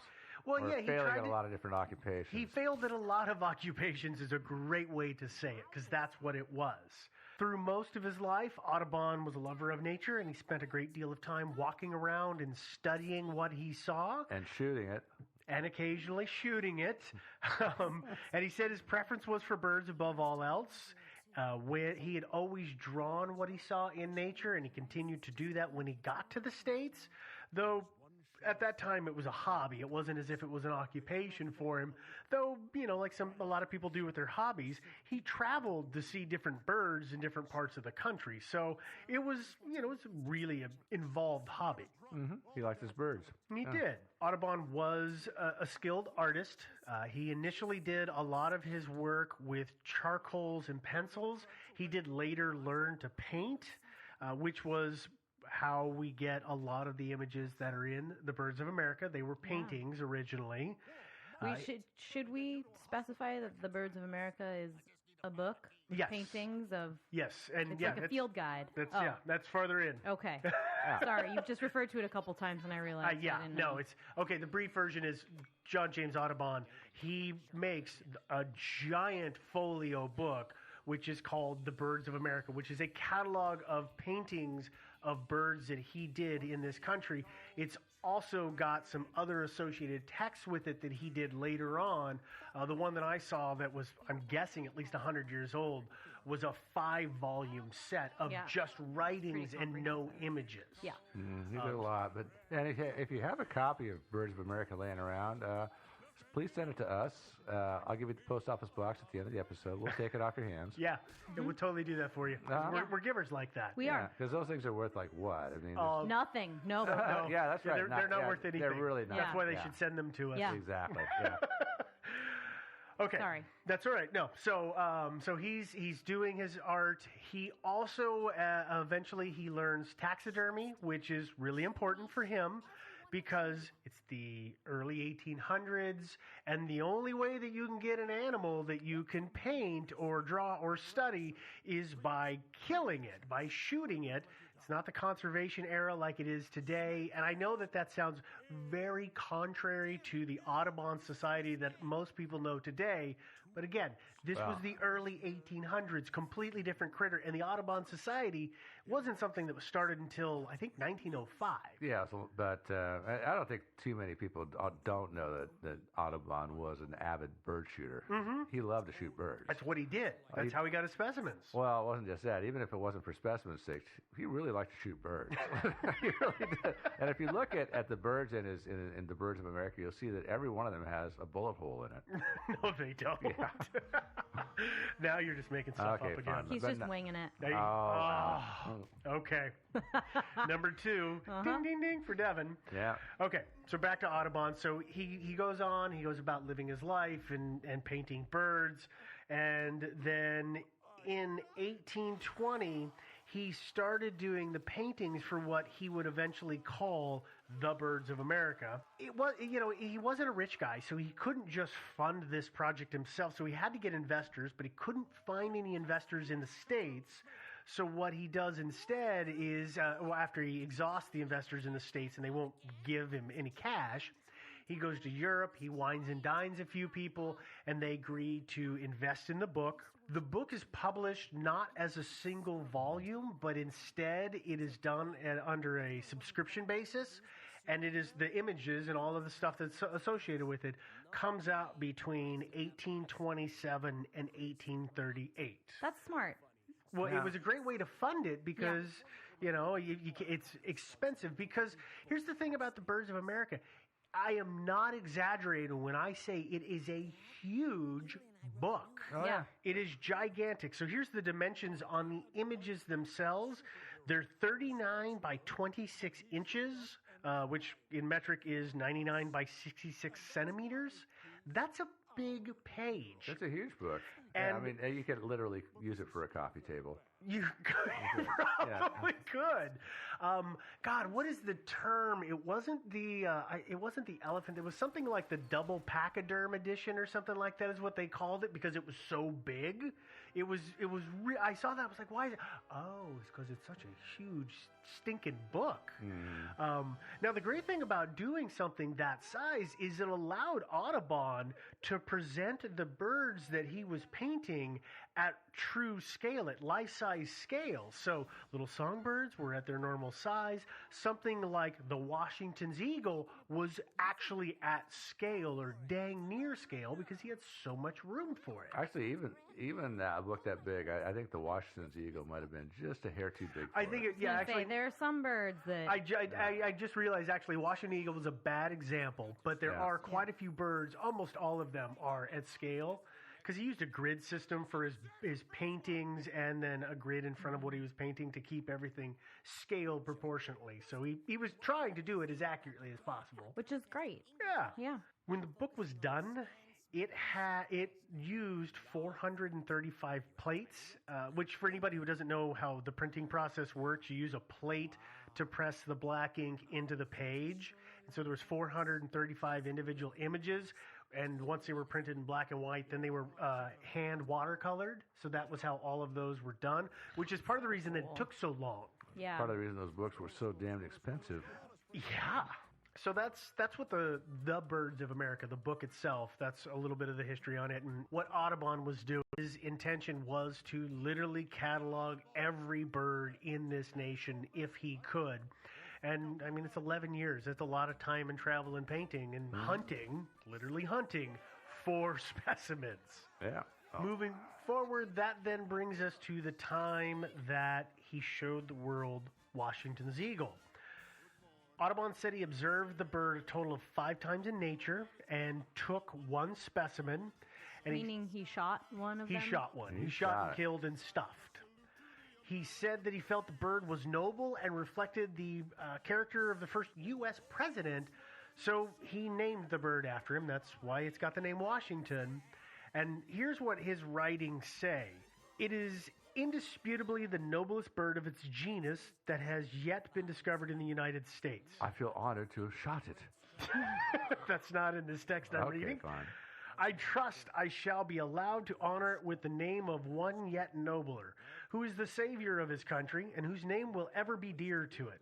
To those who may be curious to know my reason, I can only say that, as the New World gave me birth and liberty, the great man who ensured its independence is next to my heart. He had a nobility of mind and a generosity of soul, such as are seldom possessed. He was brave, so was the eagle. Like it, too, he was the terror of his foes, and his fame, extending from pole to pole, resembles the majestic soarings of the mightiest of the feathered tribe. If America has reason to be proud of her Washington, so has she to be proud of her great eagle. Okay. It's a long way to say he really liked this bird. And he liked the president, too, apparently. Yeah. Big fan. Big fan. Or he's a big brown noser. Well, Washington was dead, so no. Yeah. He couldn't impress Washington. Washington was long gone at this point. Yeah. Well, it could have been one of those, like, no, really, I love America. That's very true. True that. Could have been. Audubon says that he saw the eagle 5 times over a series of years. He saw it first on the Mississippi and Ohio rivers near Grand Tower, Illinois, then near Evansville, Indiana, Henderson, Kentucky, Clarksville, Indiana, and then Mound City, Illinois. It was the bird that he saw in Kentucky. That's the one that he shot. He said that he saw somebody had slaughtered pigs, I think, earlier that day or the day before. Or something like that. Yeah, and it was going after the scraps. Yeah. Yeah. As eagles will do. Mm-hmm. Yeah. And so he happened to be there with his gun, and he got himself a sample. Yeah, poor eagle. Poor eagle. Well, I got to say, if this thing really, truly did exist, and he might have shot one of the last existing specimens. That's kind of ironic. It could have been literally the last yeah, one. I know. It's It sad, possibly could be, sad, yeah. but ironic. So the sample, the specimen, the bird that Audubon shot and then dubbed the Washington Eagle, this particular bird was really big. The dimensions on this animal are that it stood 3 feet 7 inches tall. That converts to 116 centimeters. And it had a wingspan of 10 feet 2 inches, which is just about 3 meters. So to put that in... That's big. That's big. And to put that into context with another big bird that most people have seen, if not in person, you've seen it in imagery and on the television, is the bald eagle, which is the national bird of the United States. The bald eagle, on average, stands somewhere between 2 foot 4 inches to 3 feet 4 inches, which is 70 to 102 centimeters tall, and has a typical wingspan between 5 feet 10 inches to 7 feet 6 inches, which converts to 1.8 or 2.3 meters. Like, that's a significant difference between the size of these two creatures. It's still not as big as the California condor, though. Oh, you're gonna bring another bird in? I'm not saying it's the biggest bird ever. I mean, I'm just saying it's freaking big. How big does the condor get? Their wingspans they average 9.8 feet, which is 3 meters, for those of you who are wondering. Well, ours is just a little over 10. 10 so feet, 2 inches. I think ours has got the condor beat. I think this is an average. You're right. Okay, fine.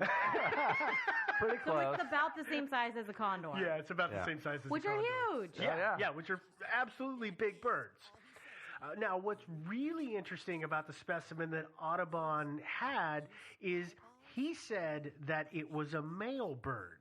And when it comes to eagles, the males of the species are the smaller of the two sexes. Accurate. Which means that the females would have been even larger. Most birds, actually. Yeah, that typically is the way it is in birddom. Actually, with like a lot of species. I'm not going to say I can't think of what the division is, but there is certain animal kingdoms where it is the female is the larger of the two, and there are others where it is the male, and I don't understand why that is. I'm sure that is a huge, long conversation and investigation that I just don't have the brain power for. Could be sheer randomness too. I mean, hey. I don't know. I don't think it's that. I'm guessing that's not it. Okay, so let's get back to the Washington Eagle, because there's a couple of more things that he describes that are unusual. One is that he describes the tarsus of the bird as having uniform scaling, which tarsus is the bones in the feet. He's talking about the skin on the bird's feet. Because if you look at like normal eagles, they've got some really big scales up the front of each toe, and then there's scales all over the foot. Mm-hmm. Whereas if you look like a songbird, it's got kind of pebbly skin, or like chickens, the skin on their feet almost looks like it has rings to it. Mm-hmm. So it's a different skin type, and this uniform pattern that he describes doesn't match up with any other eagle that is known. Does it match up with another type of bird? I have not seen that description on any bird of prey. Because if you think about it, a bird of prey uses its feet to catch living animals that are likely to thrash and fight back. So it needs some defenses there. Yeah, like in the case now, of this thing. that like doesn't a mean cat. that there aren't big birds that have uniformly scaled feet, but I didn't see a whole lot on that in the bird of prey. Condors have. Sorry, just gonna keep going. Yeah, back I know. here. Yeah, They have that like kind of scaly. I mean, they're scavengers mostly, so they have that kind of scaly type. The big more scales like, and the little scales? More like pebbly, like the songbirds. Can you, would you describe that as that's pebbly, right? I would, yeah. That's kind of pebbly. Yeah. Oh, well. Just saying. Yeah. Just continuing to say. And you're looking at the California condor? California condor. Okay.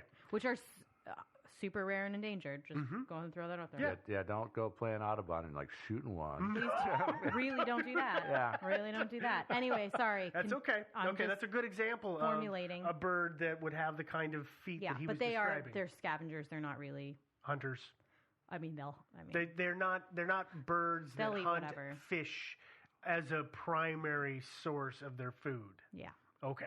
Audubon decides that the Washington eagle is what is known as a sea eagle, which puts it in the genus, God, I hope I get this right as well, Haliaeetus is how I have it phonetically written, so we're going to run with that. All right, works. In that family are birds like the bald eagle, there's the white-bellied sea eagle in Australia, the Asian Pallas fish eagle or the white-tailed eagle in Eurasia. There's 8 species in this family, and the commonality is that they tend to have white plumage on them, but it's not always in the same place because they're literally scattered all over the globe. And they're generally the same size, these birds? Roughly. Yeah. They're all larger birds. Large birds of prey. Prey. It's definitely not play. Well, they're not birds of play. I mean, they kind of are. They probably play when they're not too busy killing things. I feel like I have reached my slaughter quota for the day. Let's play bird Yahtzee. Yeah. I mean, riding the what are they called? Right, yeah, riding the plumes of hot air. Yeah. I can never remember the name I can't remember what they call them. Yeah, do you remember what they're called? Columns?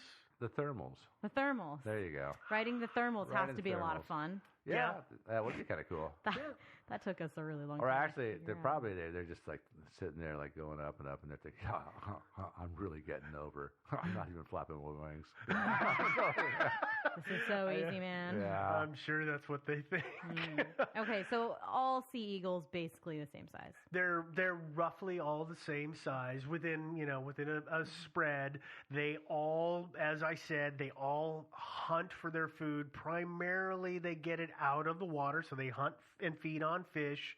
Now, if we think about bald eagles in particular, they're semi-scavengers, semi-bully birds. They don't care if they find the fish already dead, or they're also known to chase other birds away. Like osprey will catch a fish, and the bald eagles will harass them so much that they'll leave the fish behind to get away. So I actually saw that happen right out here on Ross Island one time. I saw a couple of bald eagles going after an osprey. Yeah, they're jerks. Yeah, they kind of can be. Osprey are also really good at catching fish. They are. They're much better than bald eagles. Yeah. So.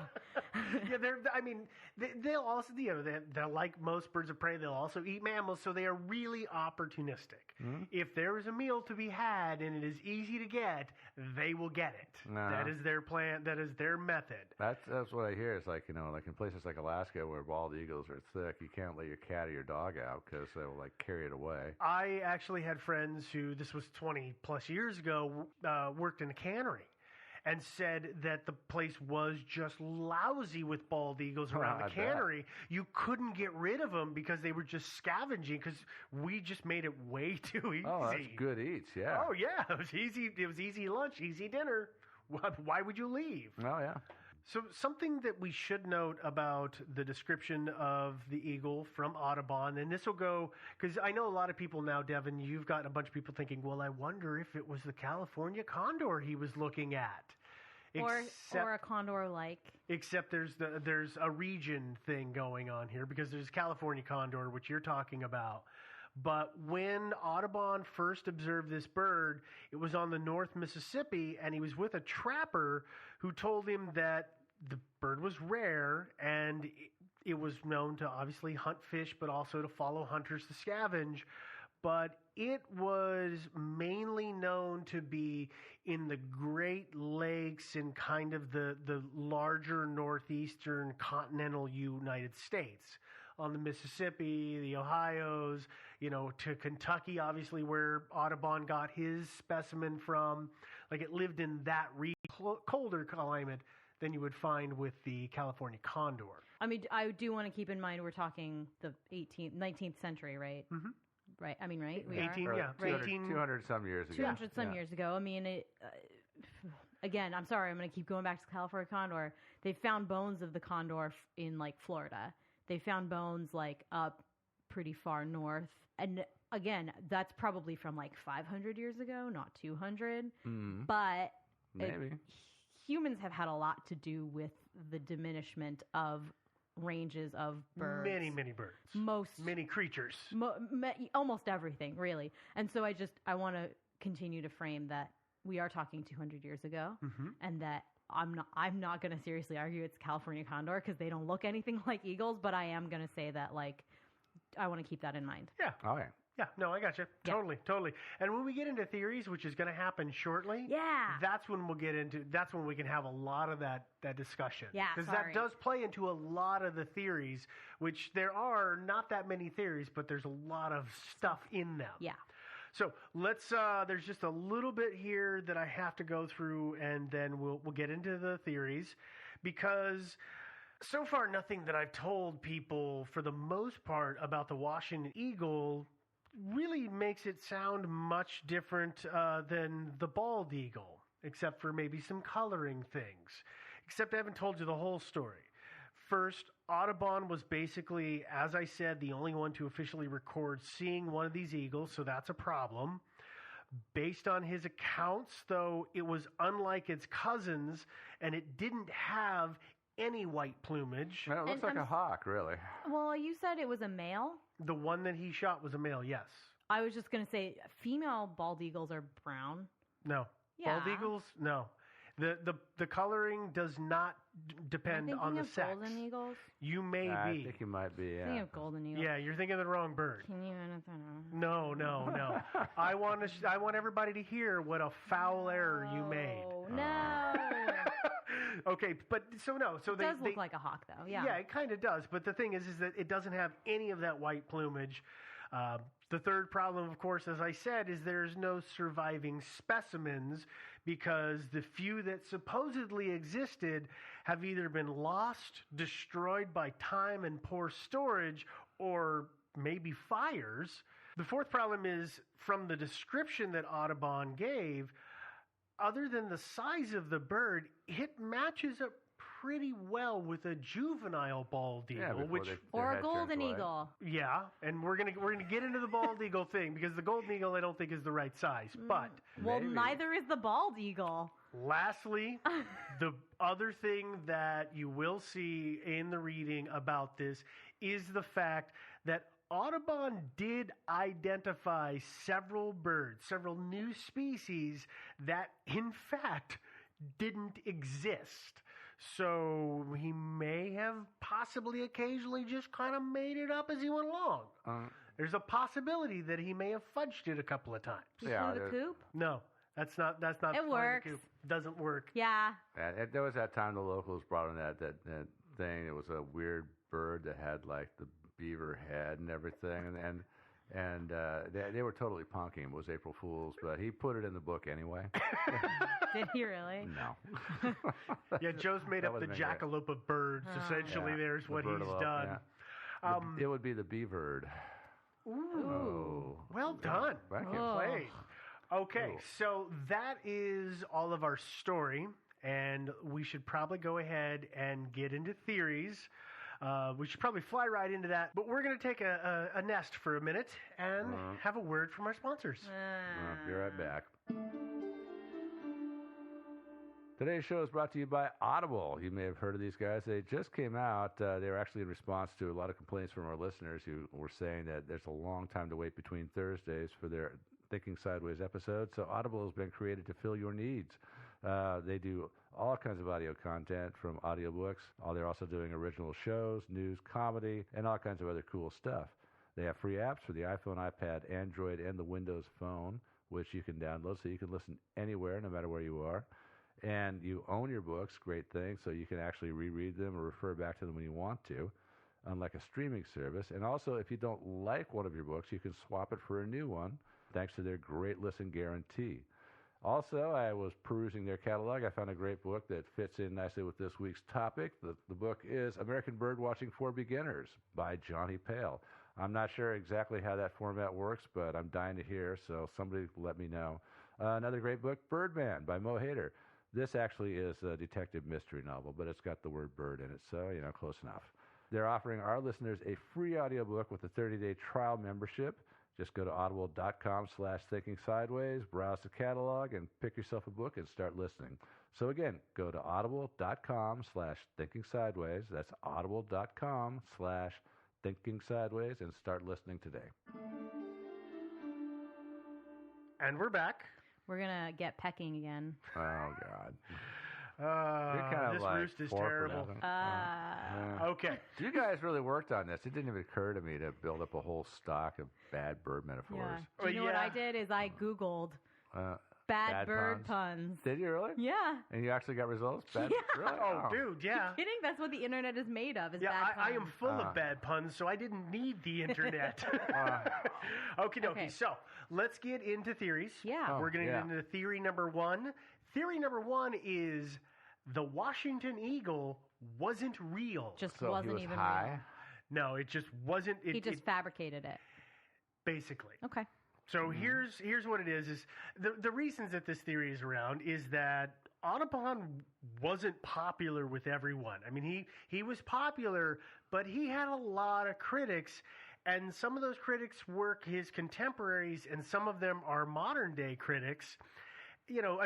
Viewed through the lens of time, he's revered as this great man, but that happens to all these people at his time. He was just a regular guy who had foibles in his personality, and some people liked him and some people didn't, and the people who didn't went after him because of that, because he could self-aggrandize and he could sound like he was exaggerating, and that rubbed people the wrong way sometimes. So 19th century flame wars. Yes. Yeah. And they were literal, they're that writing in publication kind of flame war that we see all through history. There's a couple of guys that didn't like him were writing articles in Loudon's Magazine of Natural History, and this is between 1831 and 1835, just slamming him, and in parts, at times, they would later on go to talk about Washington's Eagle. They didn't like him. This is today known as the iTunes review. Yeah. Tell me about it. Hello. So for everybody that's listening to this episode and you want to give us a low iTunes rating, do it. Please do so through Loudon's Magazine of Natural History, and iTunes will receive it and log it appropriately. Agreed. Yeah, either that or go to whitehouse.gov and just make some threats. Okay, so those, like I said, they accused him of a lot of things, one of which was they said he was sloppy in his work, that his measurements were bad, and obviously this bird was just a juvenile bald eagle that just happened to be big, just happened to be a big juvenile. I mean, that happens. So it's funny you say that, because the juvenile bald eagle technically in its wingspan is larger than the adult by a little bit, and it just happens to be because of the shapes of the long, the long wings on the long feathers on the wings that come around at the tips. They have a slight curve to them that adds just a little bit more, and it makes its wingspan a little bit longer or wider than that of the adult. But also, but not significantly, not by a matter of feet. No, but I mean, yes. There are big and small versions of everything. I mean, we see it in humans. Except they're outliers. They're giants. There are things that are there are always going to be birds that are bigger and birds that are smaller. And yes, it would have been extraordinary for that bird to be that big, but extraordinary things happen. I mean, there are humans that are what? 7 foot something tall. 8 feet tall. What's the tallest human that's ever existed? And then there are humans that are like 3 feet tall. That's a thing. There's a wide spectrum. You are right. As Joe said, there are outliers, and I cannot dispute that could very well have been it. Or it could have been that he was exposed to a little pile of radioactive plutonium, and that made him grow bigger, because that's what radiation does. Eagle Man. Yeah. That's why he was called Washington's Eagles, because that's a pretty good superhero name. Because he had the ruffled front of his shirt instead of feathers. Mm-hmm. Yeah, no, this is not happening. Fine. So basically, we're talking about the fact that this bird could have been an outlier, and they say that maybe it wasn't an outlier. Actually, what they say is that he did bad measurements and that he padded things so that it looked more impressive when it was in his book. Well, which. Plenty of people have done that. I mean, there are so many examples of people making stuff up and writing it in a book and then being called out later on and people finding out, oh, that didn't happen. This isn't actually the memoir of so-and-so. You made all that stuff up. See Oprah. Not Oprah, but the person that was on Oprah. That's fine. One of them, yes. For a second, let's go back to the bald eagle, and specifically I want to talk about the juvenile bald eagle, because that's what his critics are all saying. Obviously, it was a juvenile bald eagle. Or a JBE. Or a JBE. So, if you don't know, let me describe the juvenile versus the adult bald eagle, not in size, but in appearance. So, the adults have the white plumage on their head, and they have a yellow beak, and they have yellow feet. The juveniles are brown, so their head is brown, their beak is blackish blue or dark colored, and their feet are dark colored. They're dark brownish black. As they progress to maturity, they gain more of the white in their head until it's full. The yellow, because a bird's beak, it's like your fingernail, it grows out. Birds' beaks are constantly growing. Yeah. The yellow, as they mature, appears and then makes its way through the entire beak until it's continuously yellow. And with their feet, the scales change and molt over time, and then the yellow comes in and they're not dark. Typically brown. But they have white feathers randomly scattered about. It's referred to as a speckled pattern. And depending on the bird, because they're all different, some of them, they look like it looks like a, kind of a connect the dot thing. There's little white feathers everywhere. And some, there's very few, if almost none, but that's dependent upon where they are in their stage of development. All right. Okay. So we caught one of them. Okay. So that's why people say, well, it's got to be the juvenile because of the fact that there's so much, it just, the description, if you find one without the white, that's got to be the right bird. I'm kind of. Kind of? What are you thinking here? I don't know. Just you want me to keep going and you formulate your thought? Okay. Yeah. Okay. We'll continue on. So we've just described what the juveniles look like in pretty good detail, and people are saying, well, obviously, as we said before, Audubon shot a very big one, and it was a really, really big one, and of course, it didn't have any white feathers on it because it just happened to be one that didn't have a whole lot of white feathers on it. If you can, and we're going to post a photo of this online, Audubon's painting is available. One of the prints out of the book is available. There's some great high-res scan of the page from the folio, and it's phenomenal to look at. But when you look at that bird, there's no white on it. And no, I'm seeing it. And I will state now that it is also very dangerous to rely on a single painting of an animal and say that is definitively what they all looked like.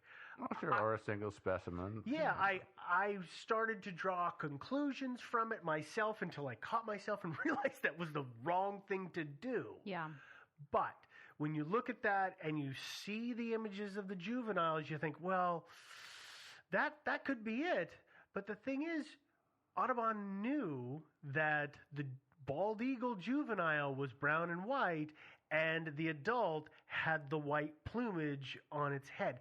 He was aware of that. He had observed them for years. In his writing, he talks about the juvenile sea eagles. Like, he knew what they were. While some of his contemporaries thought they were two different birds, he had always argued that they were one. So to say that he couldn't identify it is a little weird when he kept saying, oh, no, that's the juvenile. Like, Yeah. he gets it. Yeah. So there's holes in the argument of his critics. For sure. Yeah. I would agree with that. But what? But so one of the things I said in the beginning is maybe the fact that he literally just made it up. We talked about he could have just completely fabricated it. There's a really great story that substantiates possibly that he did that because he had done that before. Have either of you ever heard of Constantine Rafinescu? Of course, the movie star. Yeah. Yeah. No, not the movie star. Oh, who? I have not. Okay. No. Constantine was a French naturalist, and he was very prolific in hunting for and finding and naming new species of animals and plants. And in 1818, he had seen some of the work that Audubon was doing in some of his paintings and drawings, and he decided that the best thing to do was attach himself to Audubon for a while, since that guy was always going out into unexplored areas, and he could tag along and find all these other unknown creatures and plants and name them and have it underneath his catalog of things that he found and named. I see the makings of a really good buddy movie here. Well, I don't know, because Constantine was not a normal guy. I mean, the best thing I've ever heard is the description of him is Audubon got a letter of introduction when he showed up, and that letter of introduction described him as an odd fish. He was kind of a weird guy. He's described as an erratic genius, and most people did not like him. They just couldn't take him, but Audubon seemed to kind of take a shine to him. And I think it's because of the antics that this guy went through all the time. Like, apparently in the first month that they were together, Constantine destroyed Audubon's violin. Oh, oopsie. That's a faux pas. Because a bat flew in the window, and he was convinced that the bat was a new species, and he was trying to swat the bat down with the violin, and obviously hit something that was not the bat and destroyed it. Did Constantine happen to be rich? I do not believe that he was an exceptionally rich man. I was going to say that could explain why struggling Audubon was like, hey, Yeah, of course. hang out with me, no bring problem. your wallet, dude. Yeah. I think they were at the same level. You know, they weren't. One wasn't socioeconomically higher than the other. They were kind of what's the word I'm looking for? They were the same, contemporaries. I can't think of the word I'm looking for, but they were the same thing in that scale. Stop looking at me like that. You're laughing at me. I can't think of the word. It's also why, the same reason Audubon kept Constantine alive. That's why we keep you around too. I know. Yeah. I know. I realize You that. almost said that's why we keep you alive, too. I know, you corrected I accidentally yourself. said I like Constantine alive. I'm sorry. Okay, so let's get back to Constantine and Audubon. Constantine was very, very prolific in his naming. He has, to his credit, named 9,400 species. 9,400 individual plants and animals that he discovered were unique and gave a name to. So the guy did this his entire life. It's pretty intense. It's pretty intense. That's a lot of work, yeah. He was also a sucker.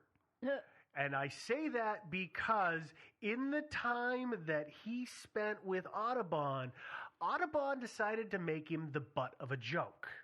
And I don't think that Audubon probably intended for that joke to go as far as it did. But what he did is in their travels, he started describing animals that he had seen in the Americas. And those included, which, by the way, Constantine recorded all of these and named all of these creatures. But he recorded 11 fish, 9 rodents, 3 snails, 2 birds, 2 plants, and 1 mollusk that did not exist. Was there a jackalope in there anywhere? No, but there was like the big-eyed jumping rat, and there was these fish. Like it took 30, 50 years for some of these things to be the first ones to be found as not real. And oh my God, how? Because the scales on one of the fish were described as bulletproof. That'd be nice. Who thinks that's real? But somehow it got into because Constantine recorded it, and I don't think Audubon expected him to actually do it.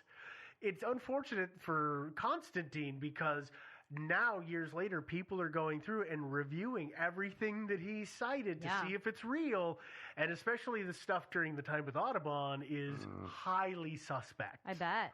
So poor guy, but he pulled people's legs. He made a joke, and it got out of hand. And so people say, well, obviously he lied, and he did this big thing. So he very well could have just been playing a joke on the world. Oh, I need one more bird. I'll make one up and squeeze it into the book. Whether that's it or not, I don't know. I mean, he could have been. I mean, I don't know why. The only reason, so the reason that I can think of why the Birds of America was a publication. It came out by subscription at a regular interval. Right. And I am guessing that he had a consistent number of creatures of images in there each time. That were new. And what if he's fallen short? Okay. Oh hell.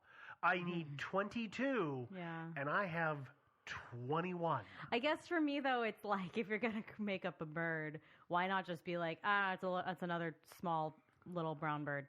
That would definitely be easier to get away. It'd be super easy to get away. Because, they're not nearly so noticeable. They're not. And then people are saying, well, how do we find these? Well, just go out in the woods and look. Well, I went and I didn't see them. Well, they're small, dude. They're little. Yeah. Well, but the exact opposite, he could say, well, you can't see it. Well, they're super rare. The Canadian trapper that I talked to said they're very rare and you don't see them very often. So, no wonder you haven't come across one in the natural world. They're just super rare. Sorry, guys. It's entirely possible it was already on its way to extinction. That is something that we are going to talk about, and we should talk about in the theory that we're about to go into, which is indeed the Washington Eagle was real.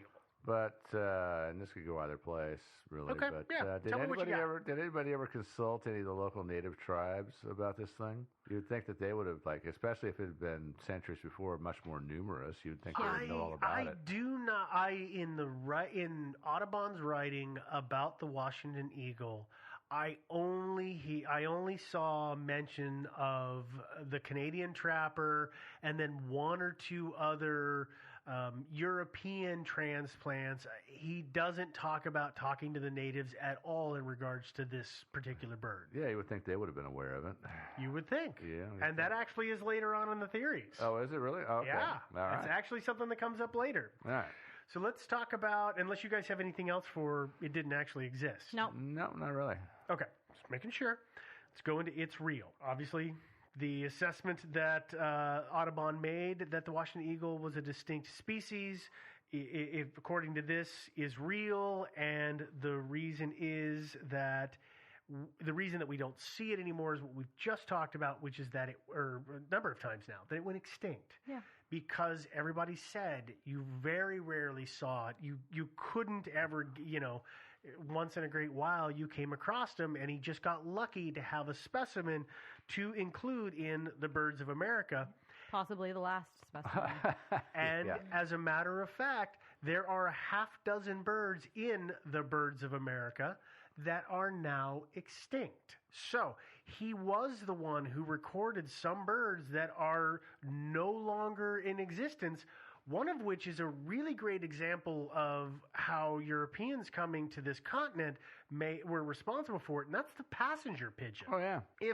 If anybody doesn't know the story of the passenger pigeon, it's really interesting, and I want to share it real fast because it's very applicable. It is. So the passenger pigeon was prolific all over the North American continent from the it's the Rockies east. Pretty much they lived in the eastern half of this continent, and they were amazingly prolific. They're described as flying in big flocks. Yeah, they'd darken the sky. They would darken the sky for an entire day and only leave behind their droppings. Like the birds would never stop, but they'd block out the sky because the flock was so huge. And you'd be in the middle of a big old poop storm. Huh? Exactly. What did they say? When they were hunting them, they said you could kill more than 6 with one blast from a shotgun. Uh-huh. You just shoot into... They were so thick, and they were a great food source. I mean, people loved them. Predators loved them because they came to town and it was free meat, and you could just go crazy just killing these things. And that was fine in terms of from the biological or the survival standpoint of the passenger pigeon, because they used a survival strategy called predator satiation, which is all the predators come in and they eat a bunch of you until they are full, but the population is so huge that you can lose that small percentage to satisfy the local predators, and your population doesn't suffer. I can just imagine though, if you're one of the pigeons in the briefings, and you're going like, "Excuse me, why me, dude?" I mean, seriously. Well, it's the weakest. I love that Joe says the pigeon in a briefing, because I immediately thought of a World War II pigeon with the little metal helmet on. Oh yeah. They're all sitting there, and this guy's got his PowerPoint presentation. And excuse me, and who gets to be the goat here? Really, dude? Yeah. Yeah. But the thing is, so this theory or this practice of predator satiation, the passenger pigeon isn't the only creature that does it. The cicadas, the ones that come out every, dozen or 13 or 17 years or whatever it is, there are so many of them that in a night, every predator in the area is stuffed full, and there are still just gads and gads and gads of them around. Pretty sure rabbits use the same. I'm kidding. No. I'm kidding. Okay. So the point is, though, is that it worked well, and they survived, and they thrived.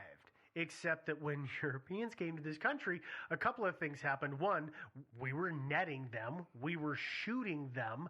We were destroying their nesting grounds. We were consuming them at a faster rate than they could reproduce. There were actually guys there were hunting clubs, and they would get a telegraph to say where the flock was. They would hop on a train so that they go there and start hunting and shooting and killing them, and they would follow the flock using the train lines. So suddenly they were using technology to completely outpace the rate at which these things could reproduce and naturally survive.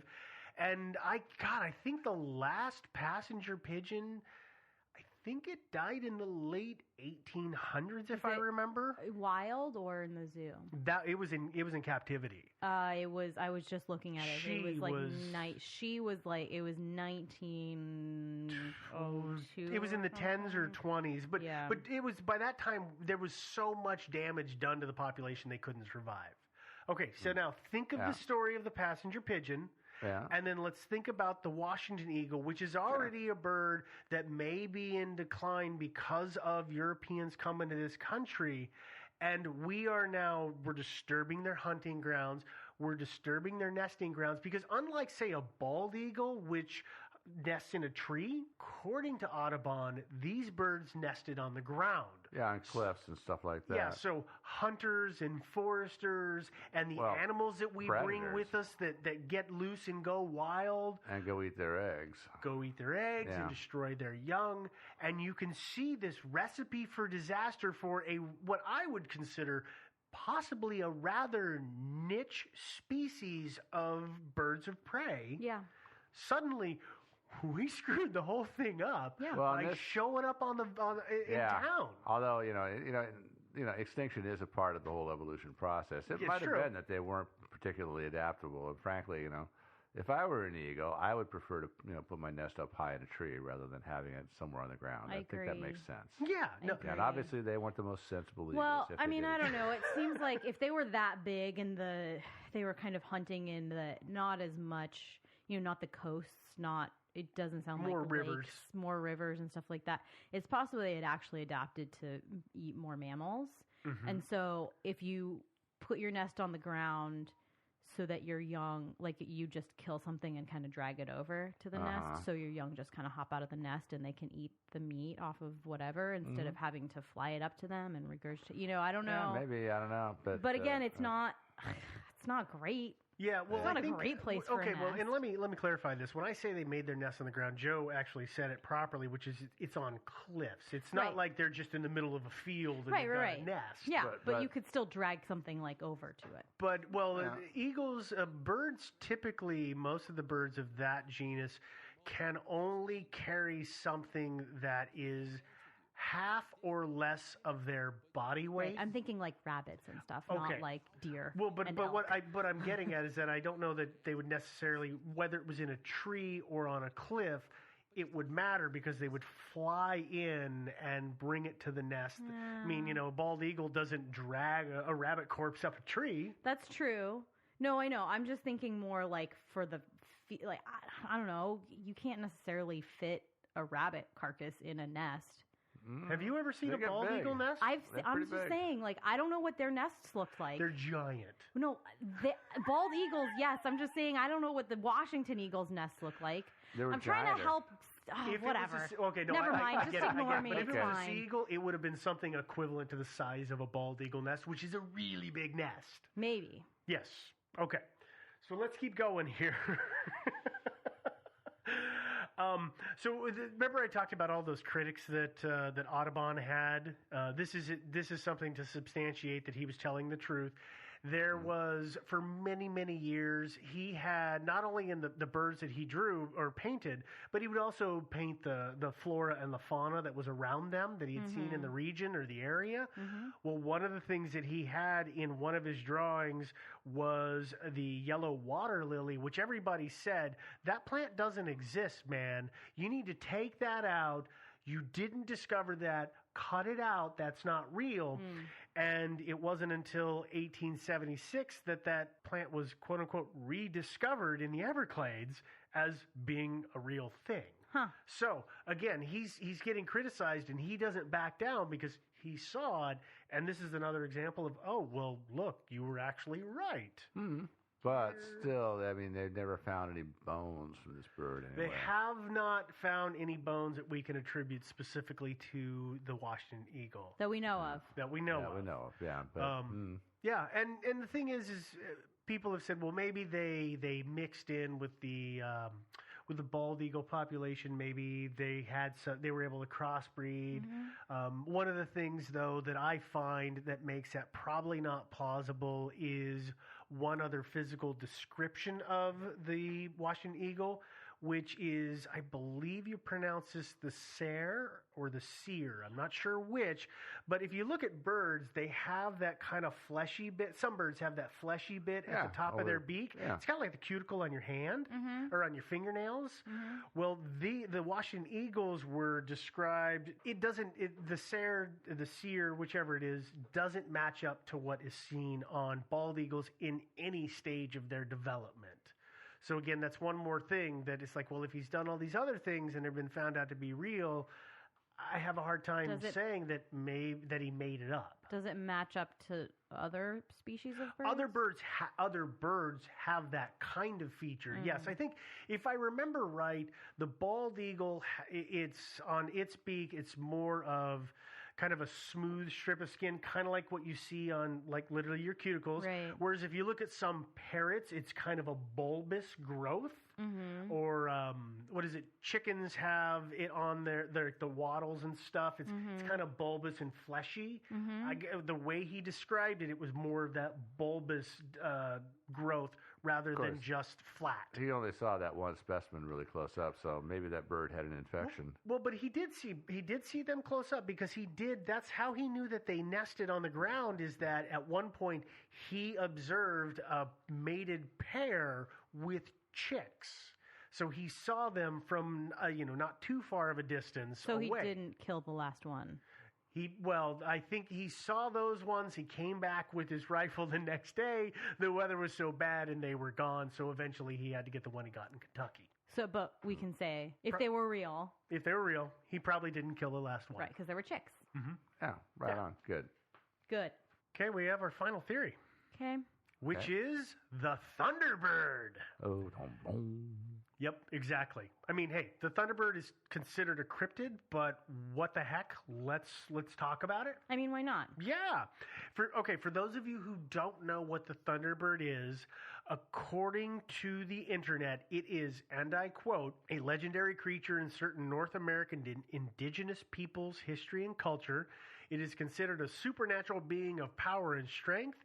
It is especially important and frequently depicted in the art, songs, and oral histories of many Native American tribes.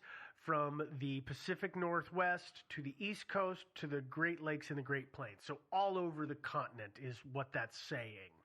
End quote was somewhere in there.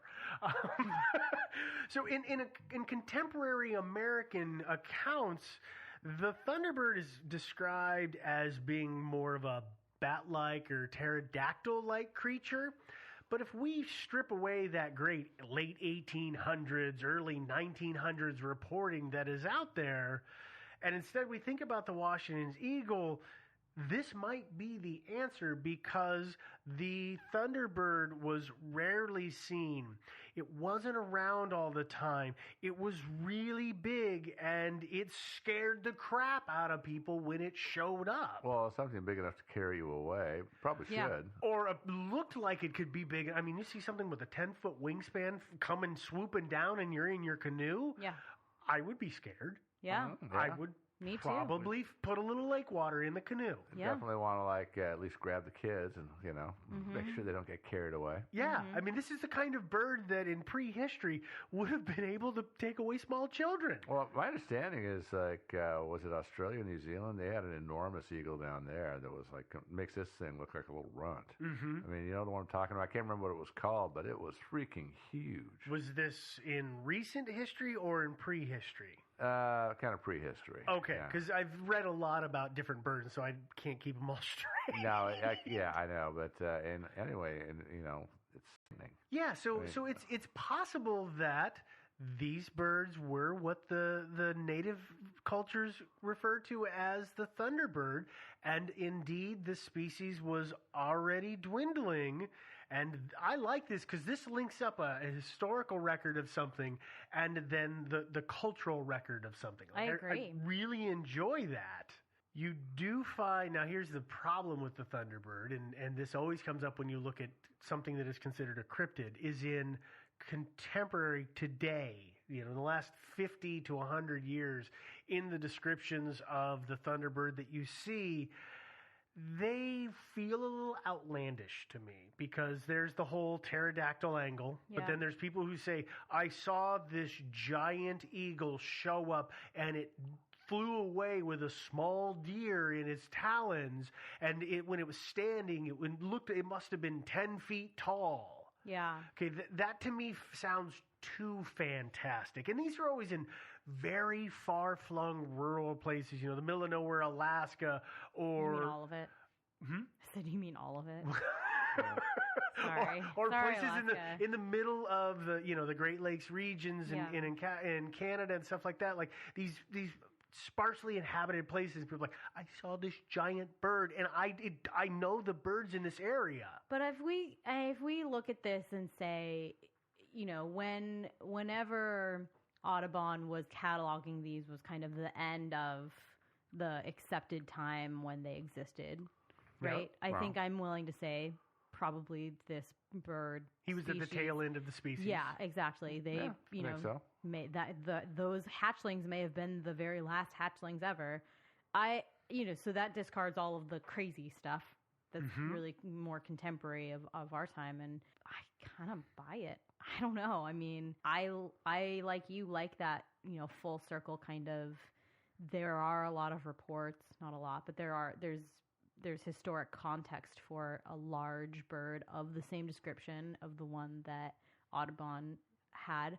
The only thing that I'll come back to, though, is the lack of any kind of fossil records or you would think there would be some of that, or anything. Yeah, the difficulty. I am by no means an expert on this stuff. Yeah. But the one thing that I do know about bird bones is that the majority of them tend to be hollow. They are so hollow. They don't preserve as well as a solid, dense bone that you and I have. True.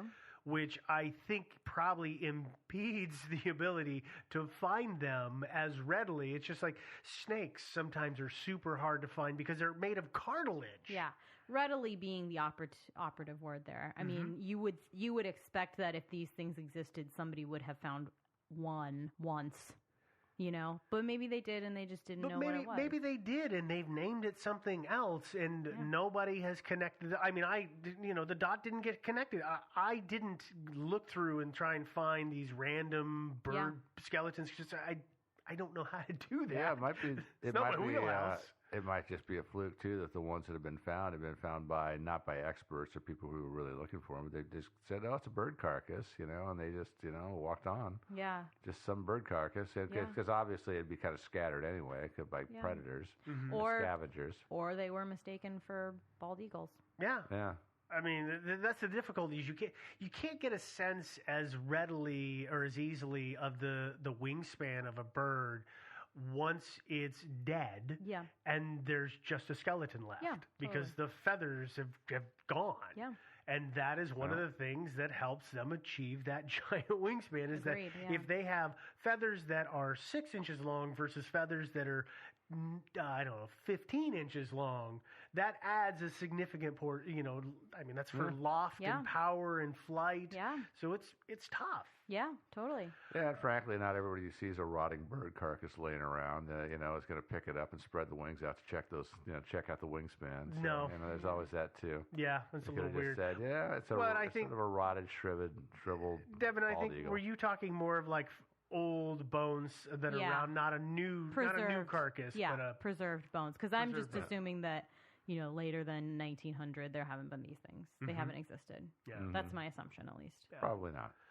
Joe, I mean, what's your thoughts on it, Joe? I still like the idea. I don't like the idea that they were real and they're extinct. You like that they were real, not that they went extinct? Yeah, I like that they were real, but it's too bad they went extinct. It's a shame. Yeah.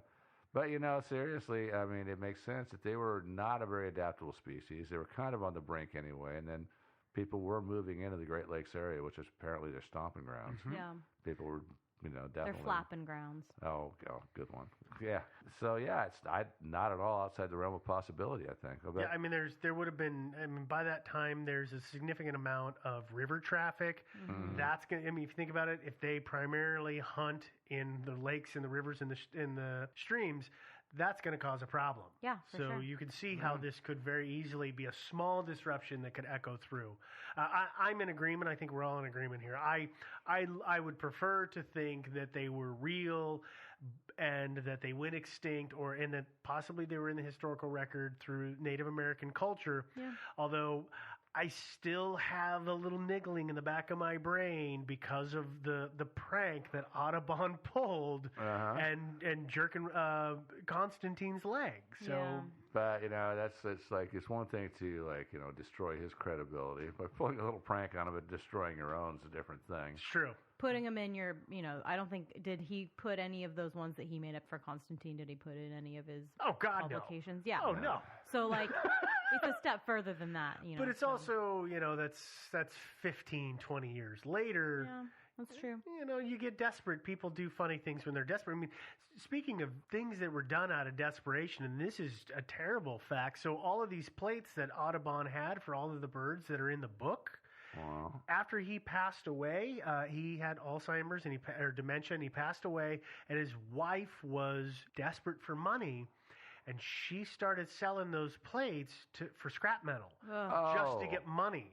So I think it's in the low 100s of them still exist. That's the remainder of them, she needed money, and so she sold them, and they were melted down. That sucks. Sad. Yeah, it's one of those things in history. You're like, oh.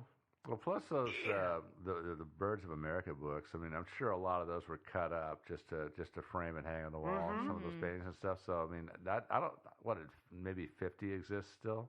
I don't know the number, to be honest with you, Joe. Yeah, it's not a very high number. All I know is that when I went to the rare book room and I asked about it, I was told that, you can look at the books of the writings, but if you want to look at the actual book, you're going to need to make an appointment, which means I would have to meet with somebody, probably go through a little lesson of what to do, and then put on the white gloves. Oh, yeah. To even be allowed to touch it. And even then, hopefully they would watch you like a hawk. Oh, yeah. Good one. I know, thank you. No, they believe me, the gal that, Phoebe at the library, she was not but 5 or 8 feet away the entire time that I was looking through the book I was reading. So, Yeah, they're definitely valuable. So it's sad that those things are gone like that. It's sad, but and it's not at all unknown for people to cut pages out of books, especially like maps and plates and stuff like that. It's not at all unknown. And sadly, they weren't always framed. They a lot of times were just hung. Yeah. Which makes them degrade even faster. But we are way off of that. I think we've finished up with the story here. Now we're complaining about what a bunch of bad preservationists we all are. Yeah. Instead, let's talk about the great things that I know everybody listens to this podcast for, which is the things we talk about at the very end. Oh, yeah. Like housekeeping. Yeah, like our website, because we have a website where we're going to have the links to this story as well as every story that we've talked about before. That website is thinkingsidewayspodcast.com. You can find the show just about anywhere. So if you use iTunes, you can subscribe and review and leave a rating. If you're using any of the other streaming platforms, whether that be Stitcher or Google Play or any of the other various ones that are out there, do subscribe. If you're able to review on there, please do. We appreciate that. That's how other people find us. We're on social media, so we have a subreddit. We have the Twitter account. The Twitter account is Thinkin' Sideways, where Devin puts out funny stories and pictures and screen caps our text message conversations. Yeah. And we also have the Facebook page and the Facebook group. The page is where you can read some of the fun stuff we find on the internet. The group is where you're going to get a chance to actually go in and have discussions about episodes with other listeners. Yeah. Last, we have merchandise, or next, I should say. We have merchandise that is also on the website. So shirts, stickers, mugs, all those good things. There's links for those in the right-hand panel. And the last thing that I was going to talk about is emails. So you are able to send us an email if you have a story suggestion, you have a question, you want to talk about an episode, whatever the case may be. That email address is thinkingsidewayspodcast@gmail.com. So send us a message. Fan mail. We like fan mail. Yeah. Especially me. But I totally thought he was going to say feather mail. And I was really expecting another bird pun in there. No bird puns for me, sorry. Okay. Well, that is all that I have so far and for this episode. So I guess if that's all we've got, the birds of a feather doesn't work in this one. We will talk to you guys next week. It's time to fly on out of here. No bird puns for me. Bye, everybody.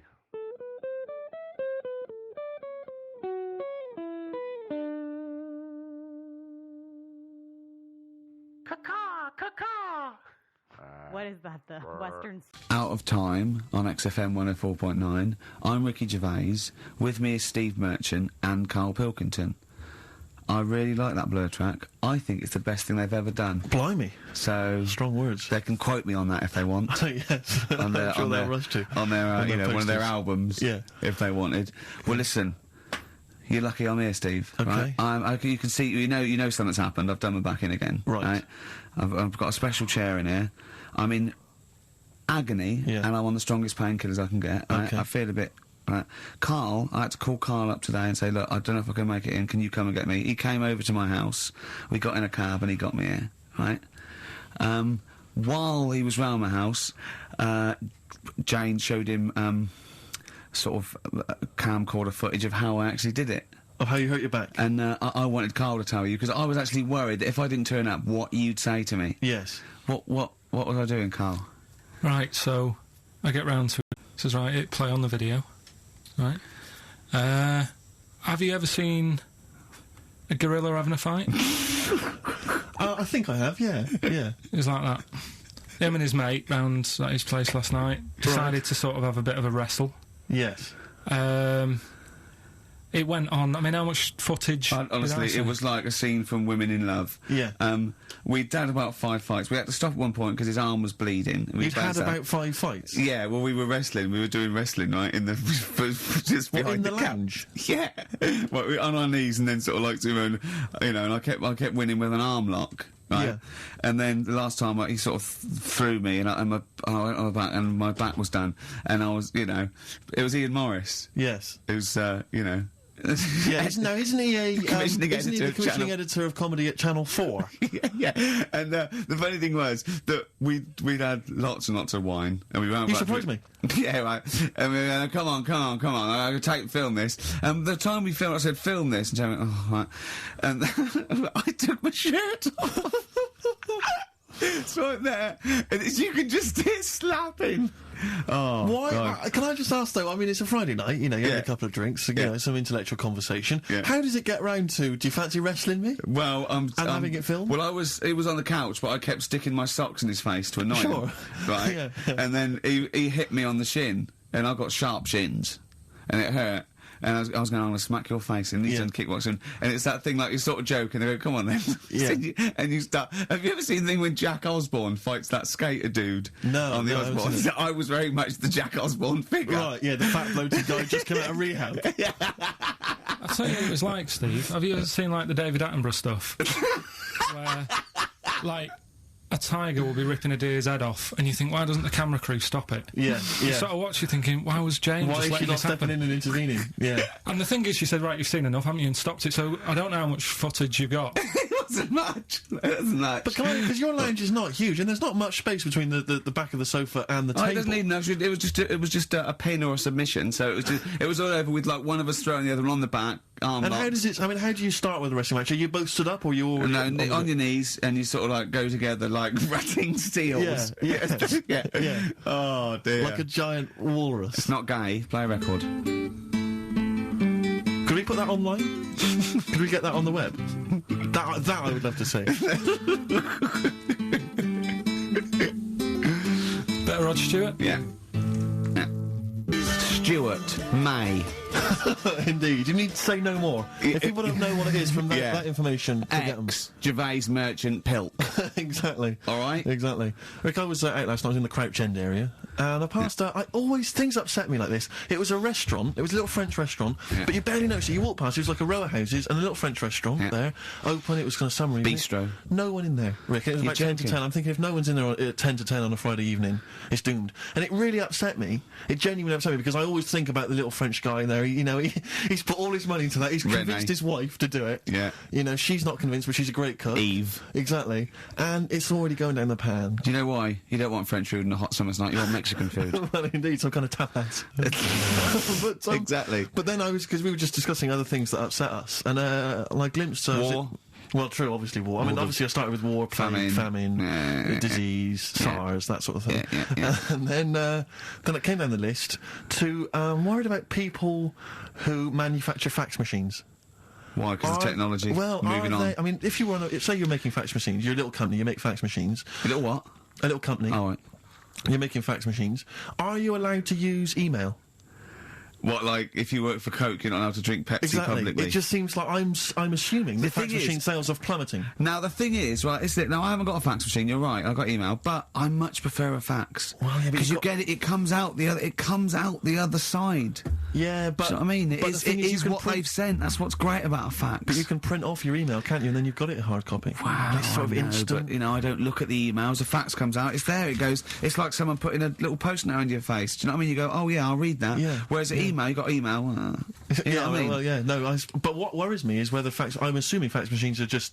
I mean, I don't know if there's anyone listening who works maybe for a fax machine organisation. 08700 800 1234. If you're in the fax industry, give us a call. Tell us, what sort of figures. Yeah. Exactly, yeah. We want to go down 17%, something like that. Something like that, those kind of stats. In the southwest. Exactly, those are the kind of stats. But have you got fax machines yet in the north, Carl? Yeah. Yeah, I mean, you're loving it, aren't you? I like getting letters. Well, no one sends letters anymore, do they? You like getting a scroll from a man on a horse. Yeah. Saying you're... When do you get letters? My mum still sends me the odd letter. Sure. Even though I call, she'll still... She likes sitting down at a table and... So what, you call and ask the questions, there's no reply, and then you get a letter a day later going, question 1, yes, I am well.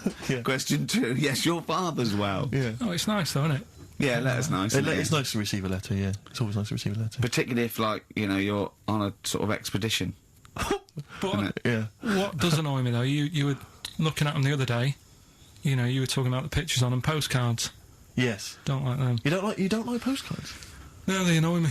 And just because it's never anything of any interest, and the fact that even though it's been sent to you, you're the last one to read it. Whenever I used to send my mum a postcard, every time I sent it on, I'd horrify her by putting on it, having a lovely time, does that pig of a postman still read all your letters? And she'd just be horrified, just be terrified he'd looked at it or something. This is what worries me. I've always assumed that people would read a postcard. If I was a postman, I would definitely read every single postcard. Yeah. So if you're on holiday, you know... What do you mean? You wouldn't have a lot of time left if you read every postcard. No, but as you were posting it through the letterbox, you'd have a quick look, wouldn't you, to see what they were up to? Because that's why I never used to write anything of any interest on a postcard, because I didn't want to, I didn't want anyone to sort of know what I was up to. Let's say I was on a bawdy lad's holiday, you know. I would just write nice sunny, got myself a lovely pair of shorts, stuff like that. I'd keep the truth, Rick, for when I got home. Well, he's looking forward to going on holiday now, Carl, because he's got some prescription lens sunglasses. We'll be talking about that after the break. Bit of darkness. Look forward to that. Yeah. An amusing story about a man wearing glasses. Oh, the darkness growing on me. It certainly is. On XFM 104.9. Love those boys. Keep the guitar riffs up, lads. I'm Ricky Gervais with Mr. Steve Merchant. Oh, it's good to see that your back pain has not impaired your DJing abilities. Yeah, I know. Well, I'm a professional. I'm a professional. You've soldiered on. Yeah. Put the glasses on for Carl. Well, see, now, because I wear glasses normally, I've always had problems with glasses. The thing about glasses is it stops you from doing so many things, and you may not realise if you're a non-glasses wearer, certain things that you can never do. If you're, like, for instance, I have never been able to go into the mosh pit at a gig and get carried above everyone. You know, when they carry you above everyone on their hands. Because I knew someone would just grab my glasses. But you don't need to, you can see from the back. That's the good thing about you at a concert. Indeed, you can actually stand at the back and look over. Being able to at least jump on the stage and do a stage dive and all the rest of it. So that's one of the things I've missed out on. Missed out on, sport, really, because lots of boxing, for instance, I could never do. I never do boxing, never do wrestling. So our big championship showdown is not going to happen. We'd probably be the same weight category. Well, possibly. You think of your reach. Yeah, exactly. I remember when I first got glasses, I only had to wear them occasionally. It meant I couldn't see things a long way away. And obviously I got them, but I was at school and I was a bit self-conscious, didn't want to really tell anyone I had glasses. I didn't reveal to anyone I was wearing them. So I used to go into a class. I remember being in science, and we always sat in the same spot, and I was sat right at the back, and I couldn't see what was on the blackboard. But I didn't want to put my glasses on because I didn't want people to know I had glasses.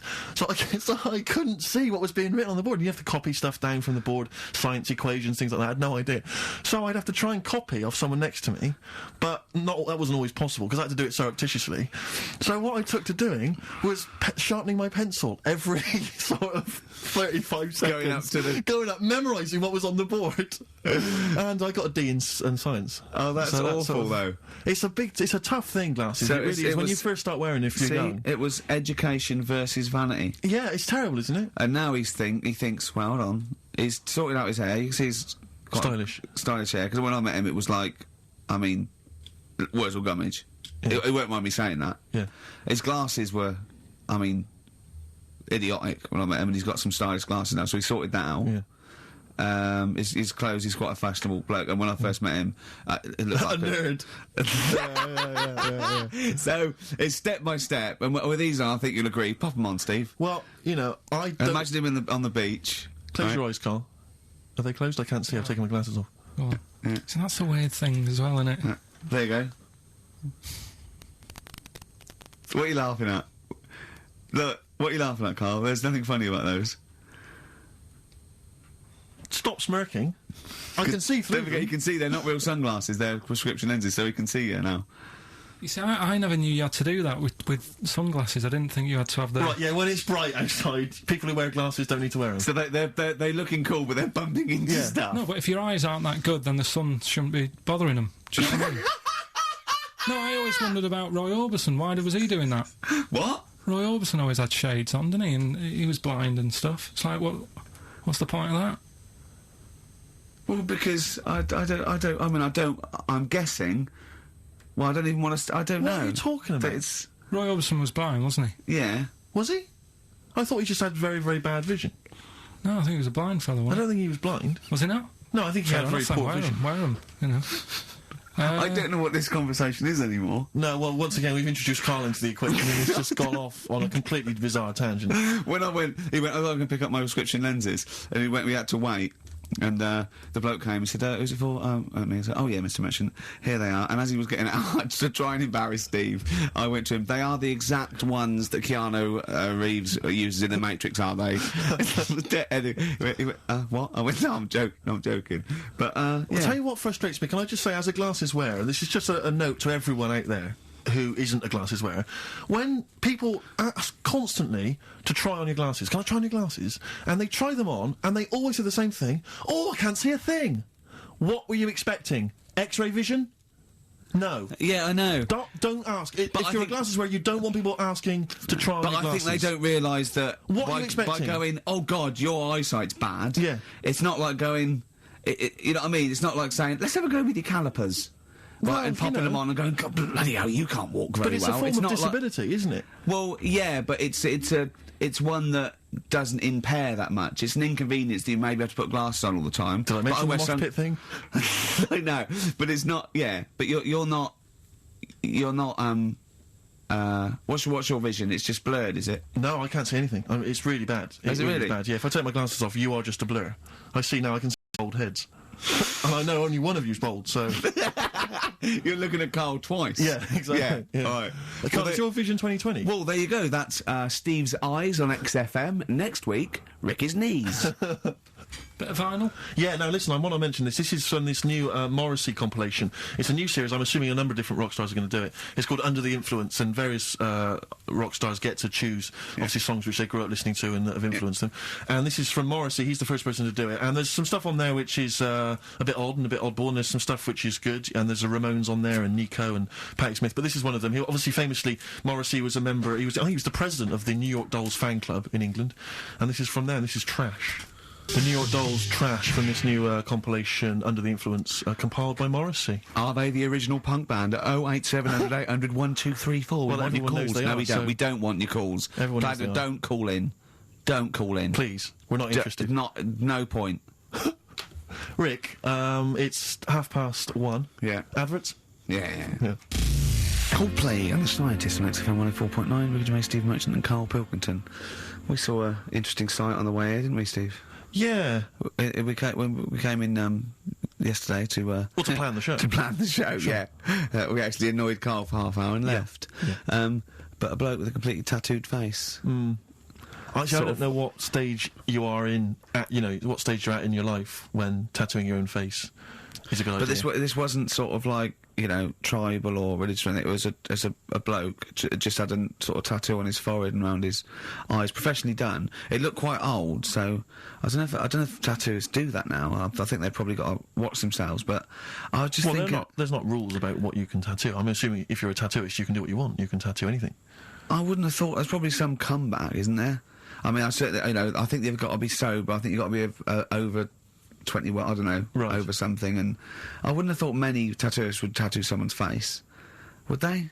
Well, I don't know. Have you met tattooists? I mean, I don't want to slag them off, but they are like, I know why, they're big. Well, exactly, and they've got needles. A lot of them are big. But they do seem like they live in the periphery of society, a lot of these people.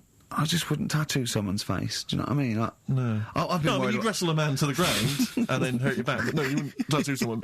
No, I know. Does everyone ever regret it? I mean, I'm sure some people regret a tattoo. Whenever someone shows me a tattoo, I go, that's brilliant. Because I can't bear to go, that's rubbish. Yeah. I just think that because they can't change it. There's no point. Yeah. I mean, what do you think? I go, it's brilliant. Well, I read in the paper, was it a man or a woman who had just had Beckham on their arm? Just not a picture of him, but the word Beckham tattooed on their arm, spelt wrong. Oh, they'd missed out the K, or maybe they missed out the C, so it was BEKAM. Oh no. Anyway, it was just spelt wrong. I mean, firstly, why do you just have the name of David Beckham on your arm? Home tattoos are the best, though. What's that's done with a pin and a sort of some ink in prison, like with skins. Yeah. It's sort of wonky because they've done it in a mirror. Yeah. What does that say? Well, read it. Tanuck. Yeah, I did it in a mirror. Profanity. Yeah. Have you? Would you ever toy with a tattoo, Carl? No, I mean, I've told you about me Uncle Stan before, haven't I? Tattoo Stan. No. He's just covered in them. It just looks a mess. Do you know what I mean? You can be wearing the best suit in the world, but you still look a scruff. Sure, yeah. Do you know what I mean? Yeah. Once you have it done. Well, some tattoos, can be quite tasteful. No, but he was covered. It was all like, cut hair on his neck and Spider's web. It's just, a mess. And he did a lot of his own. I've told you about him before. Have you? I don't remember it. Yeah, because I was saying, if you're going to do your own, at least make sure you're a good drawer. Yeah. It was just a mess. It was just all over the place. What he thought had he done? He sort of doodled snakes around. Yeah, and all his kids' names on his arms, and it's like, can't you remember them? Yeah.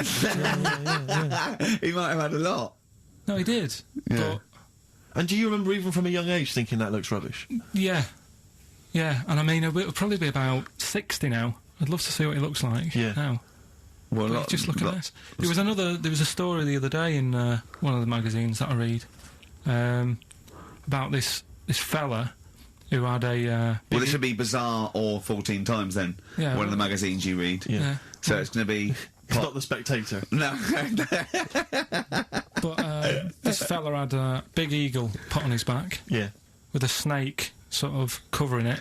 And such rubbish, isn't it? This kind of symbols of sort of dynamism and life. Yeah, I know. Yeah, a snake and an eagle. Yeah, a large-breasted vampire woman riding a dragon. Yeah. That's always a good one. But this fella had that, and he had it in his will that when he dies, he wanted his son to have the skin taken off. Oh God! And put in like a little frame. Oh God! That's horrific. What's that? That's my dad's back. Yeah.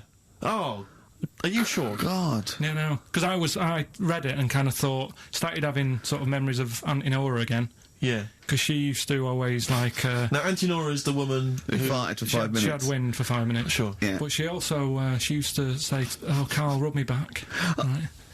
And with her being quite old, it was all sort of mouldy and warty. It was mouldy? No, mouldy. Mouldy, right. And what did you do? I didn't like it. I hated it, in fact. It was like reading a Braille book. Yeah. It was like putting your hand in a load of Cocoa Pops. Oh, dear. All really big brown things. And I just thought framing hers would be sort of 3D-ish. Oh, right. Yeah. What's that, a chunk of the moon? No. Yeah. Did you Artex that wall? Yeah. That's Auntie Nora. That's Auntie Nora's back. Oh, God. Any piece of your body can't you don't leave behind? That's disgusting. Putting your hand in some... Is she the one with the split tennis ball when she wasn't wearing knickers? Shut up. What? No, let's not discuss the tennis ball. Okay. So she used to get you to sort of knead her dough on her back. God, this is really bad. But what would she with her dress or whatever? Or she wore those sort of squid-looking things. Like sorry, what? What? Those squid-looking? It's Auntie Nora covered in octopuses. What are you talking about? What do you mean? It's like a nightgown type thing. But what's squid got to do with it? Because it sort of looked like a squid around the edge. Oh, I know, frilly things. Yeah. And she just said, I'm aching there. Oh. She was never well. She was never. Do you know what I mean? She's always had something wrong with her. I don't ask her how she is. It's just like she's not going to be all right. Did she have wind when you were sort of neat? It must have been like playing an accordion. Yeah, get a little tune going. Wow. Oh, who's your auntie with the tattoos? That's Hazel. Oh right, yeah. Let's leave that. Why? Well, let's why? not talk about We'll leave it. What have I come across there? What's up with Auntie Hazel? What's up with Auntie Hazel? There's nothing wrong with her. It's just a what? Just a lesbian, which is nothing wrong with that. Well, no, but you've made it sound like there is now by not wanting to say it. My aunt is a lesbian. I know what you're saying, though. I know what you're getting at. Just because I call her Uncle Hazel. Play a record. He's from Manchester. Please forgive him. Lizzie, don't believe a word. XFM 104.9. I'm Ricky Gervais, with me, Steve Merchant and Carl Pilkington. Email here from Chris. He said he met a girl in Australia whose boyfriend tattooed her arm with the word psycho, except the spelling was wrong, and she ended up scarred for life with the word physco. Physco. Physco. I mean, a word of warning, if you're going out today to get a tattoo, they're tattooists. Yeah. English is probably not their speciality. So be careful. Write it down for them first. You are walking on thin ice. I've seen some of these boys. They're big. Sure. They're big. No, and if they're willing to stick lumps of metal through their faces, what are they going to do to you? Well, yeah, indeed. So, Steve, sorry to all tattooers. The piercing, you see, I have a weird problem with the piercing as well. Because, I mean, the earrings, that makes sense. I had earrings ages ago, but... Did you? Yeah. Oh, But yeah. you're a man who when I was about notoriously 18. hates pain, and he's scared of everything. It hurt. I was about 18, and I took 2 in 1, and they did it right, and he just went, and I went, all right, I went, yeah. I just went, oh, God. Did you have them in both earrings? It's just...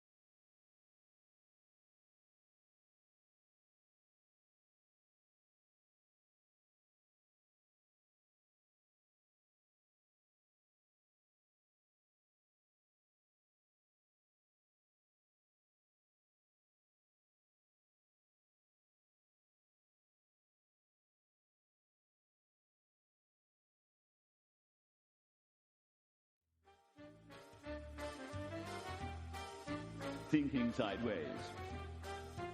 I don't get it. Up brought the aliens. You must unlearn what you have learned. I don't know. Stories of things we simply don't know the answer to.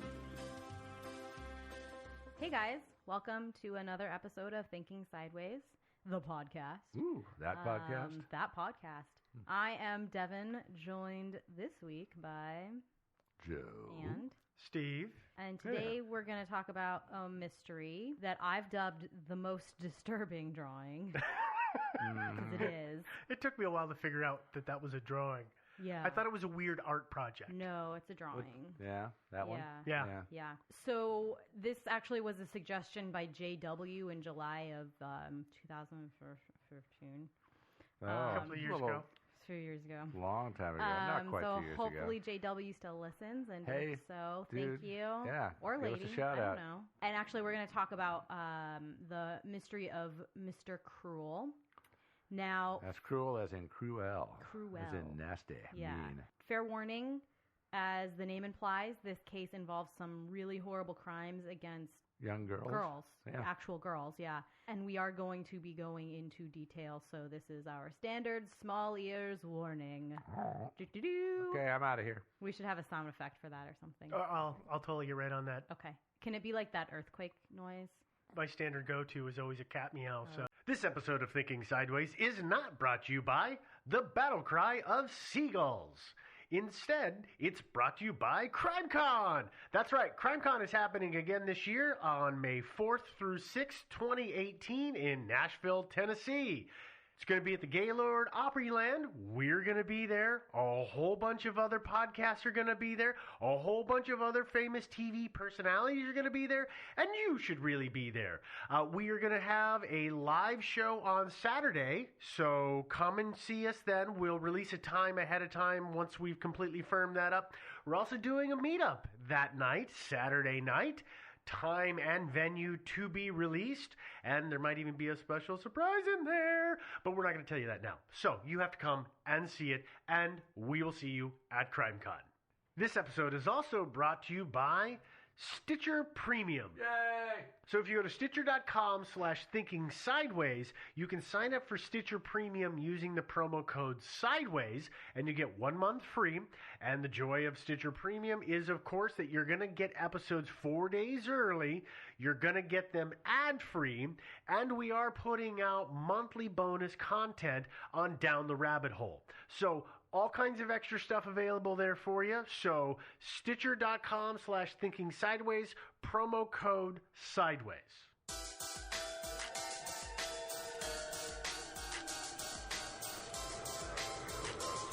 Thinking Sideways.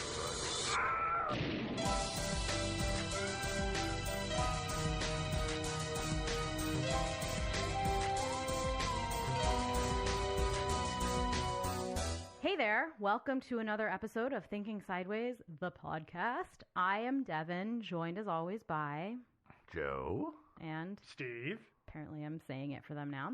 Yes. Today we're going to talk about a not true crime mystery, or I guess maybe a true crime mystery. It but was probably, an attempted murder. Yeah, maybe. But on a bigger scale. On a gigantic scale. Yeah, on kind of like a bludgeon cudgel scale, not like global scale. Yeah, totally, yeah. Not a stabbing, no. Mm-mm. It was blunt force trauma.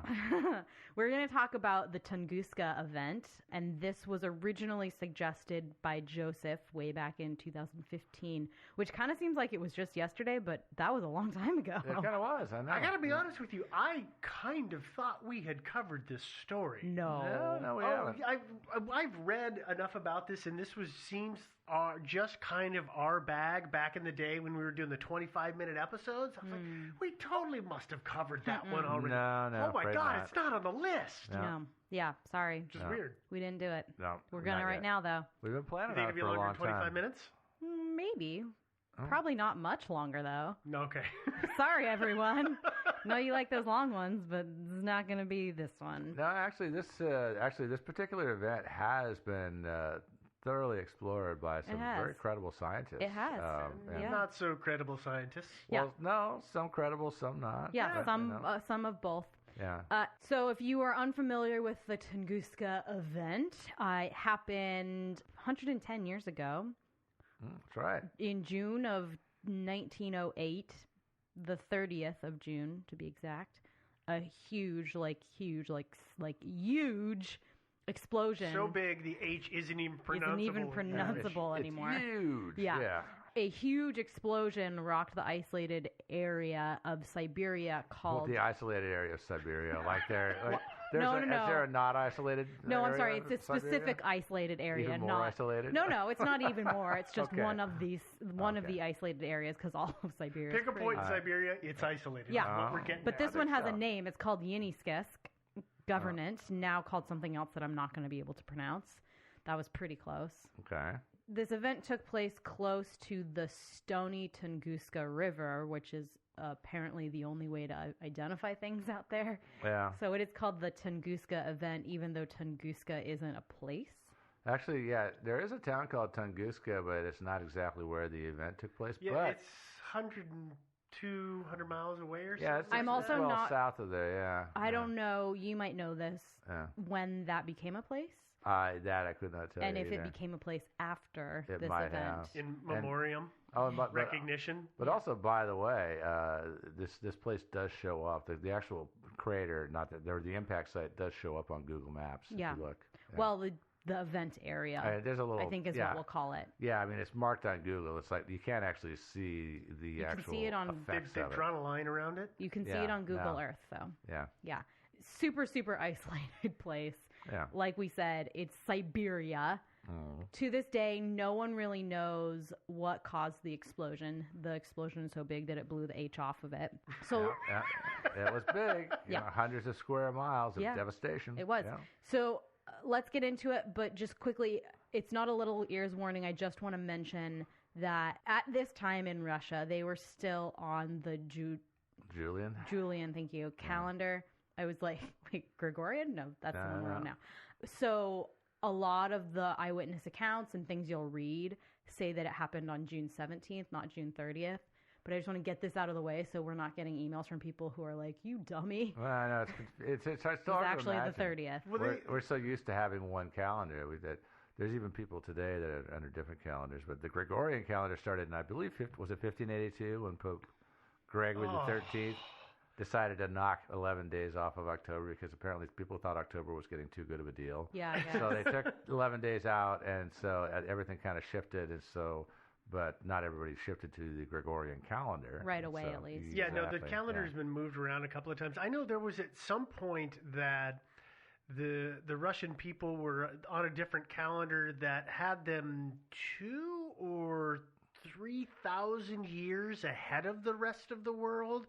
As in, everybody said, it's 1902, and they're like, nope, it's 6205. Like, there was just this weird, I don't know the exact numbers, but they did it a number of times. They shifted their calendar, and it makes it super confusing. Well, you know, actually, we are reaching that point in our society where there's going to be enough Trekkies out there, they'll take over Congress. You want to start putting it in your diary at that one. Anyway, let's maybe get back to this.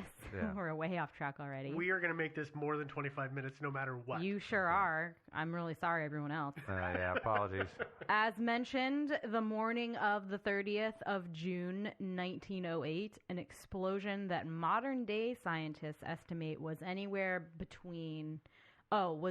from 15 to 20 megatons, caused about 770 square miles, which is about 2,000 square kilometers, of trees to just blow right over. For those of us who have to look this sort of thing up, the atomic bomb that we set off in Hiroshima was about 15 kilotons, which means that... Kilo and not mega, right? Yeah, so that means that the blast was, at this estimate, at minimum 1,000 times more powerful than that atomic bomb, which is pretty powerful in 1908. Also, reportedly, though the blast completely flattened all of the trees, there were officially no reported deaths of humans. Well, that's because the bodies were actually underneath the trees. They should have looked under the trees. Yeah.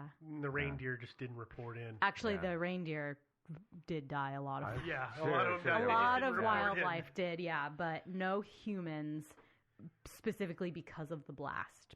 At about 7 a.m. local time, natives and Russian settlers in the area reported seeing a bluish column of light, nearly as bright as the sun, streaking through the sky. About 10 minutes later, a very loud boom, is kind of an understatement, a very loud boom, was heard, and a shockwave powerful enough to knock people to the ground and shatter windows was felt hundreds of miles and kilometers away, both. And most of the eyewitness reports actually came from towns that are hundreds of miles away, but felt shockwaves that they liken to tremors or earthquakes. And it is actually estimated that many of those tremors were equivalent to about a 5.0 earthquake. So it was not nothing. Not a little thing. No, it was not. That's a pretty big shake of the earth. The explosion also caused some interesting atmospheric phenomenon, including reports that the night sky in Asia and Europe had a glowy quality to them. That is a technical term. Glowy, kind of like Aurora Borealis. That was where I was going to ask. No, more like glowy, not like lights, kind of just like a shimmery iridescence to it. Glowing in the dark kind of thing? Yeah, kind of, yeah. Some people reported that the blast sound they heard sounded like it moved east to north, but I don't know if that really matters. And also, those people's positions aren't really specified, so I don't know how helpful that is. It probably changes depending on where your vantage point is. Yeah, I'm assuming. I would assume. This area of Siberia is so remote that it took more than a decade for the first investigators to come and try to figure out what exactly had happened. Actually, the Russian Civil War was also happening during this time, so it took almost 2 decades. It wasn't until 1927 that an exploration made it out there. Yeah, I think this guy, what's his name? Leonid Kulik? Yeah. Kulik? Yeah, apparently he'd been out there 6 years earlier on some unrelated matter. He'd heard all these stories of this big, huge kaboom. He was a mineralist. Yeah. So he was going out, his job was basically... Find minerals. So his job was to go out and find minerals. Yeah, for the Glorious Revolution. Right, and you do that mostly in kind of isolated areas. Like Siberia.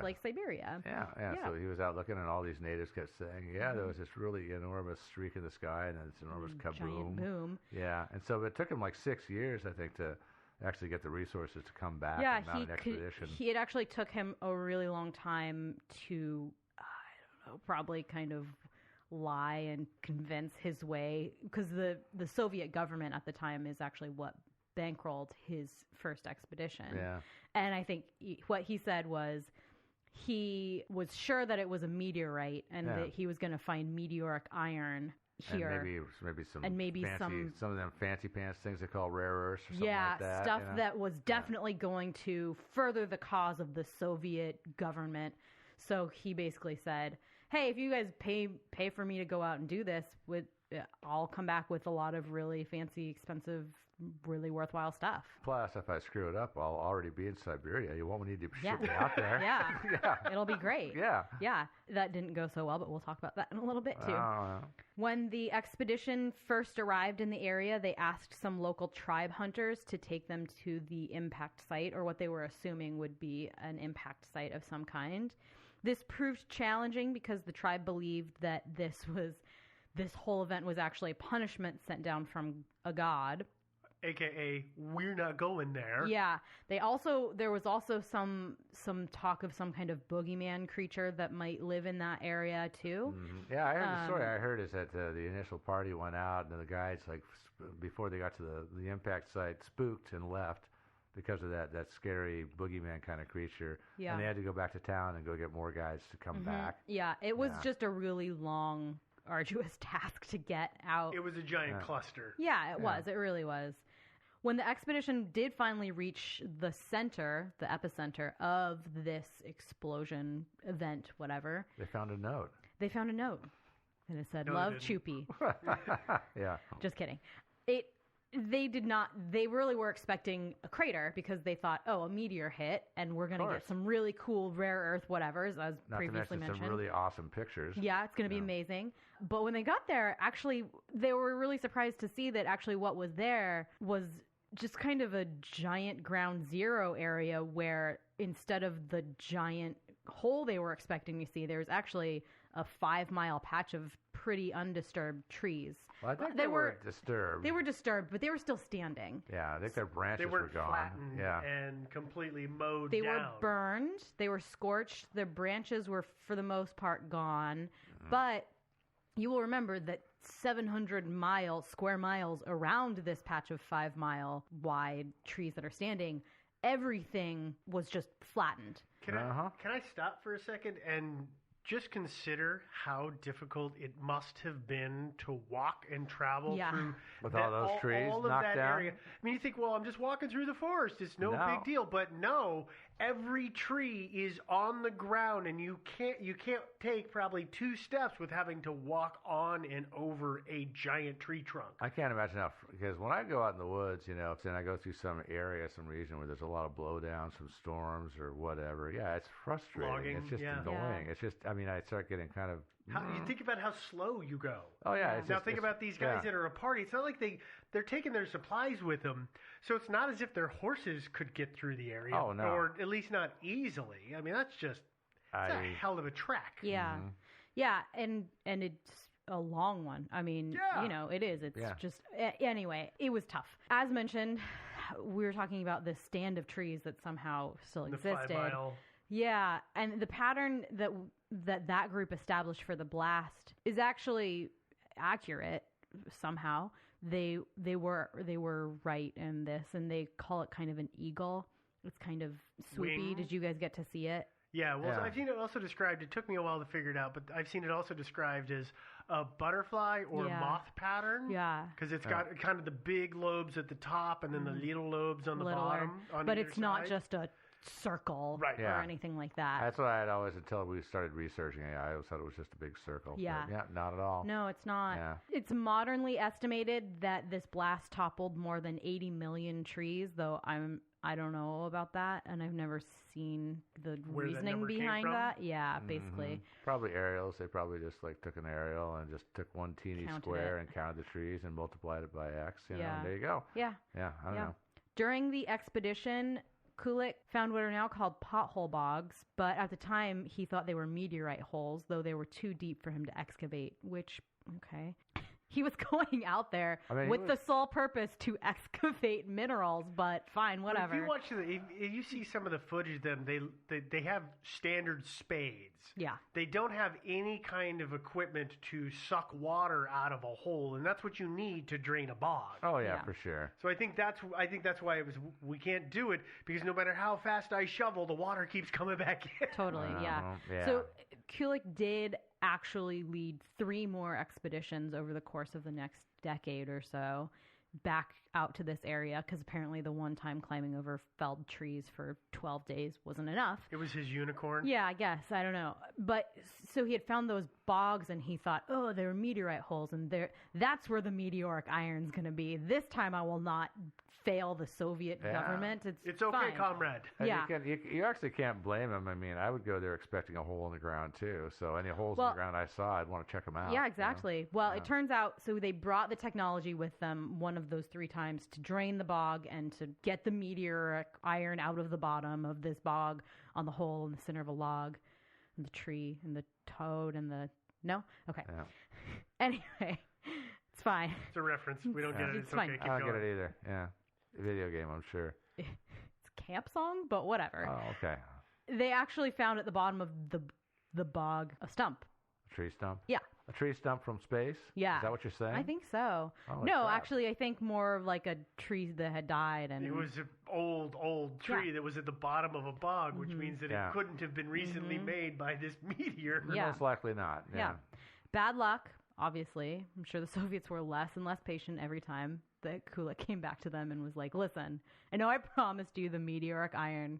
It's just not going to happen this time. I think they're just natural area bogs. I'll just full disclosure, I haven't ever seen anywhere a different explanation for them.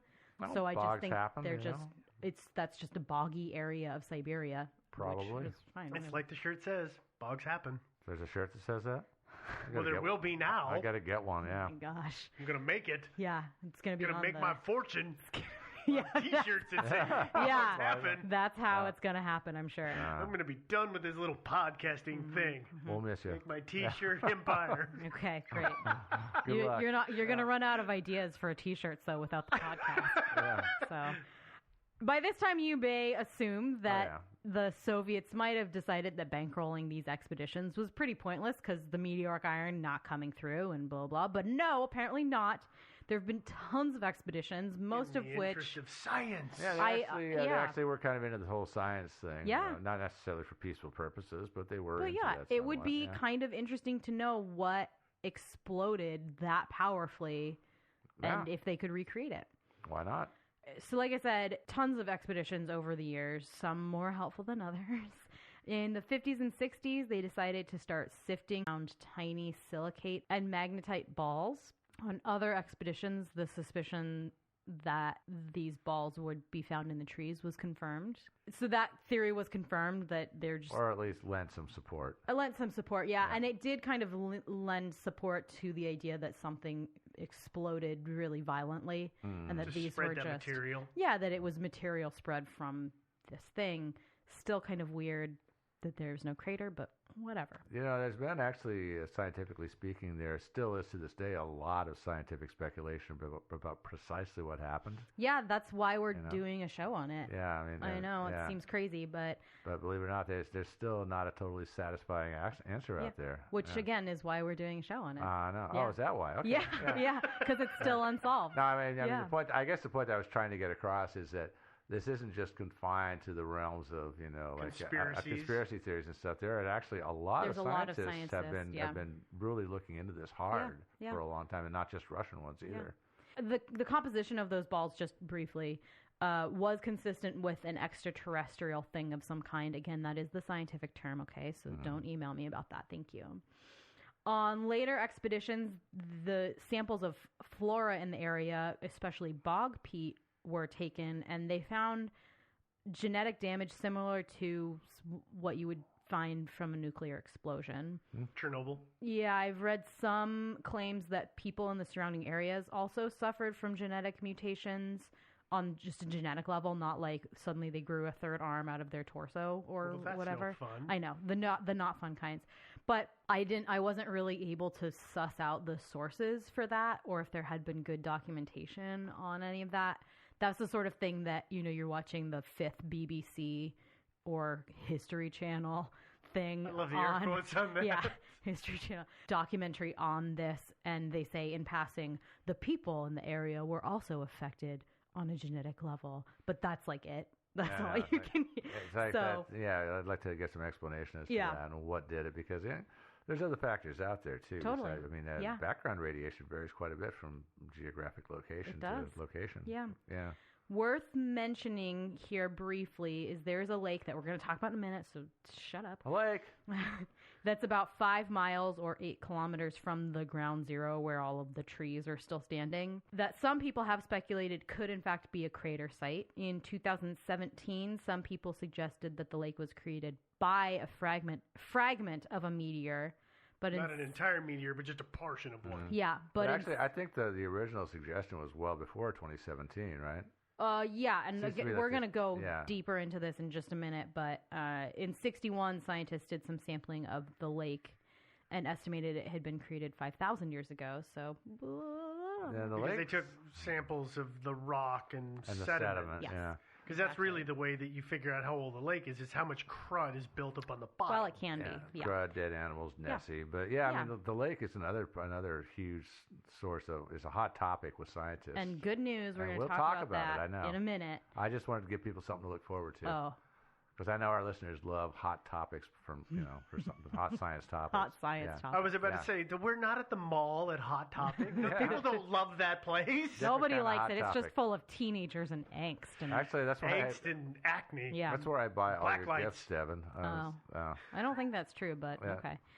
Anyway, I think... It really is. I've had to argue with him on Christmas. We're getting punchy. And I think this is like a good time to start moving on to theories. Okay. Wow. Our first theory is a subatomic collision or antimatter theory. Dun dun dun. Okay. I'm gonna let you run with this. So this guy is a fun one. That's why we're starting off with it. Yeah. Truncated from the Wikipedia, because sometimes they just do a better job of doing the explain like I'm 5 thing than I ever. Listen, I go to children's websites sometimes. Yeah. Like I get it. Yeah. Well, it's that whole thing where Einstein said if you can't explain it to a 5-year-old, you don't understand it, right? I do not understand this stuff. Okay. I'm not even going to pretend. You don't get it? Okay, well, spit it out then. Lay it out. So antimatter comets, and that's what the theory would be, is that this would be an antimatter comet or meteor, is a hypothetical comet or meteor composed solely of antimatter instead of ordinary matter. You guys know what the difference between those things are, right? Yeah. It is a brain melter, but yes. It's not actually even a brain melter. Just reverse the charges on all the particles, and there you go. Yeah, it's basically smart guy. It's the opposite of everything that we are, and antimatter and matter balance each other out, but for some Not reason... entirely. Yeah. But for some reason, there's just enough more matter than antimatter to allow life. It's fine. And nobody knows why. It is a brain melter situation. Anyway, there's a theory that there are comets because, if there's matter comets, there's antimatter comets. They don't matter. We just don't know. Are they off in another corner of the universe? Or Who knows? Are they all Blazing just around, or what's going on? Interspersed, maybe? Yeah. I mean, it might be that we'll arrive at the nearest star and planet and everything. It'll be antimatter. And we go to land and kapoof. You know? They're all hanging out in the the corner of the galaxy gymnasium smoking cigarettes together. Exactly. Because it just doesn't matter, man. It just doesn't matter. Exactly, yeah. They're the French philosophers of the material universe. Oh, I was thinking they're more the kids who are like outside the old defunct auto shop class that just like smoke cigarettes. Yeah. Anyways. Basically, antimatter smokes. Yeah. Is what we're getting. Apparently. Yes, apparently. The theory here would be that what actually happened was we had an antimatter collision. An object of some sort, yeah. And that was what caused this explosion. There are actually some interesting theories. We talked about ball lightning in an episode one time. Yeah, when we did the Skyquakes. Yeah, this is actually, there's actually a theory out there that antimatter comets actually cause ball lightning. I don't understand it. Still don't understand it. Don't ask me to explain it. You have your quizzical face on. No, I was can't trying to remember. that. We talked about ball lighting another time, and I'm trying. It was another one of my episodes. It was the one of the lights episodes. Yeah. Anyway. But the thing about it is an object the size of a comet made of antimatter, it wouldn't just cause ball lightning. It would. I mean, the release of energy would be enormous. Cataclysmic. Like a 10 megaton. Like that's probably what killed the dinosaurs level stuff. Actually, that is what those theories are. A little bit. I suspect that something the size of a comet hitting the planet Earth that was antimatter would be a lot bigger than Tunguska. Well, the problem is here, and we'll talk more about this kind of in the comet meteor theory. But the problem is that for something big enough, made of matter or antimatter, to survive through our atmosphere, it has to be bigger. So it would have made made a bigger explosion. But if it was little, to make an explosion of this size, it would have just disintegrated long before it got that close to the surface. Yeah, exactly. Although, just fun science fact. Actually, antimatter hits the Earth every day. Constantly, yeah. And actually, that's what I was going to say. Is the bad news for this theory is that in 1958 they were able to disprove that by the size that it would have had to have been, it would have either been kill all the dinosaurs kind of explosion, or it would have totally disintegrated in the Earth's atmosphere, because that's what they usually do. Apparently. So this one doesn't matter. So it doesn't matter. No, it's a cool theory, though. I like it. I hope that if an antimatter comet comes by one of these days, that it won't hit us. Yeah, it could hit one of those other dumb planets. Yeah, I kind of feel the same way about just matter comets, for that matter. I don't, no pun intended. I don't want either one of them hitting us. I don't really either. Yeah. The next theory is that it was an alien craft that exploded. Yeah, I like this theory. This one has been around a long time, because I remember hearing this one when I was a kid. Yeah. Because this story has been around a long time. Since I think it probably happened when you were like 9 or 10. Up yours. No, this story has been around for 110 years actually, and people have been fascinated for at least 90 of those years. With but it wasn't until like the 60s or so, and you started getting a lot of paranormal type books coming out. Well, and that's stuff when it really slowly started leaking out of the Eastern Bloc, but it had that weird mystique because, well, they were keeping it behind the Iron Curtain, and you didn't know what was there, so there was. It had a different flavor and a different. Panache is not the right word, but it got people going. Yeah. Still does, actually, I think, a lot of times. Yeah. The theory here, the most prevalent theory that I've seen, the reason for the alien craft being there and being so low to the ground is that it was that lake, you remember we were talking about, it's Lake Checo, that's close by. The theory is that Siberia would be a place that an alien craft who was just trying to do scientific recon research, it's isolated enough that makes sense. That would be the kind of place that they would want to go to not get caught. So the theory is that they were trying to take some water samples or something like that, or fuel up with water.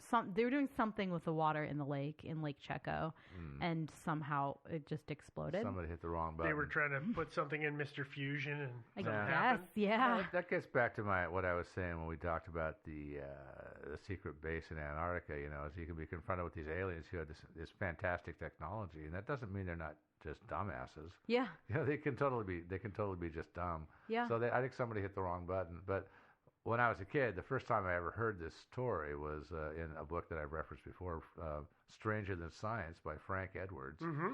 And he talked about this one. And his theory was the alien craft came down to Earth, and it was like an emergency ditch kind of deal because their positronic reactor was overloading, and they were going to blow, and they needed to find a place to land right now. And so they picked Siberia because it's the most isolated place. So if it did blow up, then not as many people would get killed on the ground. Oh, that was nice. And so that was very nice.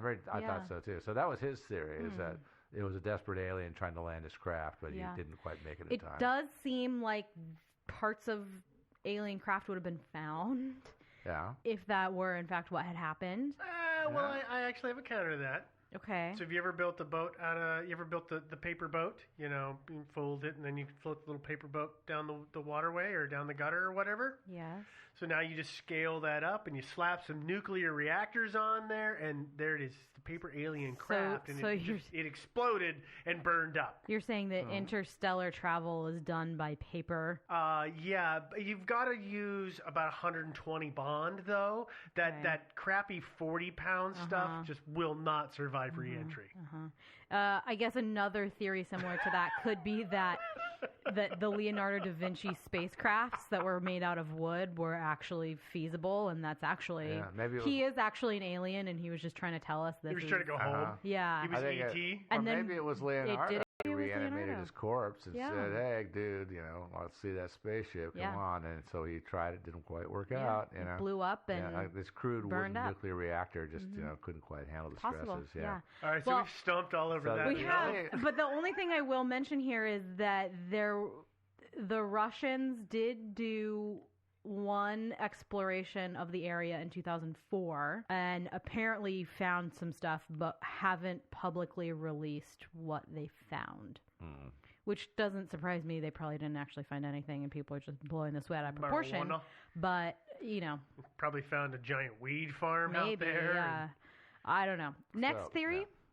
Oh, let's hear the next theory. Tesla. Tesla, the car? Nope. I love those cars. Well, there's one in space. It could someday crash down and cause an explosion on that would be ironic. He's just sending it to Rainbow Road, I'm pretty sure. It would actually be ironic if the thing actually came back down and it crashed on that exact same spot. Oh my gosh, you're right. Yeah. But I don't think it's accurate. I think it achieved escape velocity, didn't it? Yeah. Yeah. So it's not floating coming back. around It's not somewhere near Mars or something. It's not in orbit. Yeah. Yeah. It is supposed to Unless be it gets bumped back. Mars like a giant intergalactic game of pool. Yeah. Bounces back. That'd be kind of fun. Anyhow, let's talk about this theory seriously. Okay. It was actually Nikola Tesla, the famous energy guy, the smart guy, scientist.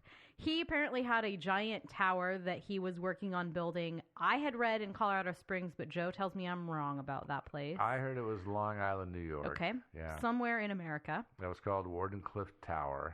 Yeah. And it wasn't he wasn't building it specifically, right? He was repurposing some kind of tower that was already there. I don't know if he built it from scratch or not. I know that there was already a building there. So maybe it was that. They built it on top of this building. Yeah, but it was supposed to be this giant broadcast energy tower, apparently, that could broadcast 10 billion watts of power worldwide. Tesla was all about beamable energy. Wireless energy, which cool in idea, theory, cool, sure. I don't know about the 10 billion watts, but maybe, I don't know. Don't come between Tower A and Tower B. Basically, That's a no-fly zone. Yeah. Lots of dead pigeons in that area. Yeah. The crux of this theory goes generally that Tesla was mad at J.P. Morgan for not funding the end of this building project. Yeah, apparently J.P. Morgan had cut off the funding for it. He had bankrolled it originally, but then decided he wasn't seeing results. So screw you, Tesla. So Tesla decided to show off the power of it or something. It's not really well fleshed out here what the reasoning was behind it. I think the plan was that Tesla was going to give a demonstration by shooting a massive bolt of energy because Apparently, if you read about this theory, he was also, besides the transmission through the air of electricity, he was also working on this sort of death ray. Yeah. Although he preferred to call it the peace ray. Well, yeah.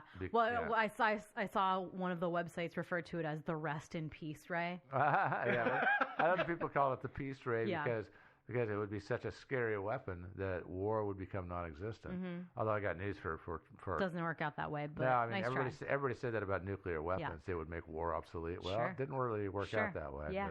But anyway, he was going to put on, to show the world, everybody was skeptical, he was going to put on a demo by shooting a massive bolt of energy at the North Pole. Yeah. And that would show people and he was what he had going there. And what was the name of the explorer that he told? Robert Perry. Yeah. He said he was headed to the North Pole apparently at that time, and he told Robert Perry, "Watch for unnatural phenomena while you're out there."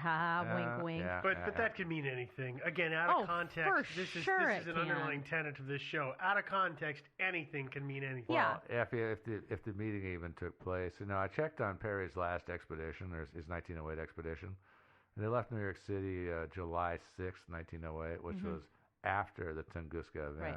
Well, and I guess it's a little possible even that by that time they had heard about the Tunguska event.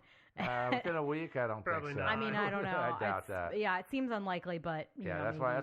Well, the thing about it is you read about this story in multiple places, but I don't know if it's actually got any basis in reality, or if it's just somebody made it up and it's all been cut and pasted. I think people just like to have Tesla be this.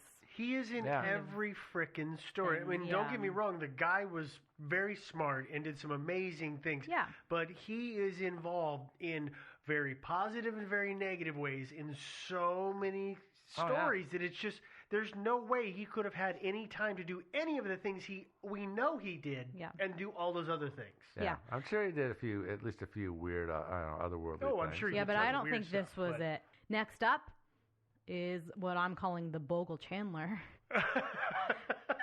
It's actually the idea of natural gas buildup igniting somehow. As mentioned, college. Yeah, it's pretty similar to the theory behind that Bogle Chandler case, as I mentioned a minute ago, and a couple others that we've talked about. And this fits in with those bogs you were talking about. Yeah, there are a ton of bogs in that area, and some scientists have speculated that there could have been a buildup.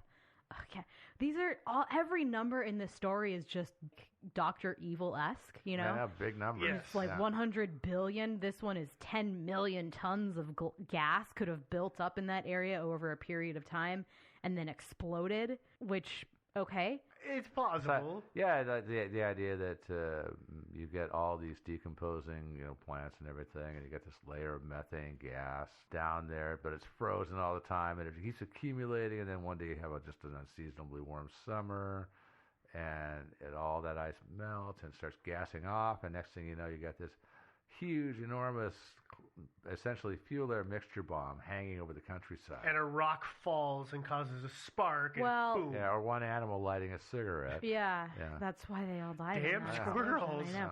Well, it could have been ignited by actual lightning because, as you may recall, the eyewitness reports did say there was a bolt of blue light. They said it was blue light, but who knows what it could have been. I will say, you both remember, this was 2+ years ago.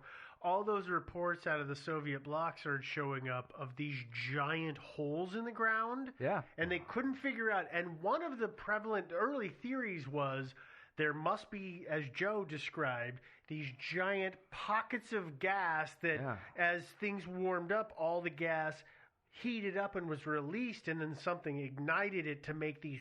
Now, we've figured out since then, they're pretty sure they're actually just sinkholes. Yeah. Because no material was ejected away.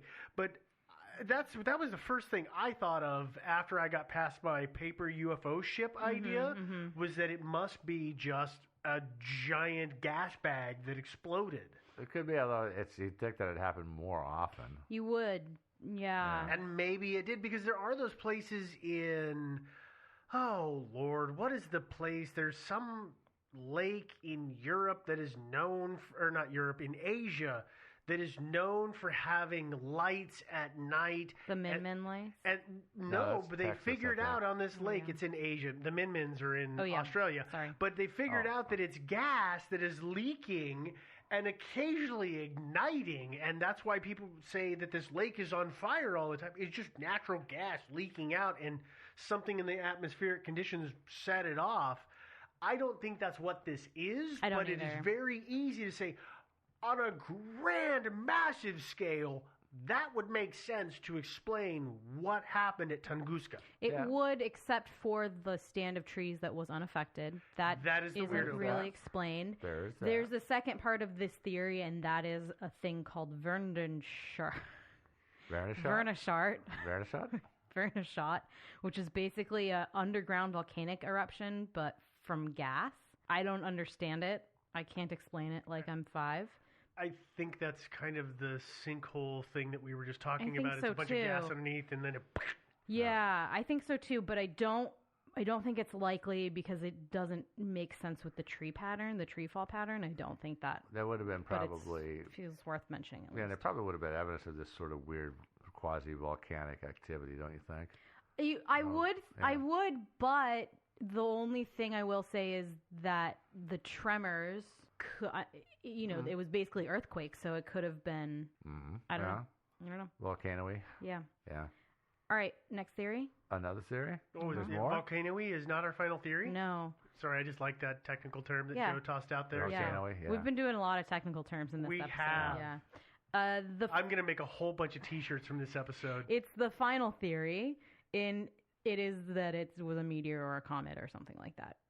The big problem that people seem to have with this comet meteor theory is the lack of a crater, which I agree with. I think that's a problem. That is the deal, and that's because, I mean, it's not at all unusual for a decent-sized meteor to come rocketing in and explode in the atmosphere and not ever contact the Earth. Like we had that one, was it 5 years ago in Russia? And Another one in Chelyabinsk. Russia.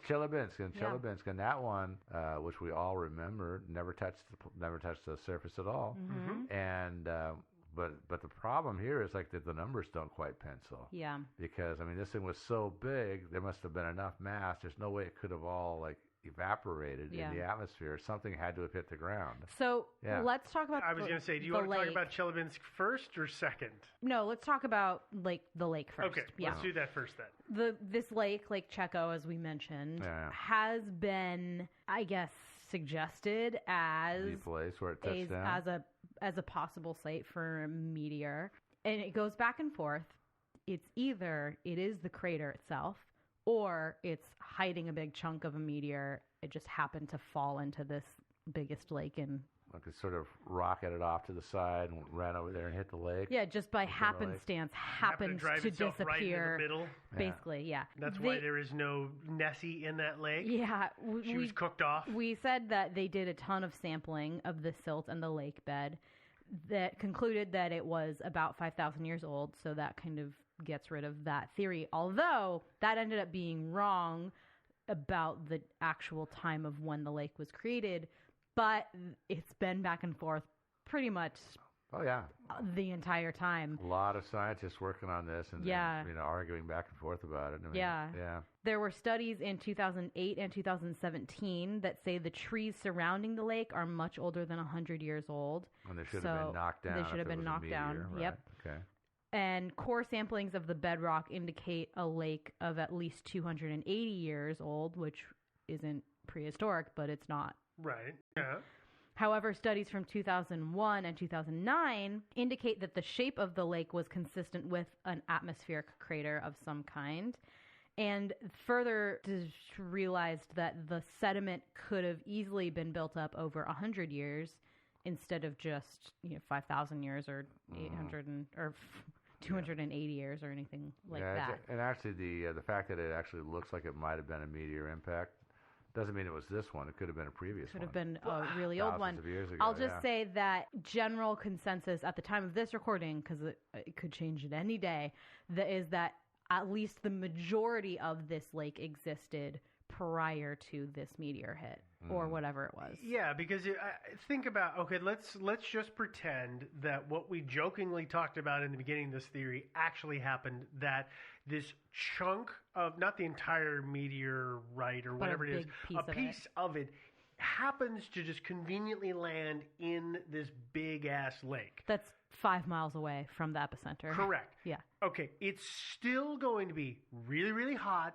and moving extremely fast, and such that it is probably going to, if it doesn't push all the water out of the lake or boil it all off, which are things that you think, well, meteors would do because they're so freaking hot. But even if it doesn't do that, it is probably going to cause so much disturbance in the water, undercurrents and impact, like cavitation almost, that the whole lake bed is going to be stirred up. All of that sediment that would be going down would probably get all mixed up, and that lake would be one very dirty, non-life supporting environment because of all of the stuff floating into it for a significant period of time. Well, so that would make the stuff that they try to pull not make sense, because you would think, bear with me here, if you pull core samples from 5 areas,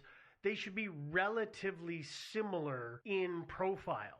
But if the whole thing has been stirred up like a kid sticking a straw in a milkshake, then nothing's going to match from one sample to the next. And that would, A, throw your results off, and B, should be an indicator, wait, something really, really catastrophic happened in this aquatic ecosystem. So I don't think that could have happened, because it would have been so much turmoil in there. You think it would have been obvious then? I think it would have been obvious that nothing matched from one spot to the next, and so it shouldn't make any sense.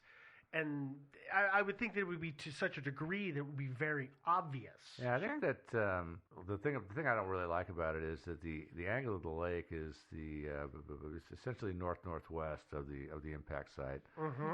Whereas the best estimates I've heard from the scientists is that the meteor itself came in kind of from essentially north 150 degrees east. So essentially, that would be east-southeast, which means that if it was a fragment of this comet, meteor, whatever it was, it would have had to come in essentially from the east, like I said, east-southeast, come in, and then this other piece would have had to somehow fragment off and 90 degrees or something? Well, not 90 degrees, but we're talking at least 45, 50 degrees. Which is a pretty severe angle. Make a sharp right turn to go up and hit the ground up here at this lake. So, that's one of the things I can't quite, that kind of makes me doubt the whole lake hypothesis to begin with. I totally agree. I discount the lake pretty adamantly.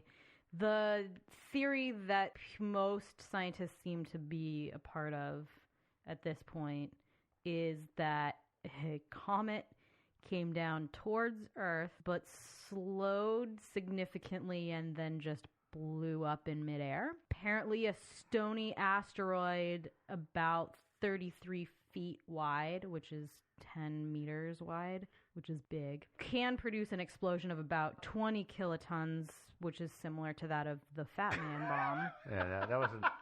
I'm sorry. We didn't do a good naming those. No, I'm sorry.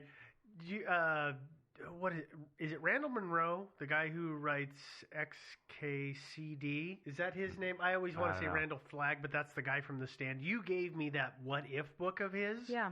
And I just finished it, and I was laughing because he was doing some problem in the end, and it was everything is related to the size of Fat Man and Hiroshima. And it is. I looked at it, I was like, oh my God, it really is. Everything is. It's just an easy way to kind of signify the amount of damage that can happen. Yeah, because if say somebody like a truckload of dynamite, well, so what? We want to see the kind of carnage it can create. Yeah, you know. Yeah, exactly. By that number that we gave in the beginning, that big of an asteroid would still be about 1,000 times less powerful than the explosion. Yeah, but it has been downgraded a little bit, but not to that level. No, not that far. It's been downgraded, I think, by more recent simulations down to 3 to 5 megatons. But still, which is still far more than 20 kilotons. Yeah. A lot more. Yeah. Yeah, but they're saying that, just to put it in perspective, the Chelyabinsk meteor we're talking for 5 years ago was estimated to be about 17 to 20 meters wide and about 11,000 tons. Mm-hmm. So and that's still pretty decent size. Did not come anywhere close to producing any kind of devastation on a scale of what we saw here at Tunguska. Yeah, and just briefly, we'll talk about that meteor in a second, but the reason that we know about the dimensions of a stony meteor and how much blast it can produce is because the United States Air Force has been actually tracking a ton of upper atmosphere explosions of this size, so they're able to kind of extrapolate out. They happen all the time in our upper atmosphere when most of these things explode. There's so much crap floating around in our solar system. It's scary. Yeah, you know, it is. I'm actually surprised that at least every now and again one of our satellites isn't just smeared. Yeah. You know, because... Well, I think they are. We just don't know about them so much. Maybe they don't tell us, but I mean, that could, you know... Why do you think your Instagram feed just went down? Yeah, maybe that's It's not what it because is. you put up those really gross photos. It's because the satellite got smashed. There's an estimate just by these same people who do these models all the time that an explosion like the Tunguska one could happen about once every 300 years. So there's some precedent of it, but it's unlikely. I know Steve really wants to talk about this other incident, the 5 year ago. The Tunguska one is... So I have the math that is recorded for Tunguska and Chelyabinsk, they seem to be calculated in a different way, and I think part of it is because we have such good visual data of the most recent one in that area. Because it all depends on the angle or trajectory of the thing through the atmosphere. Yeah. They never fall straight down. They always come in at a glancing angle. Yeah. So then they experience a lot more turbulence and friction, which then burns them up. And so, of course, Chelyabinsk... I've had it here that it was equated to a 400 to 500 kiloton explosion. Okay, well, that's because this thing appeared to have been completely and totally solid rock all the way through, and not nearly as big as what they say that the Tunguska one was. Yeah. But the problem, of course, is that Tunguska didn't leave any residue on the ground, any large bits and pieces. Which led to an alternate theory of a comet. Right. Yeah. But there are things that, I mean, it could be a comet or it could be, it's not always a comet, but I've read about asteroids or meteoroids that are basically a giant shell of stone and rock with a giant ice interior. So it's not so much an or a comet because it's not moving like a comet, but it's what's the snow cone thing you get at the county fair where they put the sprinkles on the outside but it's all ice inside. It's the interstellar version of that without the waffle cone. That's right. They call that the Tunguska. Yes. Yeah. One of those. But it could be that by the time it got close enough, it finally burned through the rock layer. That when the whole thing just went boom.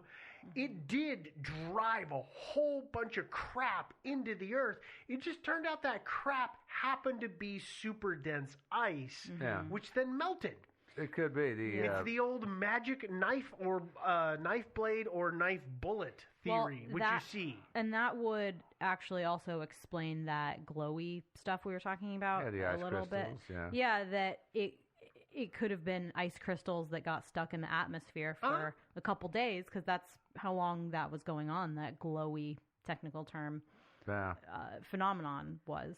Yeah, but the actual mystery is still there. I mean, a lot of people think this is totally solved, but it actually isn't quite. There's still some debate between the asteroid theory and the comet theory, believe it or not. The snow cone theory? Yeah, and the reason, again, back to what I was saying before, they downgraded it from 15 to 20 megatons, and they downgraded the explosion to 3 to 5.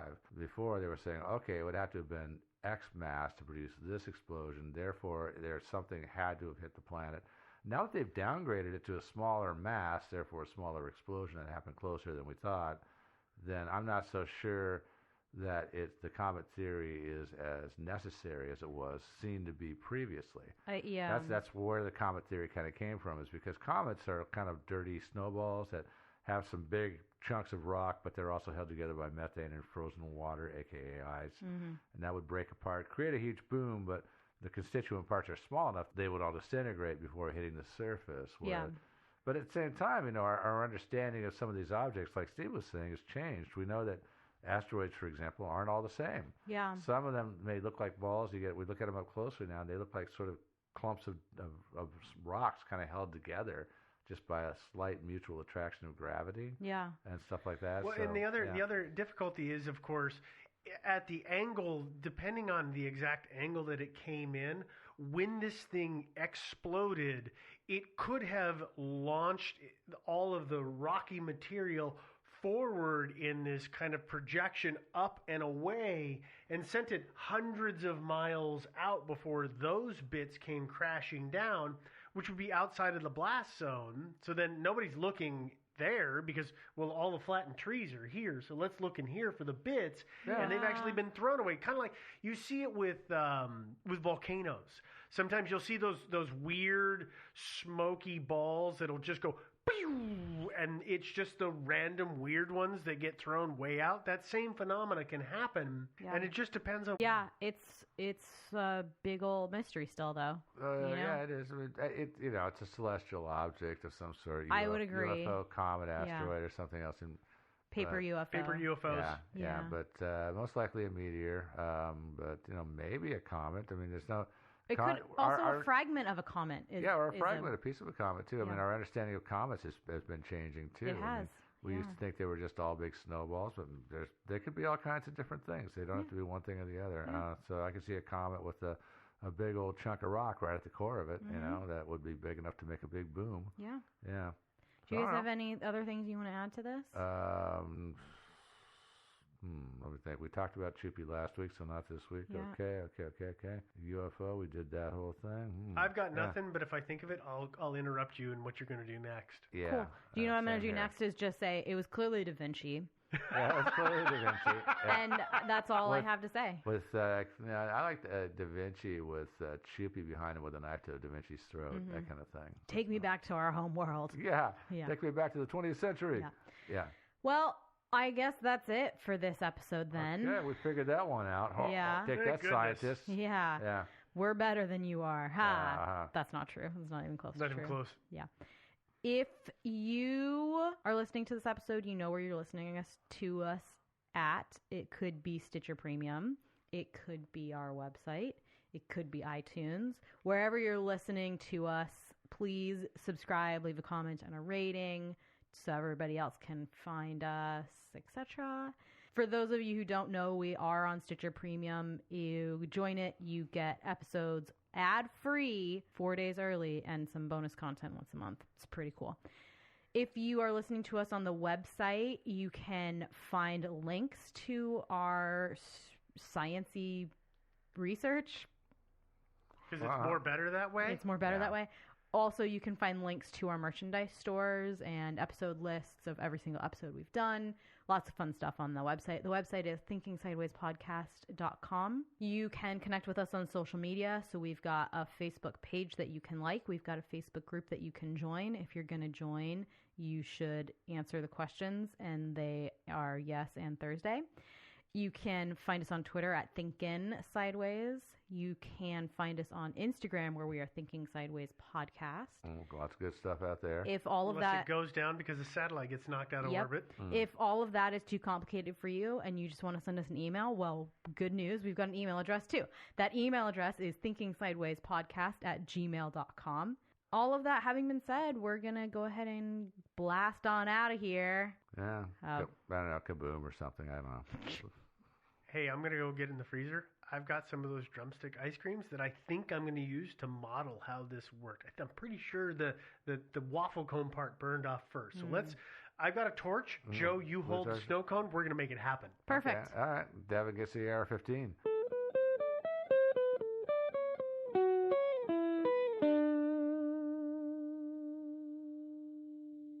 This episode of Thinking Sideways is not brought to you by porcupines, who are also balloon artists. Instead, it's brought to you by Pitney Bowes. No matter what your small office needs or sends, Pitney Bowes Send Pro C200 has you covered.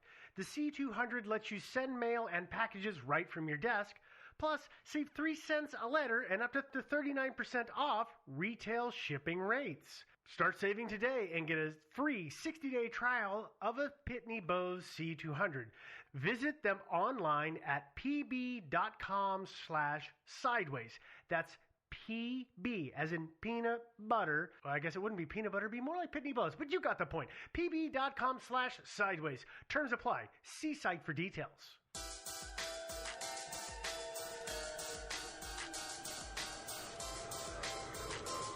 Thinking sideways.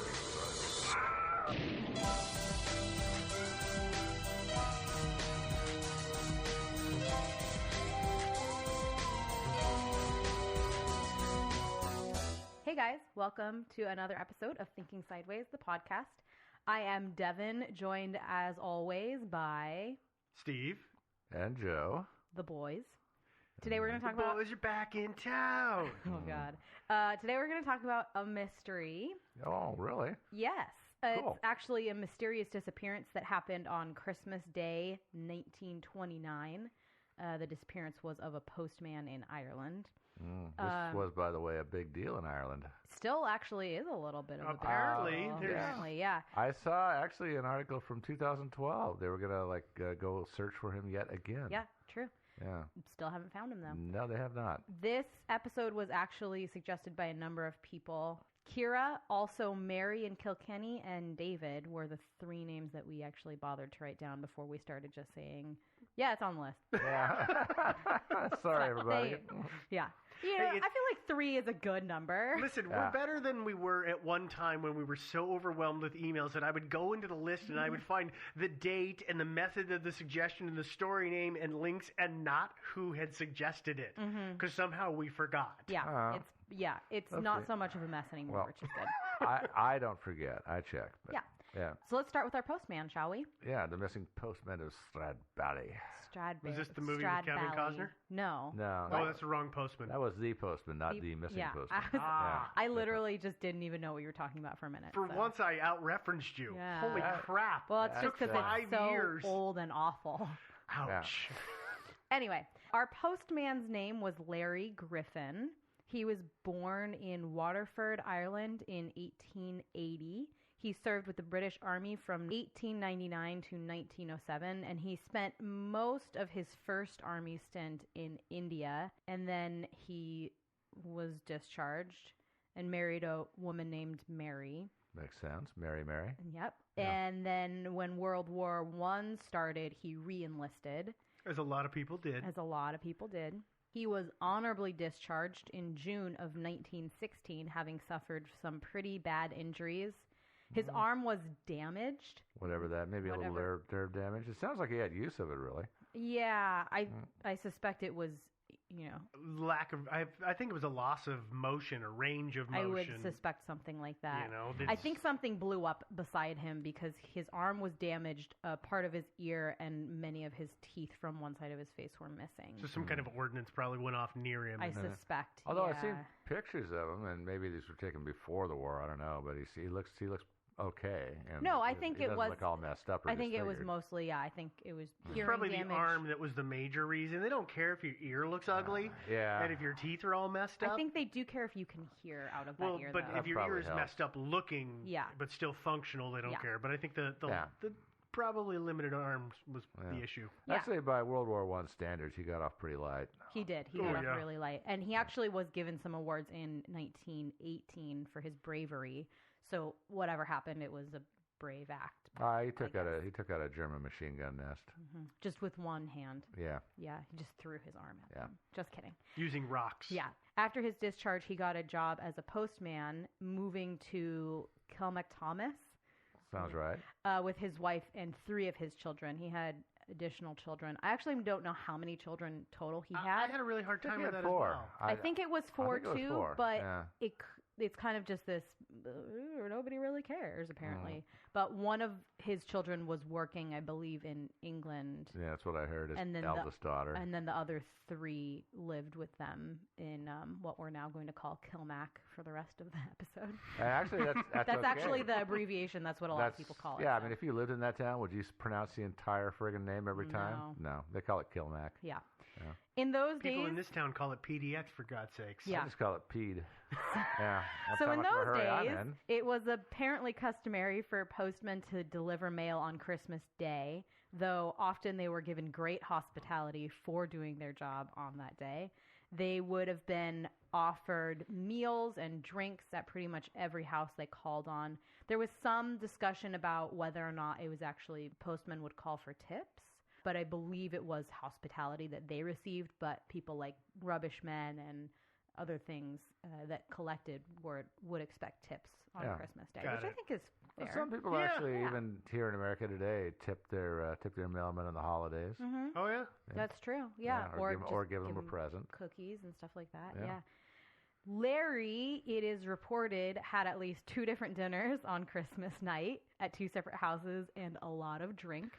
So I want to point out the number of meals that this guy has had. Yeah. Because to me, his state later on, as it's described, is a bit confusing. Depends on who you ask, actually. Yeah, some people said he was stone cold sober. But for the amount that he has eaten, it makes me always question his state of inebriation. Well, I mean, I think you can get drunk even if you've had a ton of food. I suspect that he was also drinking while he was eating.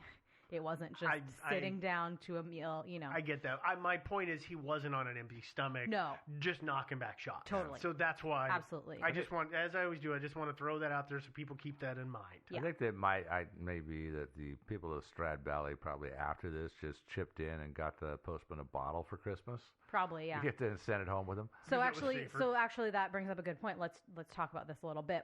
Larry lived in Kilmac, but his postman route was actually in Stradberry. His postal route? Postal route. Yeah. What did I say? Postman route. Oh. I think it was actually, and he had some stops in between also, but I think. But it was all in the Stradbally area. Yeah, and so his house was about 6 miles or 10 kilometers away.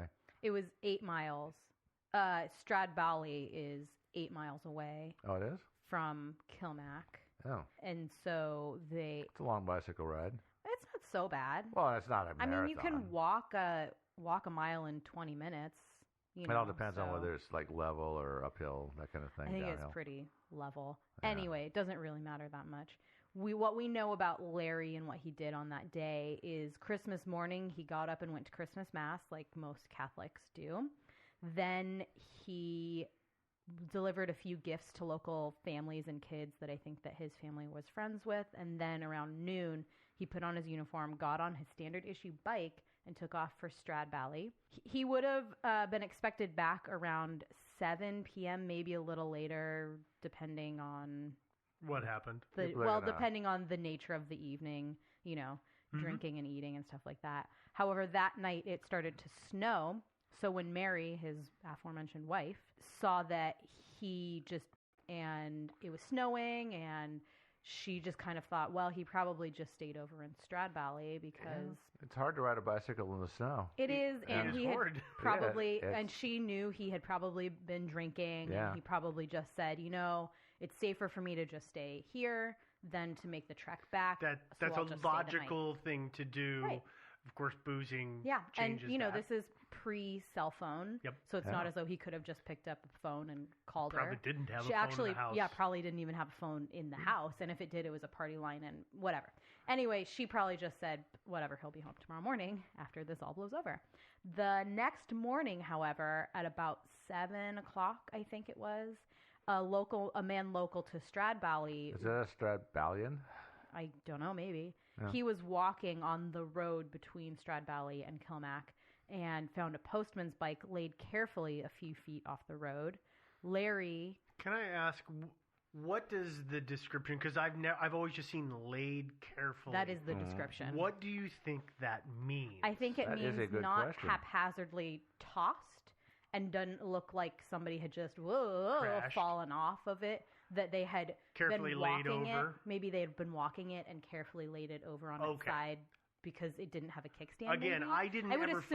I never found a good description, so I was curious as to what the heck. I'm just making an assumption. Okay. And, the thing is I would assume, given that it was a postman's bike, I would have assumed that it would have a kickstand on it. I would assume so, yeah.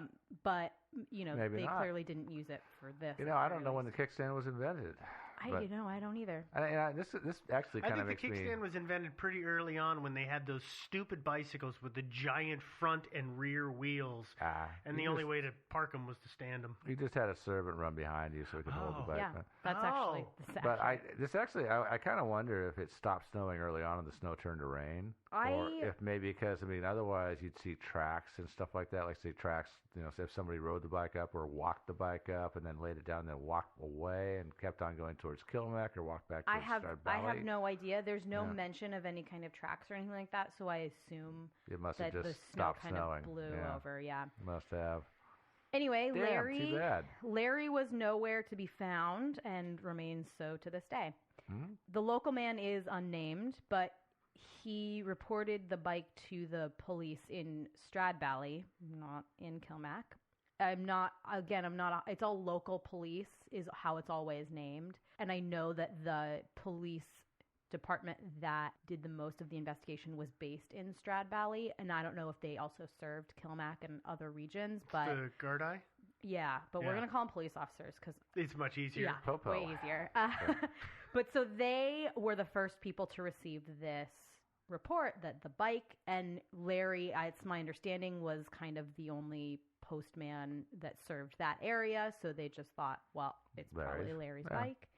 I don't know if it had his name on it or something like that. It's possible. It probably actually had some kind of number on it because it's a postal issue. It's post office bike. Yeah.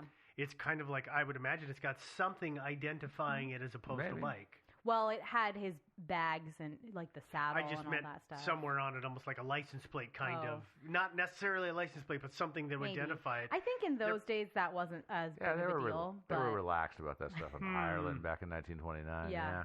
But either way, it doesn't really matter. But he probably had his name like scratched into the, into his mailbag or something. Yeah. I don't know. Well, so the police decided, well, we're going to do a search. I have seen reports that there were police and postmen and a bunch of local farmers, civilians, almost 100 people or more were looking for Larry that day, on the day after Christmas Day, which in Ireland is St. Stephen's Day. My favorite day, because it's my day. I'm a saint on that day. Yeah, there's some other Steve mean who you're was a a saint. Yeah. Not a state. You know what? I'm in a state on that day, which makes me a saint. Yeah. All kinds of hungover. But yeah, apparently between Strad Valley and Kilmac is mostly marshlands. With bogs. With big bogs. Nasty and little bogs that you can fall into. If you've listened to our, for instance, Tunguska episode, you know those bogs can be quite deep often. People initially kind of thought that maybe in his drunken state he'd accidentally fallen in, so they started looking in that area, but there was no trace of him at all anywhere. When they couldn't find Larry on the 26th, the investigators, the police department there, decided that maybe they should report this to their higher-ups. So they did. They called Chief Superintendent Harry O'Mara to let him know that Larry had gone missing. He was from Waterford, right? He was based out of Waterford, yeah. Which I guess would have been the local head brass office. Maybe that was the county seat or something like that. It was Waterford County, right? Yeah. So his first act was to travel to Strad Valley to question the police who had been investigating, and they were named. Officers DeLay, Frawley, Murphy, and Sullivan.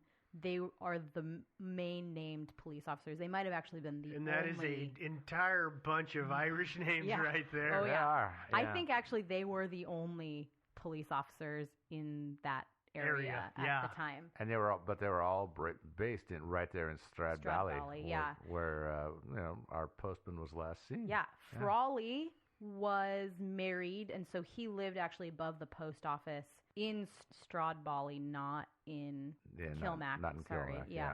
But the others lived in an officer's barracks, so they were allowed to, I don't know, whatever. They all denied seeing Larry leave the village, and also all of them, particularly Dulé, claimed that Larry was sober. I do love that the officers were like, no, we didn't see Larry, we didn't see him, but we know he was sober. I know. He was definitely sober. Yeah. So that's it's cool. It's kind of funny when your worst witnesses in the case happen to be the local police. Yeah, that is actually kind of what happened here. Yeah. Other people from Stradbally said that Larry was quote-unquote a bit jolly, a.k.a. drunk.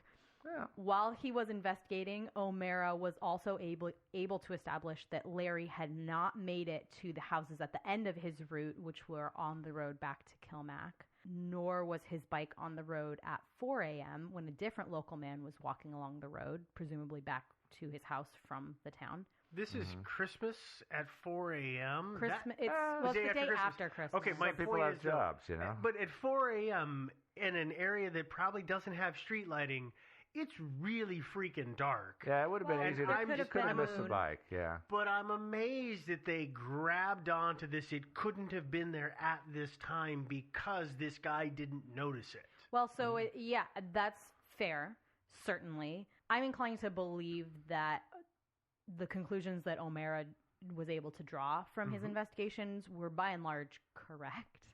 But it's totally fair to say we don't know the situation. You know, there weren't streetlights, right? But we don't know if by that point the moon had come out and it was glowing off of the snow and it was super bright, and he was able to say no with absolute certainty the bike was. You know, we don't know.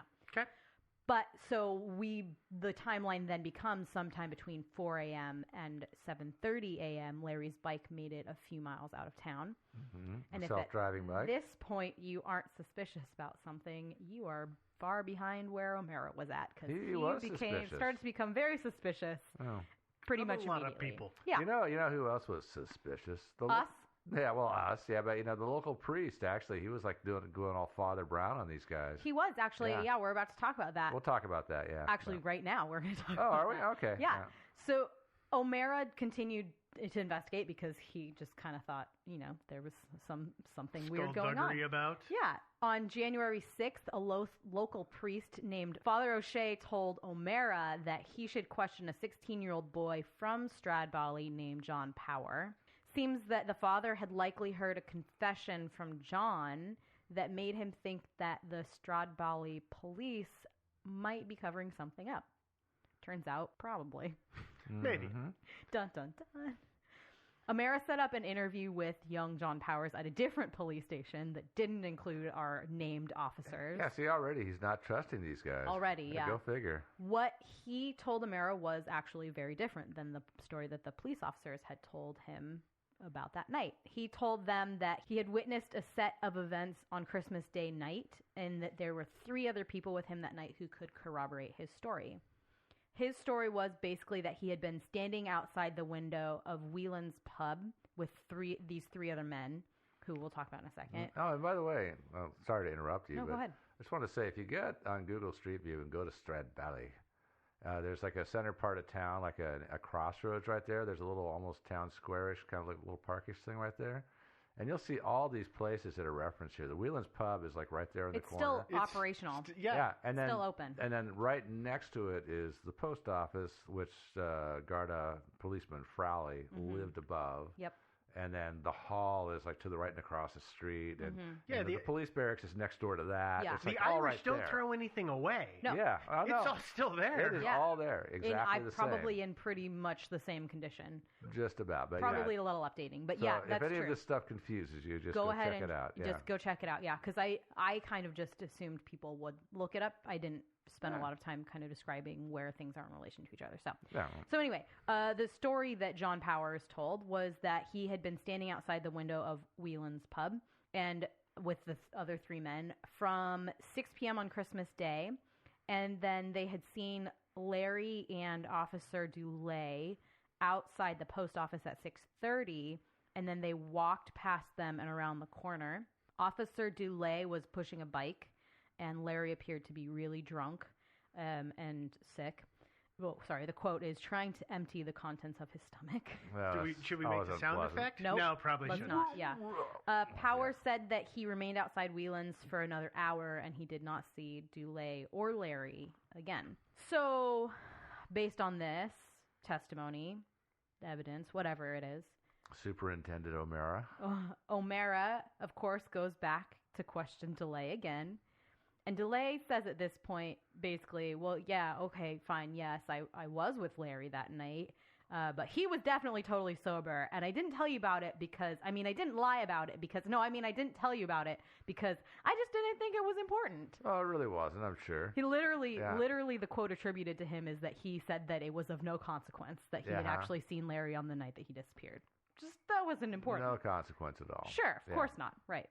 To which anyone with a brain, of course, would say, well, clearly you are hiding something. Later, O'Mara continued to investigate, and, the story around this is really hazy because there's a lot of conflicting accounts of things. This is my least favorite kind of story because everybody is contradicting each other and changing and their themselves, story. Yeah. Pretty much anytime anybody was interviewed, their story changed substantially. These guys did not get together and get their stories all lined Clearly up. not. But even the locals, they would talk to locals, and it seemed like their stories would shift. We're going to well. talk about that in a little bit, Yeah. actually. There's some pretty compelling testimony that they thought they could get a conviction on that later when they called that person Fell through the floor. Yeah, they called them to testify in court, and they were like totally different stories. So we'll talk about that in a second.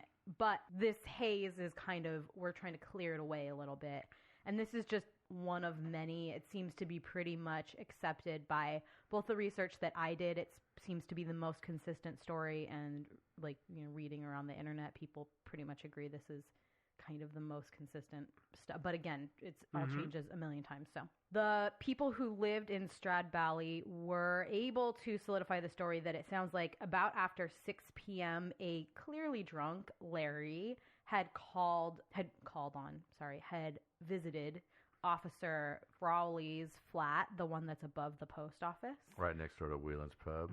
That one. Yeah, and he had apparently showed up with Officer Dulé, where all of them had some more alcohol, more being an operative term here. I suspect it's what they did all day on Christmas in that town. That's what I do all day, and I have a lot of other stuff going on. There's not much going on in that town otherwise, really. Yeah, and from there, the 3 men went outside, and the officers, in their clearly sober state, decided that Larry was too drunk to go home. So apparently Officer Frawley went to Whelan's to see if they could let him stay there for the night, sleep it off, whatever. But he realized that he had been followed into Whelan's by Sergeant Culane. Yeah. Apparently, Culane sounds like the actual, what's the word I'm thinking about? The actual... Sergeant? Well, the guy in charge? Guy in charge, but he sounds like he was more the law and order guy in the crowd there among the local police, and so it might have been... he was the one that followed, was by the book? Well, and I think that Delay realized, oh my God, he's following me into the pub. I better turn around and back right out again because there's people in the pub. Yeah. So from there, apparently, Officer Dulé took Larry around the corner, which would have been, I guess, when John and his friends saw Larry with Dulé. Because there was a back door into the pub, right? There was a back door into the pub, and they both went into Whelan's by the back door, and then neither of them were seen to leave again. This, of course, was all news to O'Mara. Because this version of the story had not been presented to him yet. Which was a problem because he had interviewed the police officers now not once but twice, and had not heard this story from any of them. So that was probably a problem. Yeah, these guys are not supposed to do this. Of course, this was the early days of what we call organized policing, And it wasn't very organized? Well, and it was really. early days for the Irish Republic as well. Yeah. So that might have played really part of it. Yeah. They were not quite as professional in those days. So pretty much it's accepted that Larry was at Whelan's that night drinking, and that the police officers were probably a little bit involved in his disappearance, whether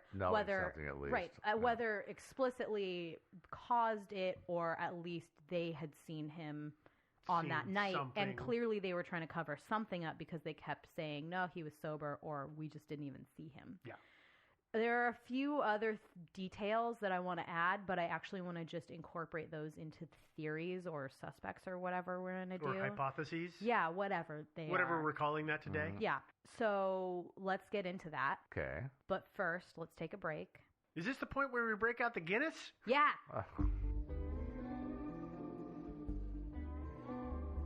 What do the Holy Grail, Nefertiti's tomb, and Michael Rockefeller have in common? They're gone. But what happened? Where'd they go?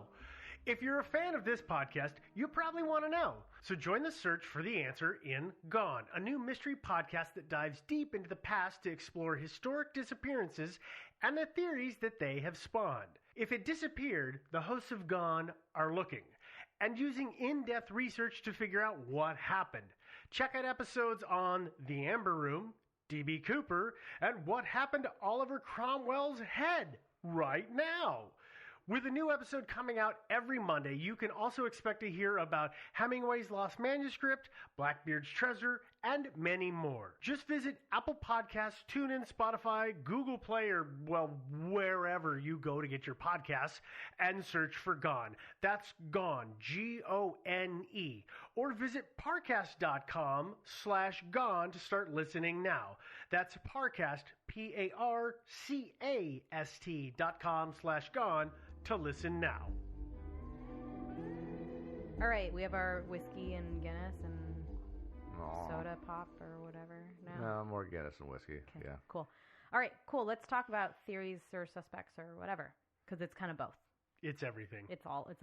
It's a mixed bag. Let's just call it what it is. It's everything. Okay. It's like, aliens. And, Yeah. and So the first theory that we're going to talk about, just really briefly, because it's kind of like nobody really thinks this happened but mine, is that it was a personal accident caused by Larry on the road with no other human intervention or cover-up whatsoever. he was drunk. He was drunk. Yeah. Yep. He delicately put his bike down, wandered into the bog, and disappeared forever. You might have, when you drink a lot, sometimes you have to stop and answer the call of nature, And listen, I think we've all been there where you are pretty sauced, but there suddenly are some things that you do by rote and very gently and with a little bit of grace, and so you don't just like drop the bike and clatter it on the ground and stumble away. You still stumble, but you could presumably do that. I just would expect that if this were the case, they'd have found something. Yeah, well, so there are a lot of problems with this, actually. One is they've never found anything. In the bogs. And that's what Joe was talking about earlier. That was one of the things that they were looking for even as recently as 2012. They were excavating more bogs. They and they still have not found anything. Yeah, there was, I believe, also a road in a nearby village near the Strad Valley that was actually being repaved or worked on at the time of the disappearance. And so the thinking was that perhaps he'd been buried underneath the road and then he was paved over essentially. And so they've looked pretty much, even with modern technology. They still haven't found him. It is the mystery is still alive in Ireland. You know what? Actually, I have a question in regards to this because Joe brought this up earlier that it was weird that there was no footprints and all of that. Yeah. I actually was just suddenly thinking about it. Do we know where specifically it snowed? Because there are times in this town where it will snow in one place and not be snowing 4 or 5 miles away. It might have only been snowing in Kilmac for all we know. It could have been. I was wondering about a kind of a microclimate scenario. Oh, yeah. I don't know the answer to that question. I have not heard any accounts of it having snowed in Strad Valley. That is true. Okay. But I just assumed that it's all kind of the same. Yeah, you would think that they're close enough that it would be the same, but I just realized that it might You're not right. have been. Yeah, what happens at my house, weather-wise, is totally different than what happens at a lot of other places in Portland. So that's a good thought. One of the other problems with this theory is that you remember how I was talking about the search and how policemen and civilians and postmen had been searching. When one of their own disappears, they got to answer the call. So they did notice the empty mailbag, waterproof coveralls, and a cape were strapped to the bike like you would expect. Yeah. for somebody who was at the end of their route. Mm-hmm. But the way that the cape was strapped to the bike, the postman said was not the way that a seasoned postman would strap a cape to the bike, because it would actually cause cracks the way it was folded up, and it would lose its It must have been water like retention. I think it was like rubberized canvas or something. I think like it that. was just waxed canvas. Oh, yeah, maybe. Or even Yeah. just canvas, for all I know. But I think it was probably waxed canvas. At that time, it seems like that would have been the relatively cheap way to do something like that. But I know that it will crack when, if you fold something up like that, it will start to crack. In an area that's not meant to take that kind of... Right. So the feeling is that Larry was seasoned enough that even if he had been really drunk, it just would have been the natural way that he folded that cape would have been the correct way every time, because it would have been the only way he ever folded it. And I'm sure did it many times. I'm confident he did a ton of times. So that brings a lot of doubt onto this. And somebody made a note here in my script as well. Really? That everything that they found was dry. Despite contents, despite the fact that it had apparently been precipitating in some nature overnight. So it would lend itself to seem like it wasn't just laying out all night. Yeah, makes sense. Or microclimate. Or microclimate. Yeah. It could have been 70 and sunny on Christmas Day in Stradbally. Beyond micro, I mean, it's like tiny, tiny climates, like, just surrounding the bicycle itself. Yeah. It was a bicycle climate. It's like the cartoons. Yeah. The cloud just follows the person. Yeah. Okay, so pretty much nobody thinks this actually happened. No. So let's move on.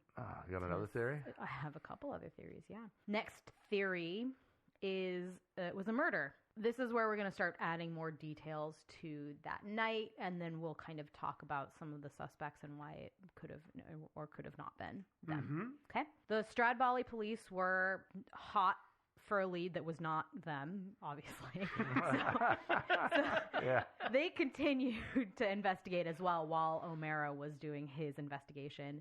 And they arrested 2 local men, Jim Fitzgerald and Thomas Corbett. Jim was a 55-year-old local laborer, and Thomas, also a local laborer, was 25. Jim had taken Thomas, who's often referred to as Tommy as well. He had taken Tommy and his pregnant girlfriend into his home because they didn't have a place to live. Tommy's girlfriend. Yes. Not Jim's girlfriend. Yeah, so Tommy and Tommy's girlfriend, who was pregnant, lived with Jim because Jim was a nice person. And Or he was collecting rent off him. I mean, Or maybe a little, but that was something. It seemed like a unique circumstance that he was being unusual. Kind. Yes. Okay. One thing to stop and mention before we go any further on this is that apparently, at the time, it was illegal for pubs to serve alcohol on Christmas Day and the day after, which is St. Stephen's Day. And I have revoked the ban on drinking on my day because I personally think that you should drink on my day. Yeah. But anyway, back to your narrative, Devin. Yeah. Oh, and also this particular law was passed, by the way, only in 1927, so just a few years before this incident. So and you said you did some digging into this, and there were some other days that not a lot, but no, the law that the 1927 law, as far as I know, and again I didn't investigate extensively, but it banned serving or selling liquor on Good Friday, Christmas Day, and best of all, St. Patrick's Day. Yeah. Although the St. Patrick's Day ban was actually repealed in 1960. Yeah. And just like the past year, 2017, they finally got rid of the ban on liquor sales on Good Friday. So now it's only still Christmas just Day. Christmas Day. Yeah. Well, they would be really upset to come to this country and see what we do on St. Patrick's Day. Yeah, not so much about snakes, more about just drinking as much as you possibly can. Yes. In case it wasn't clear earlier, as we mentioned, Whelan's is a pub. Whelan's Pub. Yep. Still is to this day. I think the original owner's grandson is running it now. I think it's still a family that runs it. Yeah. I'm not totally clear if it was also an inn at the time or just a pub, or if they just maybe had like a little extra room. Well, it's a 2-story building, and probably the family lived on the second floor. But the question bedroom. becomes because so the reason that I bring this question up even is because, as mentioned, DeLay seemed to think that there might be room for Larry to sleep it off Mhm. in Wheelan's. So I don't know if he just seemed to think maybe they had a little extra room in the house, or if they actually did, that was a thing they offered, was a room or two to sleep it off in. And that actually, if you think about it from a pub's perspective, that is a great money-making avenue. sure. Basically a closet with a teeny cot Yeah. that's easy to clean off, and you charge the drunk a couple of pence and push him in and say, see you in the morning, dummy, don't come out. And if he comes out, you say, oh, you want to go back in there? It's a couple of pence more. I mean, that is just cheap and easy. Oh, yeah, I would absolutely do that. Oh, yeah, it's might called drunk tax. And it might actually just be something they provided for free. It's just good customer service, you know? What are your Yeah, I think it was unlikely that somebody was going to drive home. Not in those There was days. only one car in town. Yeah, and it was the police car. I'm kidding. I actually don't know how many. Only there was one car. Okay. According to So a you lot know. of the articles I read, the only car in town belonged to, and I don't remember who it was, but they Thomas- always said it was the only car in town. Thomas Cashin. Yeah. Yes, was the guy's that's who name. it was. And he, by the way, lived right across the street from Whelan's Pub. Well, it was hard to not live right across the street from I Whelan's. know, that's true too. Yeah. The size of it. But Whelan's, like we said, still in operation today. They still have very strong feelings about this. We'll talk about it in a minute. Apparently, they don't like to hear about it. But they're also still very much just serve the local community, and that's that. So I think that's probably how it was there as well. Yeah, I'm sure you can go to Whelan's Pub now as a tourist and go in and have a drink. I'm sure they'll I actually serve you. read there's one single Yelp review of Whelan's. Oh, is there? There is. And it was from somebody who was from America and who was touring through, and they said, we saw Whelan's, and it was a pub, and we were driving through, and we needed some place to stop, so we stopped, and we went in, and it was clear that we were not welcome since we were not local. Really? Yeah. Wow. Yeah. But they stayed. They said that they gave it a good review. I mean, but they were like, it was clear we did not fit in. Did so. they at least serve them a little liquor or I don't beer know. or something? I didn't. Yeah. Anyway, we're a little off topic here. So Jim and Tommy, both admitted to having been at Whelan's that night and to having seen Larry. Jim's story was that another man named Morrissey had pushed Larry over maybe a dispute over some money, hit his head on a stove, and He pushed him hard enough to knock him over. Well, And so then he- reportedly, it was not so hard to knock Larry over that night. Okay, Yeah. He well- actually knocked himself over a number of times walking Yeah. through the hall. Yeah, if he had been sober, he would not have fallen. Yeah, but apparently he fell over and hit his head on a stove and died. Okay. And you can read the actual account from Jim of this, and it's kind of hard to follow. It's pretty conversationally wandering. Yeah, a little bit, yeah. But that's, as far as I can surmise, that's what happened in his story. Tommy's story was a little different. His story was that they had gone to Whelan's but hadn't been allowed in for whatever reason. Maybe their capacity, maybe it was when the sergeant was kind of around. Because, again, they were serving liquor, And they were which was supposed illegal. to, so you had to keep it on the down low. Right. Yeah, and I'm not sure. So the way it's described, like Fitzgerald and Tommy, it sounds like they went in the back way, and they didn't actually. It sounds like Tommy did not actually go into the bar area. Well- and just stood in the kitchen drinking, and I'm not sure why that was. It's whole. I mean, yeah, that's again, local custom or something. I don't know what it was. or they were full in the other room, or the sergeant. Yeah. So in the original telling of the story, when O'Mara finally went and interviewed the police officers for the first time, they claimed that they had been to Whelan's. Actually, I think it was a couple times after he interviewed them, because somebody was like, we saw them going into Whelan's that night. And the police officer said, yeah, we were doing raids. Yeah. We were doing raids. Yeah. Did it twice. In Did other words, just two raids. barging in and checking to make sure no illicit drinking was going on. Right. Which was maybe not actually the reason. They were raiding the place. They were raiding the for bottles alcohol. of booze. Yeah, but it could have been that was, the moment that the sergeant was in and the Whelan said, Yeah. well, we're just, for whatever reason, I don't really know what, but they were in this kind of back room. And that was Jim's story. Tommy's story was that they had actually not been allowed in at first. So they went across to the hall, which is across the way, as Joe mentioned. Which was basically just another place where people drank and then they played cards. and Tommy had gotten into a fight with somebody there. The story of the fight is actually corroborated by a number of people. It's one of the few things that everybody seems to know for certain happened to agree that on. night. Yeah. And so I don't really know where the truth is in these stories. I don't even know if it's possible. It's certainly possible, I guess, that they were both sloshed, and Jim went to Whelan's and was like, Tommy's right behind me. And Tommy, for whatever reason, was like, well, I'm going over to the hall.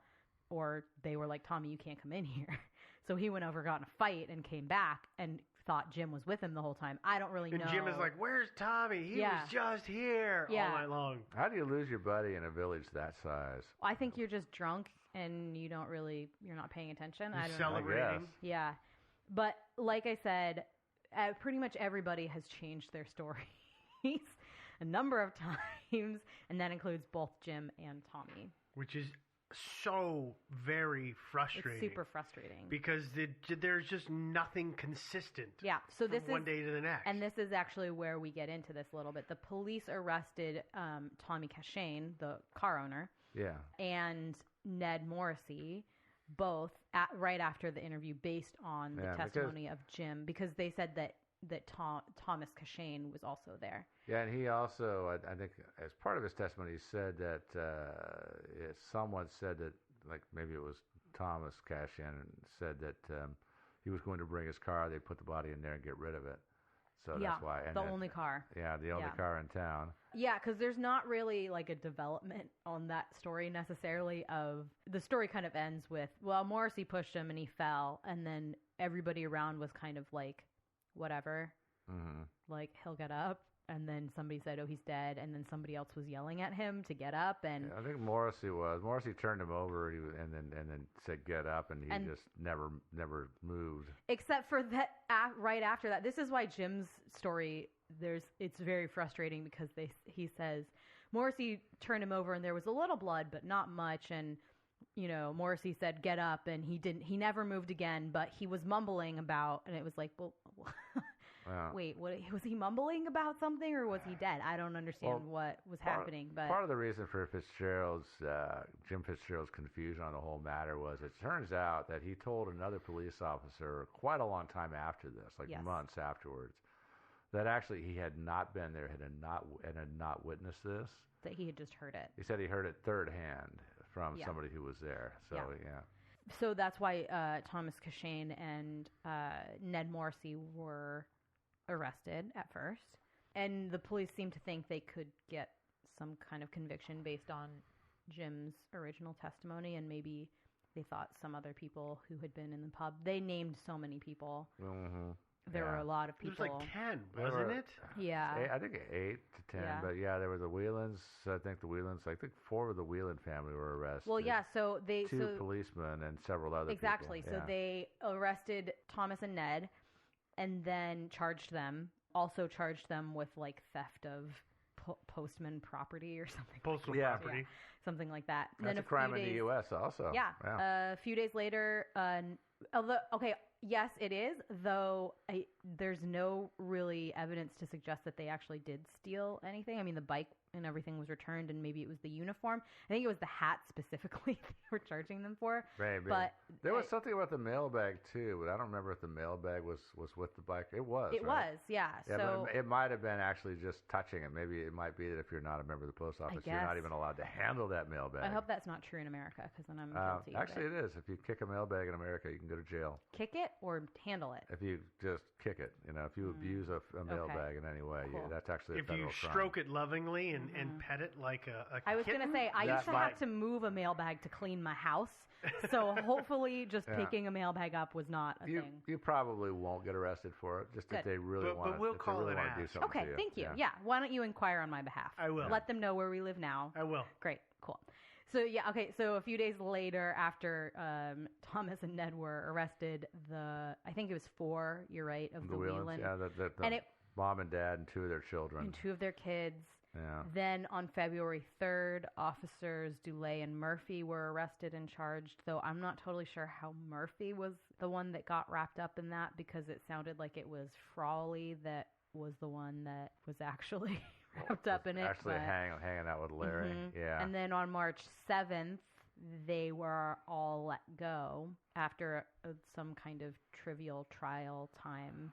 Well, they weren't let go per se. They were all reassigned to other areas around the country or other precincts, I thought. No. I'm sorry. No. All of the people arrested and charged. I'm sorry. They tried them all together. I'm sorry. In one single trial, and the judge was like, okay, you got to give me more than this, O'Mara. Like, you can't just give me one guy who has somehow changed his story sitting on the stand. Well, and the crazy thing about the trial was that they kept moving things out by, we need another week or two to get this, and we need another week or two for that, and then it became, 6 or 8 weeks? No, about 4. But originally it was supposed to be kind of a quick thing, and then Jim Fitzgerald comes in to testify. It goes sideways on That's him. when he changed his story, Mhm. which actually it turns out his story was sort of BS because he claimed to have been there when he never was, probably. And he says, well, I didn't really see that stuff. So in a sense, he was almost telling the truth, although it looked like he lied on the stand. But I guess he was sort of telling the truth. He said, well, actually, I didn't actually see that. Yeah. Although he didn't explain that, I heard it from somebody else. He didn't say that. Right. So that's when they got the first continuance for a week so the prosecution can firm up its case. Because that was literally all they were going on. They didn't have much else to go. Well, I think they had a little bit of evidence. They took, the stove out of Wheelan's pub. Yeah. And they actually took they did use some Tom Cashin's car. They did some forensic testing at the time. I remember, and they actually, I think they did forensic testing on all of Whelan's, including the upstairs. Yeah. And the only human blood they found was in the trash and was connected to one of the daughter's menstrual cycles. Is the only trace of That's human a solid blood case right they there. found. Oh man. Yeah, I mean they swabbed the stove extensively. Yeah. And there was no sign. It wasn't clean. Yeah. But there was no human blood anywhere. So they just didn't have evidence. There was no evidence. There wasn't. So much they of anything, they were all let go. So I guess we can kind of briefly talk about some of the people who were brought in and charged and kind of discuss them. I would say the first we should talk about is Thomas Cashin and Ned Morrissey. Yeah. As far as I know, Jim is the only person who's come forward with that story, and it sounds like there were a ton of people in there in Whelan's at the time. Even by Jim's own account, there were a lot of people in that same room who reportedly even spoke to or reacted to the incident where Larry fell down. I just find it very hard to believe that he's the only one, even though maybe he wasn't actually there, that he would be the only one who would speak up about that. What about Jim Fitzgerald, you mean? Yeah. Yeah. If that actually happened. Well, you don't. I agree? think that at a certain point, when you enter into a conspiracy, you're breaking the law, and at a certain point, you're kind of in for a penny, in for a pound. You know what I mean? Yeah. I think that these people really, and obviously the motive here, it would have just been reported as an accident. You call the doctor, call the cops, but they were drinking illegally in the pub on Christmas Day, and several of those people had a lot to lose. I mean, number one, the Whelans would lose their license and their livelihood, and the policemen would lose their jobs. And then Tom Cashin was a school principal. He would have lost his job. Yeah. And so everybody had a motive, but at the same time, it's like, dudes, there's so many better ways to approach this whole thing. Literally, the Cashins could have said, all of you get the hell out of here. Whelans. The Whelans. Or Whelans. Yeah. And we're going to say, Larry wandered in, and we tried to put him to bed, and drunk Larry started stumbling around and fell. Like, exactly. Bringing that many co-conspirators in, especially when you're all drinking, it's the a dumbest. terrible idea. It was dumb. I mean, everything they did to handle this thing, like they, for example, this is what happened. If they took the bike, which is what apparently somebody planted the bike on the road back to Kilmac, they should have wheeled it further down the road before they dropped it. They only took it about a quarter of the way to Kilmac and then left it by the side of the road. Well, they should have been closer to Kilmac than to Stradbally. So the one little thing here that I didn't really mention is it's the one road that goes from Stradbally to Kilmac, but there's one little intersection on that road that intersects with 5 other roads, and pretty much right there is where they found the bike. So I can understand why somebody might be like, all right, we're going to the junction, and that's as far as I'm going. Yeah. And here's the bike, and it could be anywhere. Especially if they were drinking. Anyway. Yeah, especially, and it was cold. Maybe it was snow. snowing. It was early in the morning. They're starting to have the hangover come on. But I think that whoever did leave the bike there, probably later on had regrets about not maybe wheeling it a couple of miles further down the road. Or just tossing it in the bog. Yeah, that would have been a good way to go, too. Yeah. So, we can talk about the Whelans, we can talk about all the officers, but I guess we can just hop right to my last and favorite theory, which is that it was an accident and then a cover-up. I actually heard a story that I guess, somebody probably in the village had said that actually what happened is that the police officers had taken Larry up to their barracks to sleep it off that night. Which is, by the way, also across the street from Wheeler's Pub. Right across the street. Yeah. And that what had happened is the stairs at the time coming down from the barracks didn't actually have a railing on it. Yeah. And that he was drunk, had woken up drunk up there, walked down the stairs, fallen off, and died. Yeah. And that they decided to cover that up for some reason. I don't necessarily believe that so much as some other accident, but regardless, I do think that Larry probably got drunk and some kind of accident happened to him, but then there was this massive conspiracy of pretty much everybody who lived in the village. Oh, yeah. Everybody knew, I'm sure. Cover it up. There was actually a lot of talk about, there were a lot of mines in the area. Copper mineral mines. mines. Yeah, copper mining. And it's pretty much believed that he was dropped down a mine shaft and then covered up, basically. Actually, as part of the search effort, they searched a bunch of those mines. They also dug up, there was a local beach. They dug up the entire beach. Mm-hmm. They also dug up a bunch of graves in the local church graveyard. Yeah, they've done a lot of stuff, but it's certainly, if you know the area well, it's certainly possible that they could have. I just still struggle with the sheer number of people involved. You think somebody would have cracked? My problem is that these people all seem to have a similar story, and then they diverged, and then they began to turn on each other, and there was this what appeared to be some really vicious fighting going on between them. Mm-hmm. And if that were the case, if they were all really involved, I could just see somebody being so fed up and just saying, F it. You were there. You did this. You did that. Like, just spilling the whole caper. So my guess is really that, everybody had been drinking all day and everybody was pretty sauced. And at some point, it was a smaller group, right? At some point, everybody's kind of like, well, then I lost track of him, right? Oh, so you're saying it's like the Whelans and maybe one of the cops? Yeah, or I'm just maybe two of the cops or something. But that what happened was, maybe he did fall. Let's say that Jim was telling the truth and that he did fall down in Whelan's Pub and hit his head on the stove, and that's how he died. At some point, somebody says, "Well, we know up to that point, and we were all doing something really illegal." And so to admit that we were there makes us culpable for that illegal thing. So we just got out of the room. Mm-hmm. We left. And then that's it. And then that explains all this infighting of nobody actually knows what happened. Maybe 2 or 3 people. Because they didn't actually witness the very end except right, for maybe a few. 2 or 3 people actually know, but the whole group as a whole doesn't really know what happened next. And so that explains this I think it was this person doing this thing, but really what the truth is that maybe you were so blackout drunk or just so sloshed that all you could pay attention to was getting yourself out of that situation that you realized was bad, and you weren't paying attention to anything else, and that's it.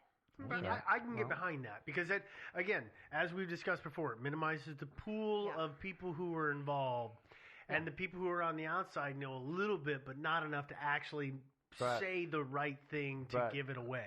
Still, here's the problem I have with these people is they should have discussed this and gotten their stories straight. My God. People, criminal conspiracy 101, you boneheads. Should have. Yeah. Come on, Joe. How many times have we been drinking together in years past, and we'd all had too much to drink, and something happened, and there's a body, and we got to get rid of the body. And then everybody's story's different. But because everybody remembers the it next differently. day he's like, "Hey, do you remember what so and so did? Oh yeah, he did this, right? No, he did that." I'm not saying you get together that night when you're all hammered and hammer out your story. Then, no pun intended. I'm saying next day when you're all sober. But that's when you straighten it all out. I think that would be the difficulty, though, is that if there's suddenly this giant search the next morning right away, it looks really suspicious that you all come together and have that conversation. And if you do it in pairs or small groups, it would become a game of telephone. Well, so the people in the front had one version, and the people in the back had another. The trick, right, is that it sounds like the police officers did have their story straight at first, right? Yeah. Their story was, we didn't see him, but he was sober. We didn't do it. Right? We didn't see him. We don't know what happened, but he was sober. That's the other thing. And then suddenly somebody else said, no, he was with them. And they were like, oh, dang, you forgot to tell the wheelers. They forgot to tell a lot of people. This is the problem, is that when you tell lies that are going to be very easily and quickly unmasked, it was dumb. Oh, it was bad. It was incredibly But we're not dumb. saying that these people were like particularly intelligent. And Yeah. I guess the last reason that I think that this was like a big conspiracy is that to this day, any kind of inquiries about this with the locals in Strad Valley is met with like extreme hostility. Yeah, that there's might an be. F-bomb in there. Yeah, how about you just the right off? Yeah. Right? Like this far, almost, that 90 years later, you could go into that town and say, hey, do you know anything about this disappearance? And for people to just swear at you and tell you to get out of town. I think they're going about it all wrong. I mean, I would have a little museum to the whole thing myself. I would open it up, and I would sell postcards and keychains, and unless maybe my play, grandpa was responsible they're gonna put Grandpa in jail anymore at this point, though. That's the thing, is Joe's got a point. This long gone, who gives a crap? Yeah. Nobody's going to go to jail. Locals, communities that are tight-knit like that and don't like outsiders, they don't care about the possibility of making money off the loons that are coming by. Yeah. They just don't want the loons to come by. Exactly. Yeah, but I'm just thinking about the fun prospects. Like if you make the museum and then you've got all these exhibits and they're sort of in chronological order of the mystery, and yet as you go from stage 1 to 2 to 3 to 4 to 5 to 6, they all contradict each other. Wouldn't that be perfect? So for the I know story? what you're going to do with all of your is you're going to buy a place in Strad Valley and open up said museum. And then I will be the missing podcaster of Strad Valley. You will. Yeah. He will be found tarred and feathered in a bog. Yeah, easily. Down a mine shaft. Probably. Yeah, in a bog in a mine shaft. Yes. Okay. Do you guys have any other theories? That's all I got. No. Yeah. No. I mean, really, I think it's just really sad. I wish that we knew what happened to him. It doesn't really sound like it was anyone's fault necessarily. Well, Ned Morrissey, I think, was the culprit, but I don't think he intended to hurt him. Actually, I mean, my impression is that he kind of just, like on the shoulder, like, hey, bud, like, why don't you back off? And Larry was just so drunk that he was just like, whoa. Lost his balance and tumbled into the stove. Right and probably nobody's real fault. And if it hadn't been for this silly no selling liquor on Christmas law, everything would have been fine. Everything would have been okay. Yeah, abolish that law, silly Ireland. Puritan law. Yeah. Come on, guys. Well, I'm sure it's coming one of these days. Yeah. 2 out of 3 are already down, so Christmas is next. It won't be too much longer, probably. Yeah. So there you go. That's our story. If you want to see any of the links to some of our research, or listen to this episode, or find a list of all of our other episodes. If you want to listen to this episode, here's where to find it. Or find links to merch, or I don't know, other stuff that's fun, I guess. I don't know. You can check out our website. Website is thinkingsidewayspodcast.com. If you would like to have your name read off at the beginning of an episode like this, aka suggest one, or send us, talk to me about how horrible my Irish pronunciation is, anything like that, you can email us. Our email address is thinkingsidewayspodcast@gmail.com. You can connect with us on social media. They should write that email in Gaelic, though. Yeah, they should. Yeah, actually, would you? Yeah, please do. I don't really know how it would be said. With subtitles. Yeah. If you would like to connect with us on social media, you can do that in pretty much any kind of form. We have a Twitter where we are Thinking Sideways. We have an Instagram where we're Thinking Sideways Podcast, and we have a Facebook page and group, both of which we are just Thinking Sideways. Is that true? Thinking Sideways Podcast? Thinking Sideways. Doesn't matter. On Facebook? Yeah, just find us. You'll find us. Thinking Sideways Podcast, Easy. and if you find the page, it'll link you to the group. And if you find the page, you can like it, and if you join the group, you have to answer some questions, so don't forget to do that. Yeah. Easy questions. But we also have a subreddit, Thinking yeah. Sideways. Sometimes I forget about that. You probably know how you're listening to us. If it's not Stitcher Premium, you're doing it wrong. Absolutely. But if it Loser.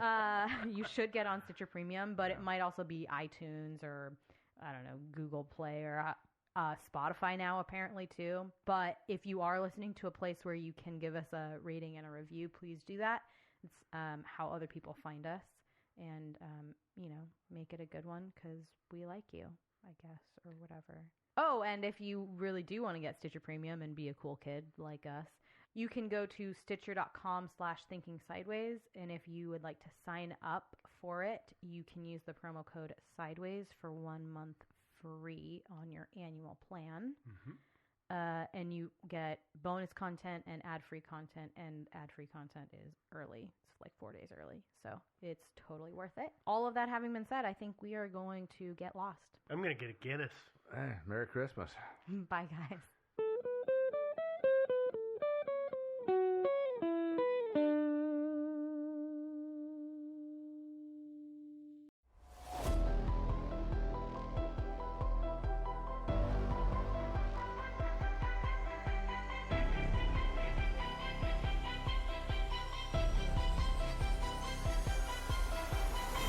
Welcome to Theories of the Third Kind.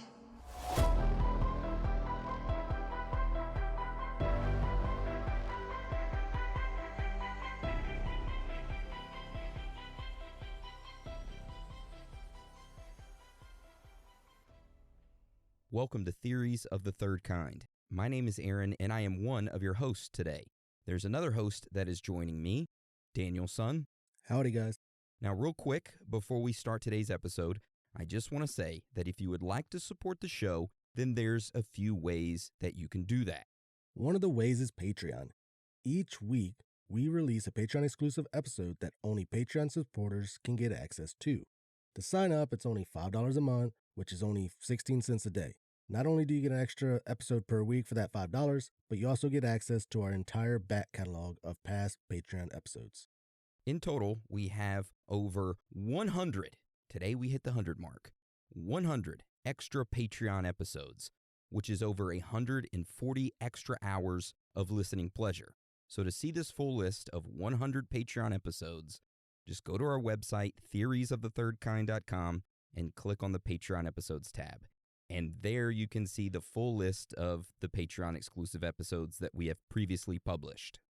Also, today we added another Patreon exclusive episode, which is over Antarctica, in which we discuss all the weird and mysterious things that have been discovered there. So you get access to that episode as well as all of the others for just $5. Now, if you can't afford a Patreon membership, but you would like to help us out, then you can leave us a written review on iTunes or on Spotify, and that helps us out a lot. However, don't feel pressure to leave us one. If you don't want to, that's fine.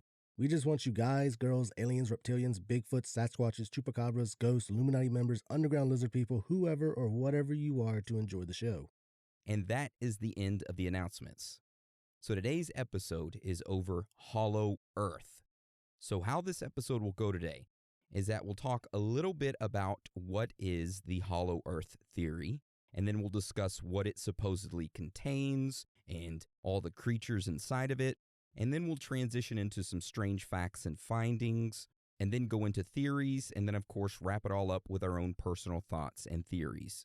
So with that being said, let's get into today's episode.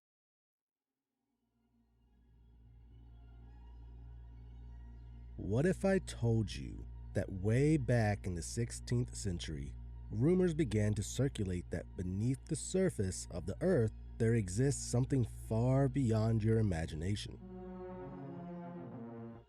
A hollow area inside of the Earth that is filled with multiple different lands, creatures, robots, and even various races of human-like beings.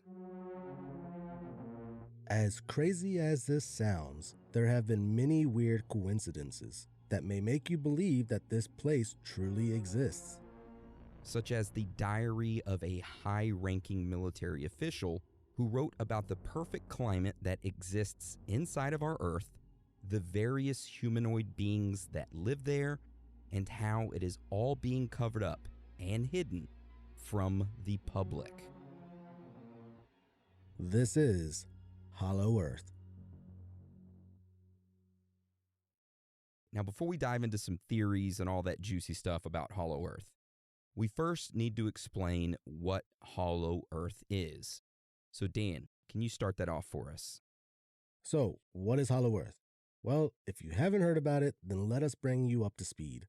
So, Hollow Earth is the theory that the Earth itself is hollow and contains an interior space. Within this space, inside the Earth, there's supposedly a whole other world with a civilization existing, and that there are only a few entrances from the surface of Earth into this hidden world. Now, that's pretty much what Hollow Earth is. So let's discuss when someone first mentioned this theory. So way back in 1864, there was a book called Journey to the Center of the Earth by Jules Verne. Dan, have you ever read this book? I have not. No? Okay. All right, well, add it to your reading list. All right, I will do that. Okay. So in this book, a German scientist believes that there are volcanic tubes that reach to the very center of the Earth. Now, this book is a good reference when talking about Hollow Earth.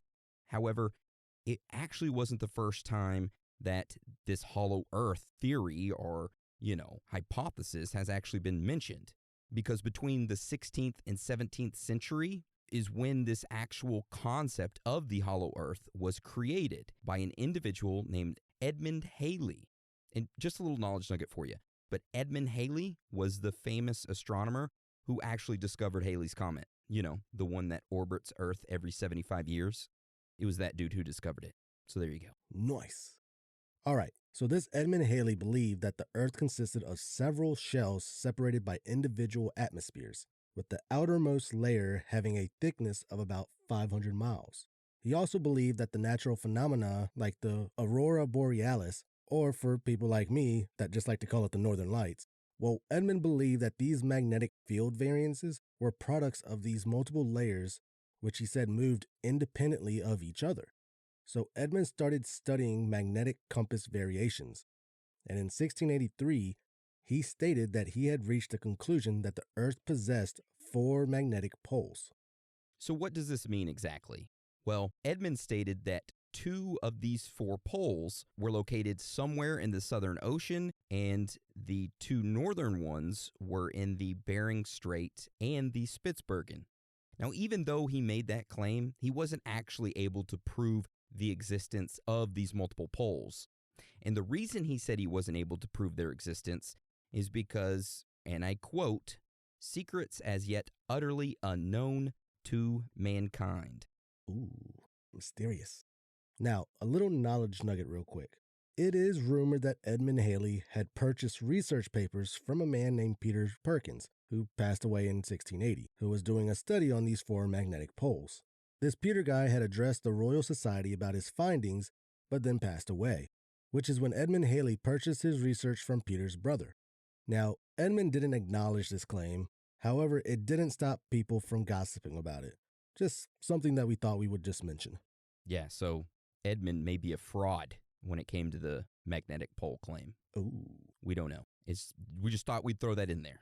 All right, so moving on. So Edmund Halley started reading classic myths and lore in different books as a way to try and help him figure out the cause of the 4 magnetic poles that the Earth had, or that he thought they had. Now, in some of these myths, it mentioned hollow cavities in the Earth, catacombs, and subterranean grottos. So after reading that, Edmund kinda had a light bulb go off above his head.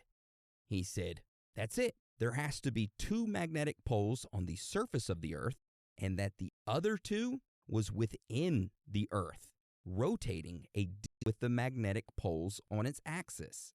So essentially, he was stating that there was an area of Earth that was hollow. Now, we do have an image to kind of give you an idea of what he was talking about, and we'll have this image on our website for you to go look at. Just go to theoriesofthethirdkind.com.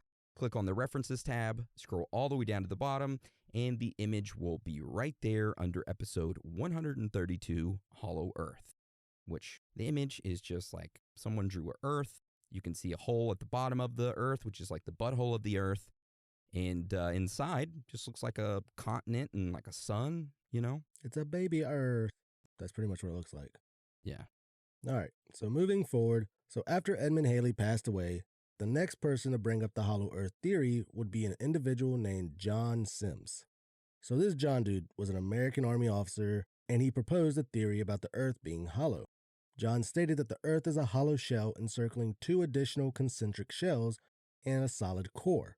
Each one of these concentric shells had their own magnetic poles, which accounted for the multiple magnetic poles of outer Earth, as well as its own atmosphere and source of light, so that it may support life. And just a side note, but John's description was pretty much exactly like Edmund Halley's. So fast forward a few years later, in 1818, John actually changed his thoughts on Hollow Earth. John stated that he believed that Hollow Earth was more than just a big hollow area. He actually went into super detail about the size and location, about the openings that were on the surface of the Earth that granted you access into Hollow Earth, as well as the rims and downward slopes of these openings, which he called verges, or in simpler terms, it's pretty much just a border or edge, okay? Now, this is where John went pretty crazy with it. So he said when you go beyond those verges, aka edges, that you would then enter the warm and rich land, which were illuminated by rays refracted from the sun into Hollow Earth. So of course, after John said this, he was criticized about this. Some called him a nut, however, some still called him a genius.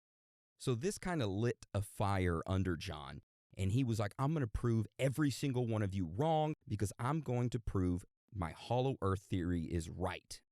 So for the last decade of his life, John tried to get the federal government to fund an expedition to find what he called Sims Hole, aka the entrance of Hollow Earth. So during that last decade of his life, John decided to have some little pamphlets printed out that kind of told everyone about the Earth being hollow. And he ended up sending these pamphlets to every single university, college, and government building that he came across. So he was spreading the word. So we do have a copy of these pamphlets, and we will post a picture of it on our website. So this pamphlet says, and we quote, "To all the world, I declare the earth is hollow and habitable within, containing a number of solid concentric spheres, one within the other, and that is open at the poles 12 or 16 degrees. I pledge my life in support of this truth and am ready to explore the hollow, if the world will support and aid me in the undertaking." Now that isn't the only thing that John mentioned on this pamphlet, because he also said that he would need 100 brave companions that are well equipped and that they would start in Siberia in the fall season. And just like all the other pictures, we do actually have a photograph of the original pamphlet, and we will post it on our website for everyone to go see. So this pamphlet started making its rounds, and everyone started talking about it. This caught the attention of John Quincy Adams, who was actually considering it, not because he believed in Hollow Earth, but because he was up for re-election and believed that it could help his campaign and get more votes. However, Andrew Jackson ended up beating out Adams to become the president of the United States in 1828, and Andrew Jackson was just like, "We ain't funding no expedition for Hollow Earth. Get that shit out of here." It's exactly what he said, word for word. That's right, we were there. So after being denied funding, John was on the verge of bankruptcy, but he was still trying to spread the word of his theory and still trying to get funding for it. Now, a little knowledge nugget real quick. The Chancellor of Russia, during that time, was actually planning a polar expedition.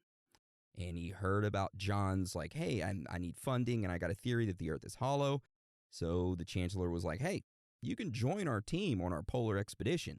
And if we find the entrance to Hollow Earth, feel free to jump off the boat and go in there.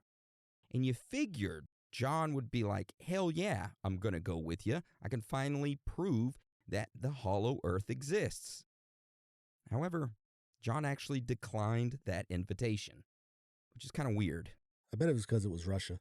Maybe. All right, moving forward. So as the years passed, John's health started failing him, and before he could get enough money to fund an expedition, he ended up passing away and was buried in Hamilton, Ohio. And just a little side note, John's family was pretty famous there in Hamilton because of John's, and I quote, crazy theory. Also, in the 1840s, the burial grounds were turned into a park, and they removed all the bodies buried there except John's. Now, there is a monument that stands in the park where John is buried that looks like a hollow earth on top, which of course we have a picture of that and how it's gated in and stuff, which is interesting. Yeah, it looks like a big donut, kind of. It does. Hmm. I know I saw one interview about it. The lady was just like, yeah, they left John there, but like they removed everybody else because, they were just bodies. Damn.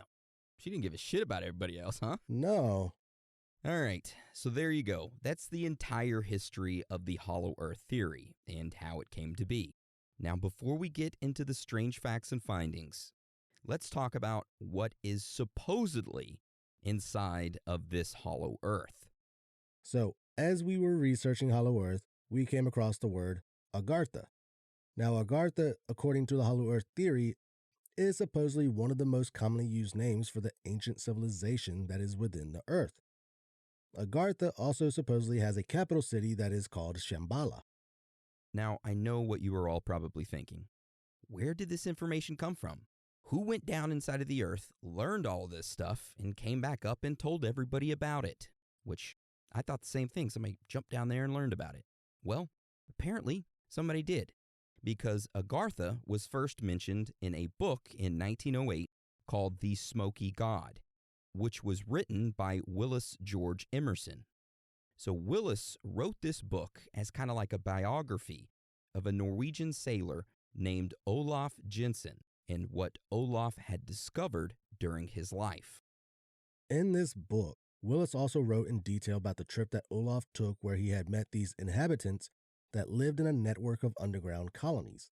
He stated that these beings stood around 12 feet tall and their world was illuminated by a smoky central sun. Also, there are smaller enclosed ecosystems that are located just beneath the Earth's crust or within the mountains. Another thing that was stated is that there have been many wars and cataclysms that happened in the past that drove these civilizations underground. These wars were similar to the Atlantean-Lemurian War that supposedly occurred when Atlantis was around, and that these civilizations used thermonuclear weaponry. They also state that the various deserts around the world on Earth, such as the Sahara, the Gobi, the Australian outback, and others, well, they were examples of the devastation that occurred those many years ago. Like those deserts were created because of the thermonuclear weapons that were used by these ancient civilizations. Now, another thing that was stated is that these underground subcities were created as safe havens for the people and for their historical records, teachings, and technologies that were cherished by these ancient civilizations. There are said to be several entrances to the kingdom of Agartha throughout the world. In total, there are around 14 entrances to Hollow Earth, and they are at very well-known places, such as King Solomon's Mines, the North and South Poles, the Great Pyramid of Giza, and the Kentucky Mammoth Cave, just to name a few. So something else worth mentioning is about certain important locations around the world that are supposedly connected to sub-cities inside of Hollow Earth. Now, one of these important locations is the Himalayan mountains in Tibet, and it is apparently the entrance to the underground city of Sunshe, which is said to be guarded by Hindu monks. Now, another location is along the border of Mongolia and China, where the underground subcity of Sinwa exists.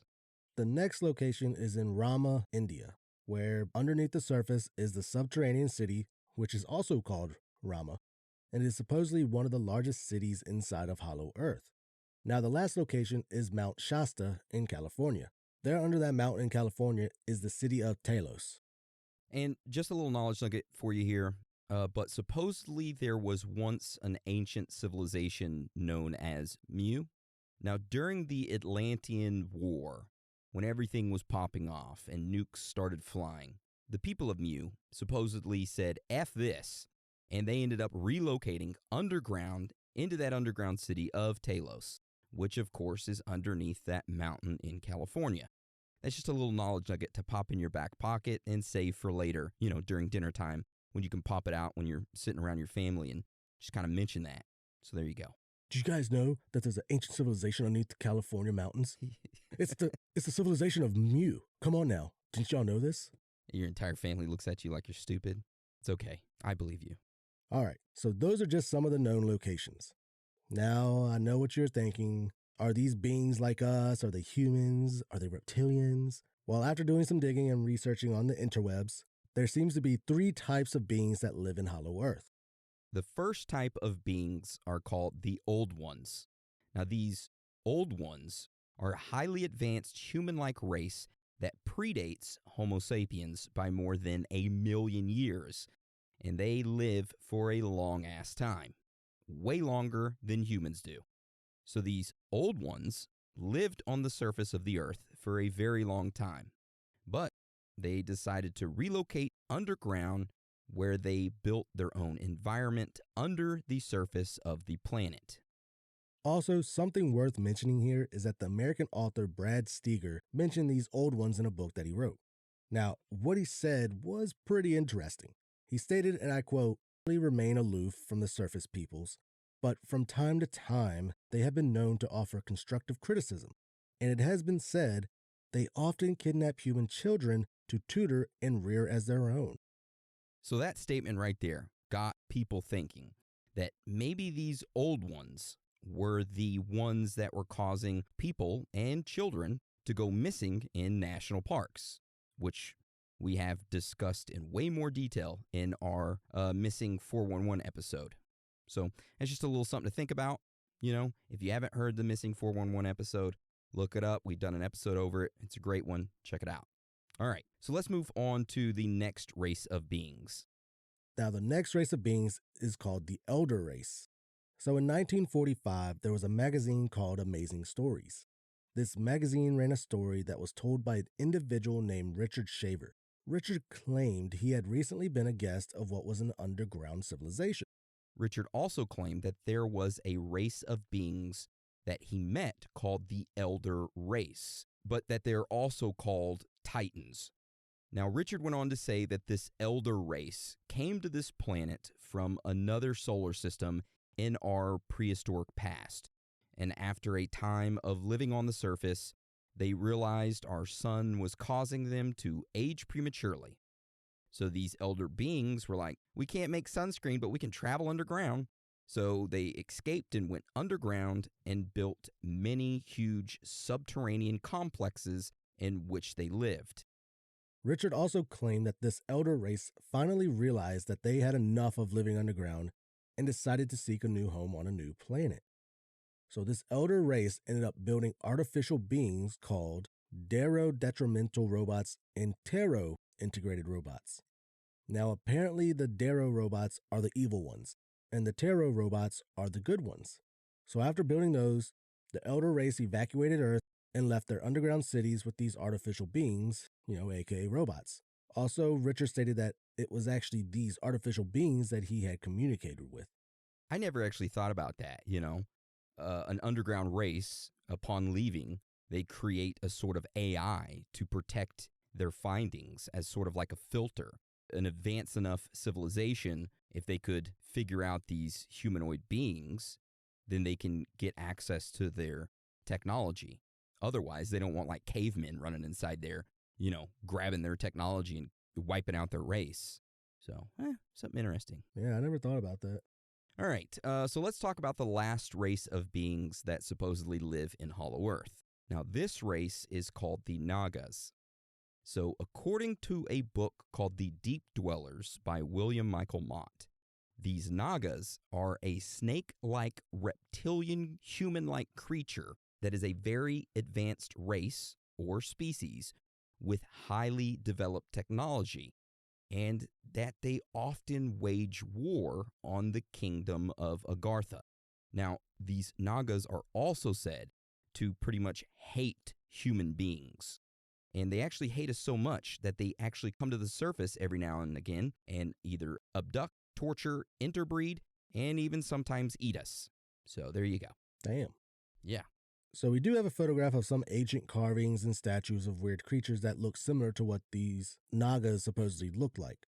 Of course, you can go to theoriesofthethirdkind.com, click on references, scroll all the way down to episode 132, Hollow Earth, and there you can see the photograph of these ancient carvings. I mean, I've seen these carvings before. It's pretty much like half human, half snake, or half human, half reptilian. They're very weird and odd. Yeah. It's like Medusa. Yeah. Now, little knowledge nugget real quick. So in India, there is an ancient belief that there is a subterranean race of serpent people who dwell in the cities of Patala and Bhogavati.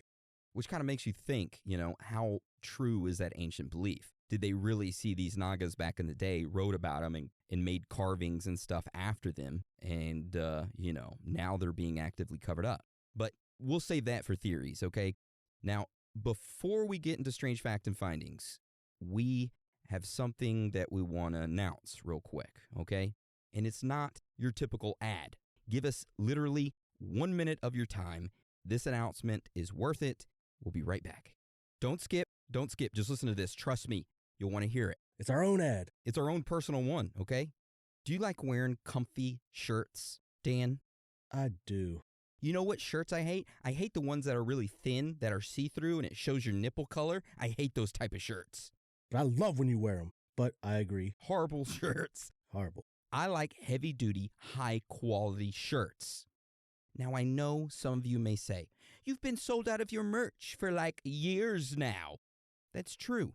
We've been on a search far and wide, traveling all around the world to find the rarest and best cotton to make succulent, well-fitting shirts. Haven't we, Dan? Tell them where we've gone. We've gone to Brazil. We've gone to Vietnam. We've gone to Korea, where we almost never came back. North Korea, might I add. Thanks a lot, Kim Jong-un. Yeah, he tried to keep us there, but we said we had a show to do. We went to Egypt, which never go to Egypt because they confiscate everything you have and they won't give it back to you, okay? Bunch of dicks there. They took Aaron's really thin shirts. He was upset. I was even more upset. Said, hey, you can have them. Your dark nipples are going to show through them. I don't like them. Anyways, they didn't have the cotton we liked, okay? But upon our escapade, upon our search far and wide, we ended up coming across some great t-shirts. And guess what? Tomorrow, we will be releasing new merchandise, different designs, t-shirts, hats. It's going to be fancy. Shipping times are going to be quick. We got a person now dedicated to our merchandise who oversees it and is all about shipping and responding to emails. If you have any issues, the person will email you back very quickly. You won't have any problems, okay? We've ironed everything out, and we hope you love it, and we'll continue to roll out merchandise. But once these designs are gone, we usually don't bring them back. We bring out a new wave each time. So if you like any of these designs, grab them while you can. If not, they'll probably be up on StockX or something. Somebody will post them up for some ridiculous price or something. $1 million.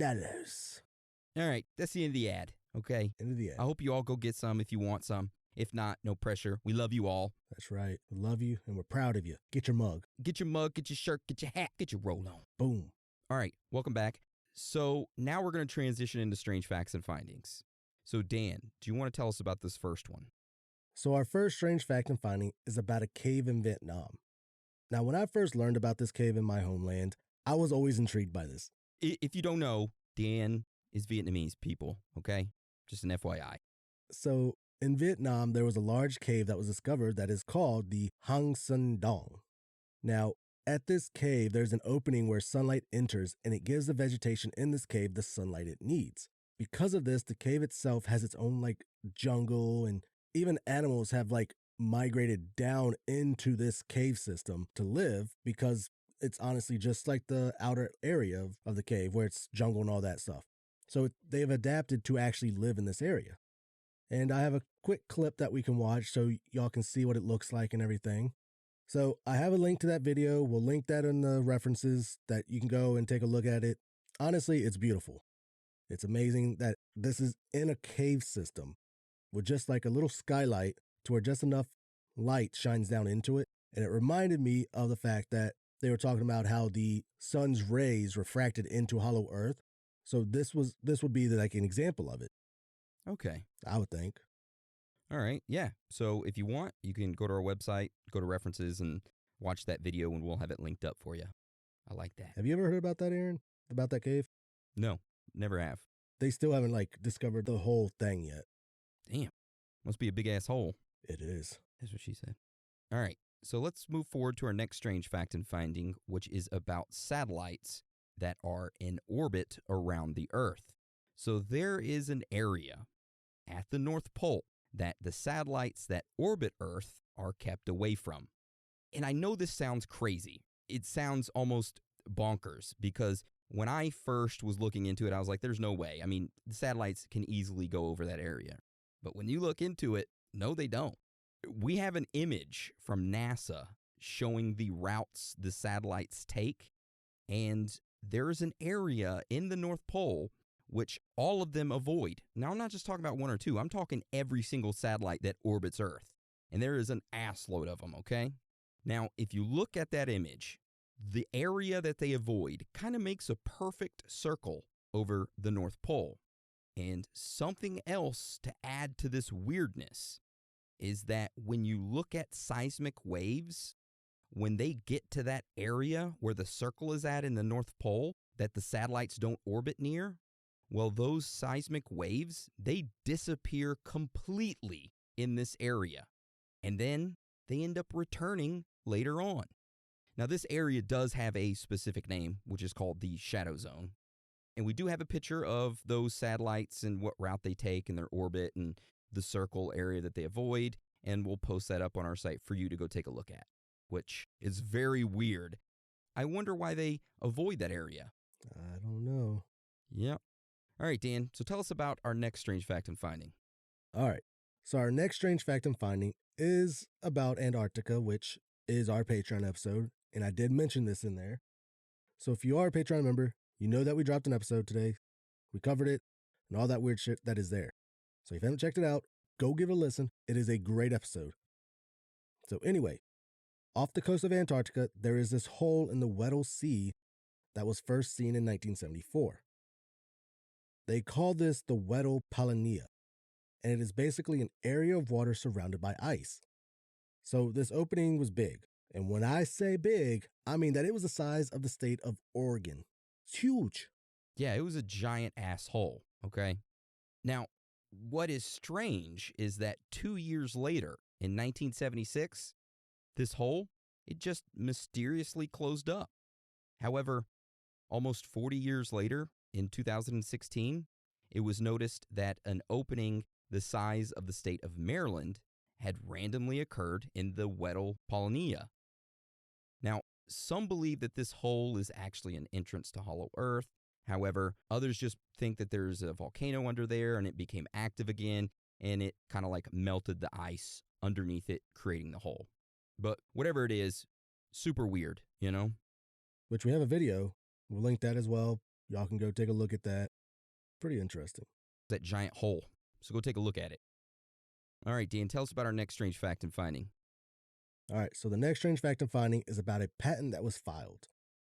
So on November 25th of 1912, American researcher and author Marshall B. Gardner submitted an application to the United States Patent Office to obtain a patent. So this patent was on the theory that the Earth was hollow. Well, guess what? 18 months later, after much delay, paperwork, and investigation, the United States government decided to grant Marshall the United States patent, which was number 1096102, entitled The Hollow Earth Theory. Now, we do have a link to that patent for anyone to go look at, and of course, we will link it on the website under references. Super interesting patent, I must say. He goes into detail on it. So he got a patent for Hollow Earth, even though other people brought it up first. Yeah. He filed for it, and the government was like, yeah. Yeah, I advise everyone to go take a look at that patent, read over it. They couldn't scan the pages straight? Come on now. Yeah, the pages are all crooked. Anyway. All right, so let's go on to our next strange fact and finding, which is about a borehole. So in the Kola Peninsula of the Arctic Circle of Russia, there is an abandoned, crumbling building, and inside of this building, there is a rusty metal cap embedded in the concrete floor that has rusty bolts that are securing it down.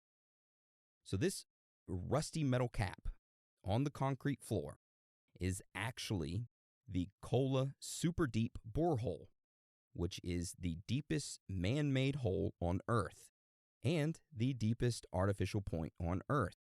And I do want to say, it's not like there's a giant hole, right? It's like the size of a car that has like a lid over it that's bolted down. This opening is fairly small. I want to say it's like the size of my hand.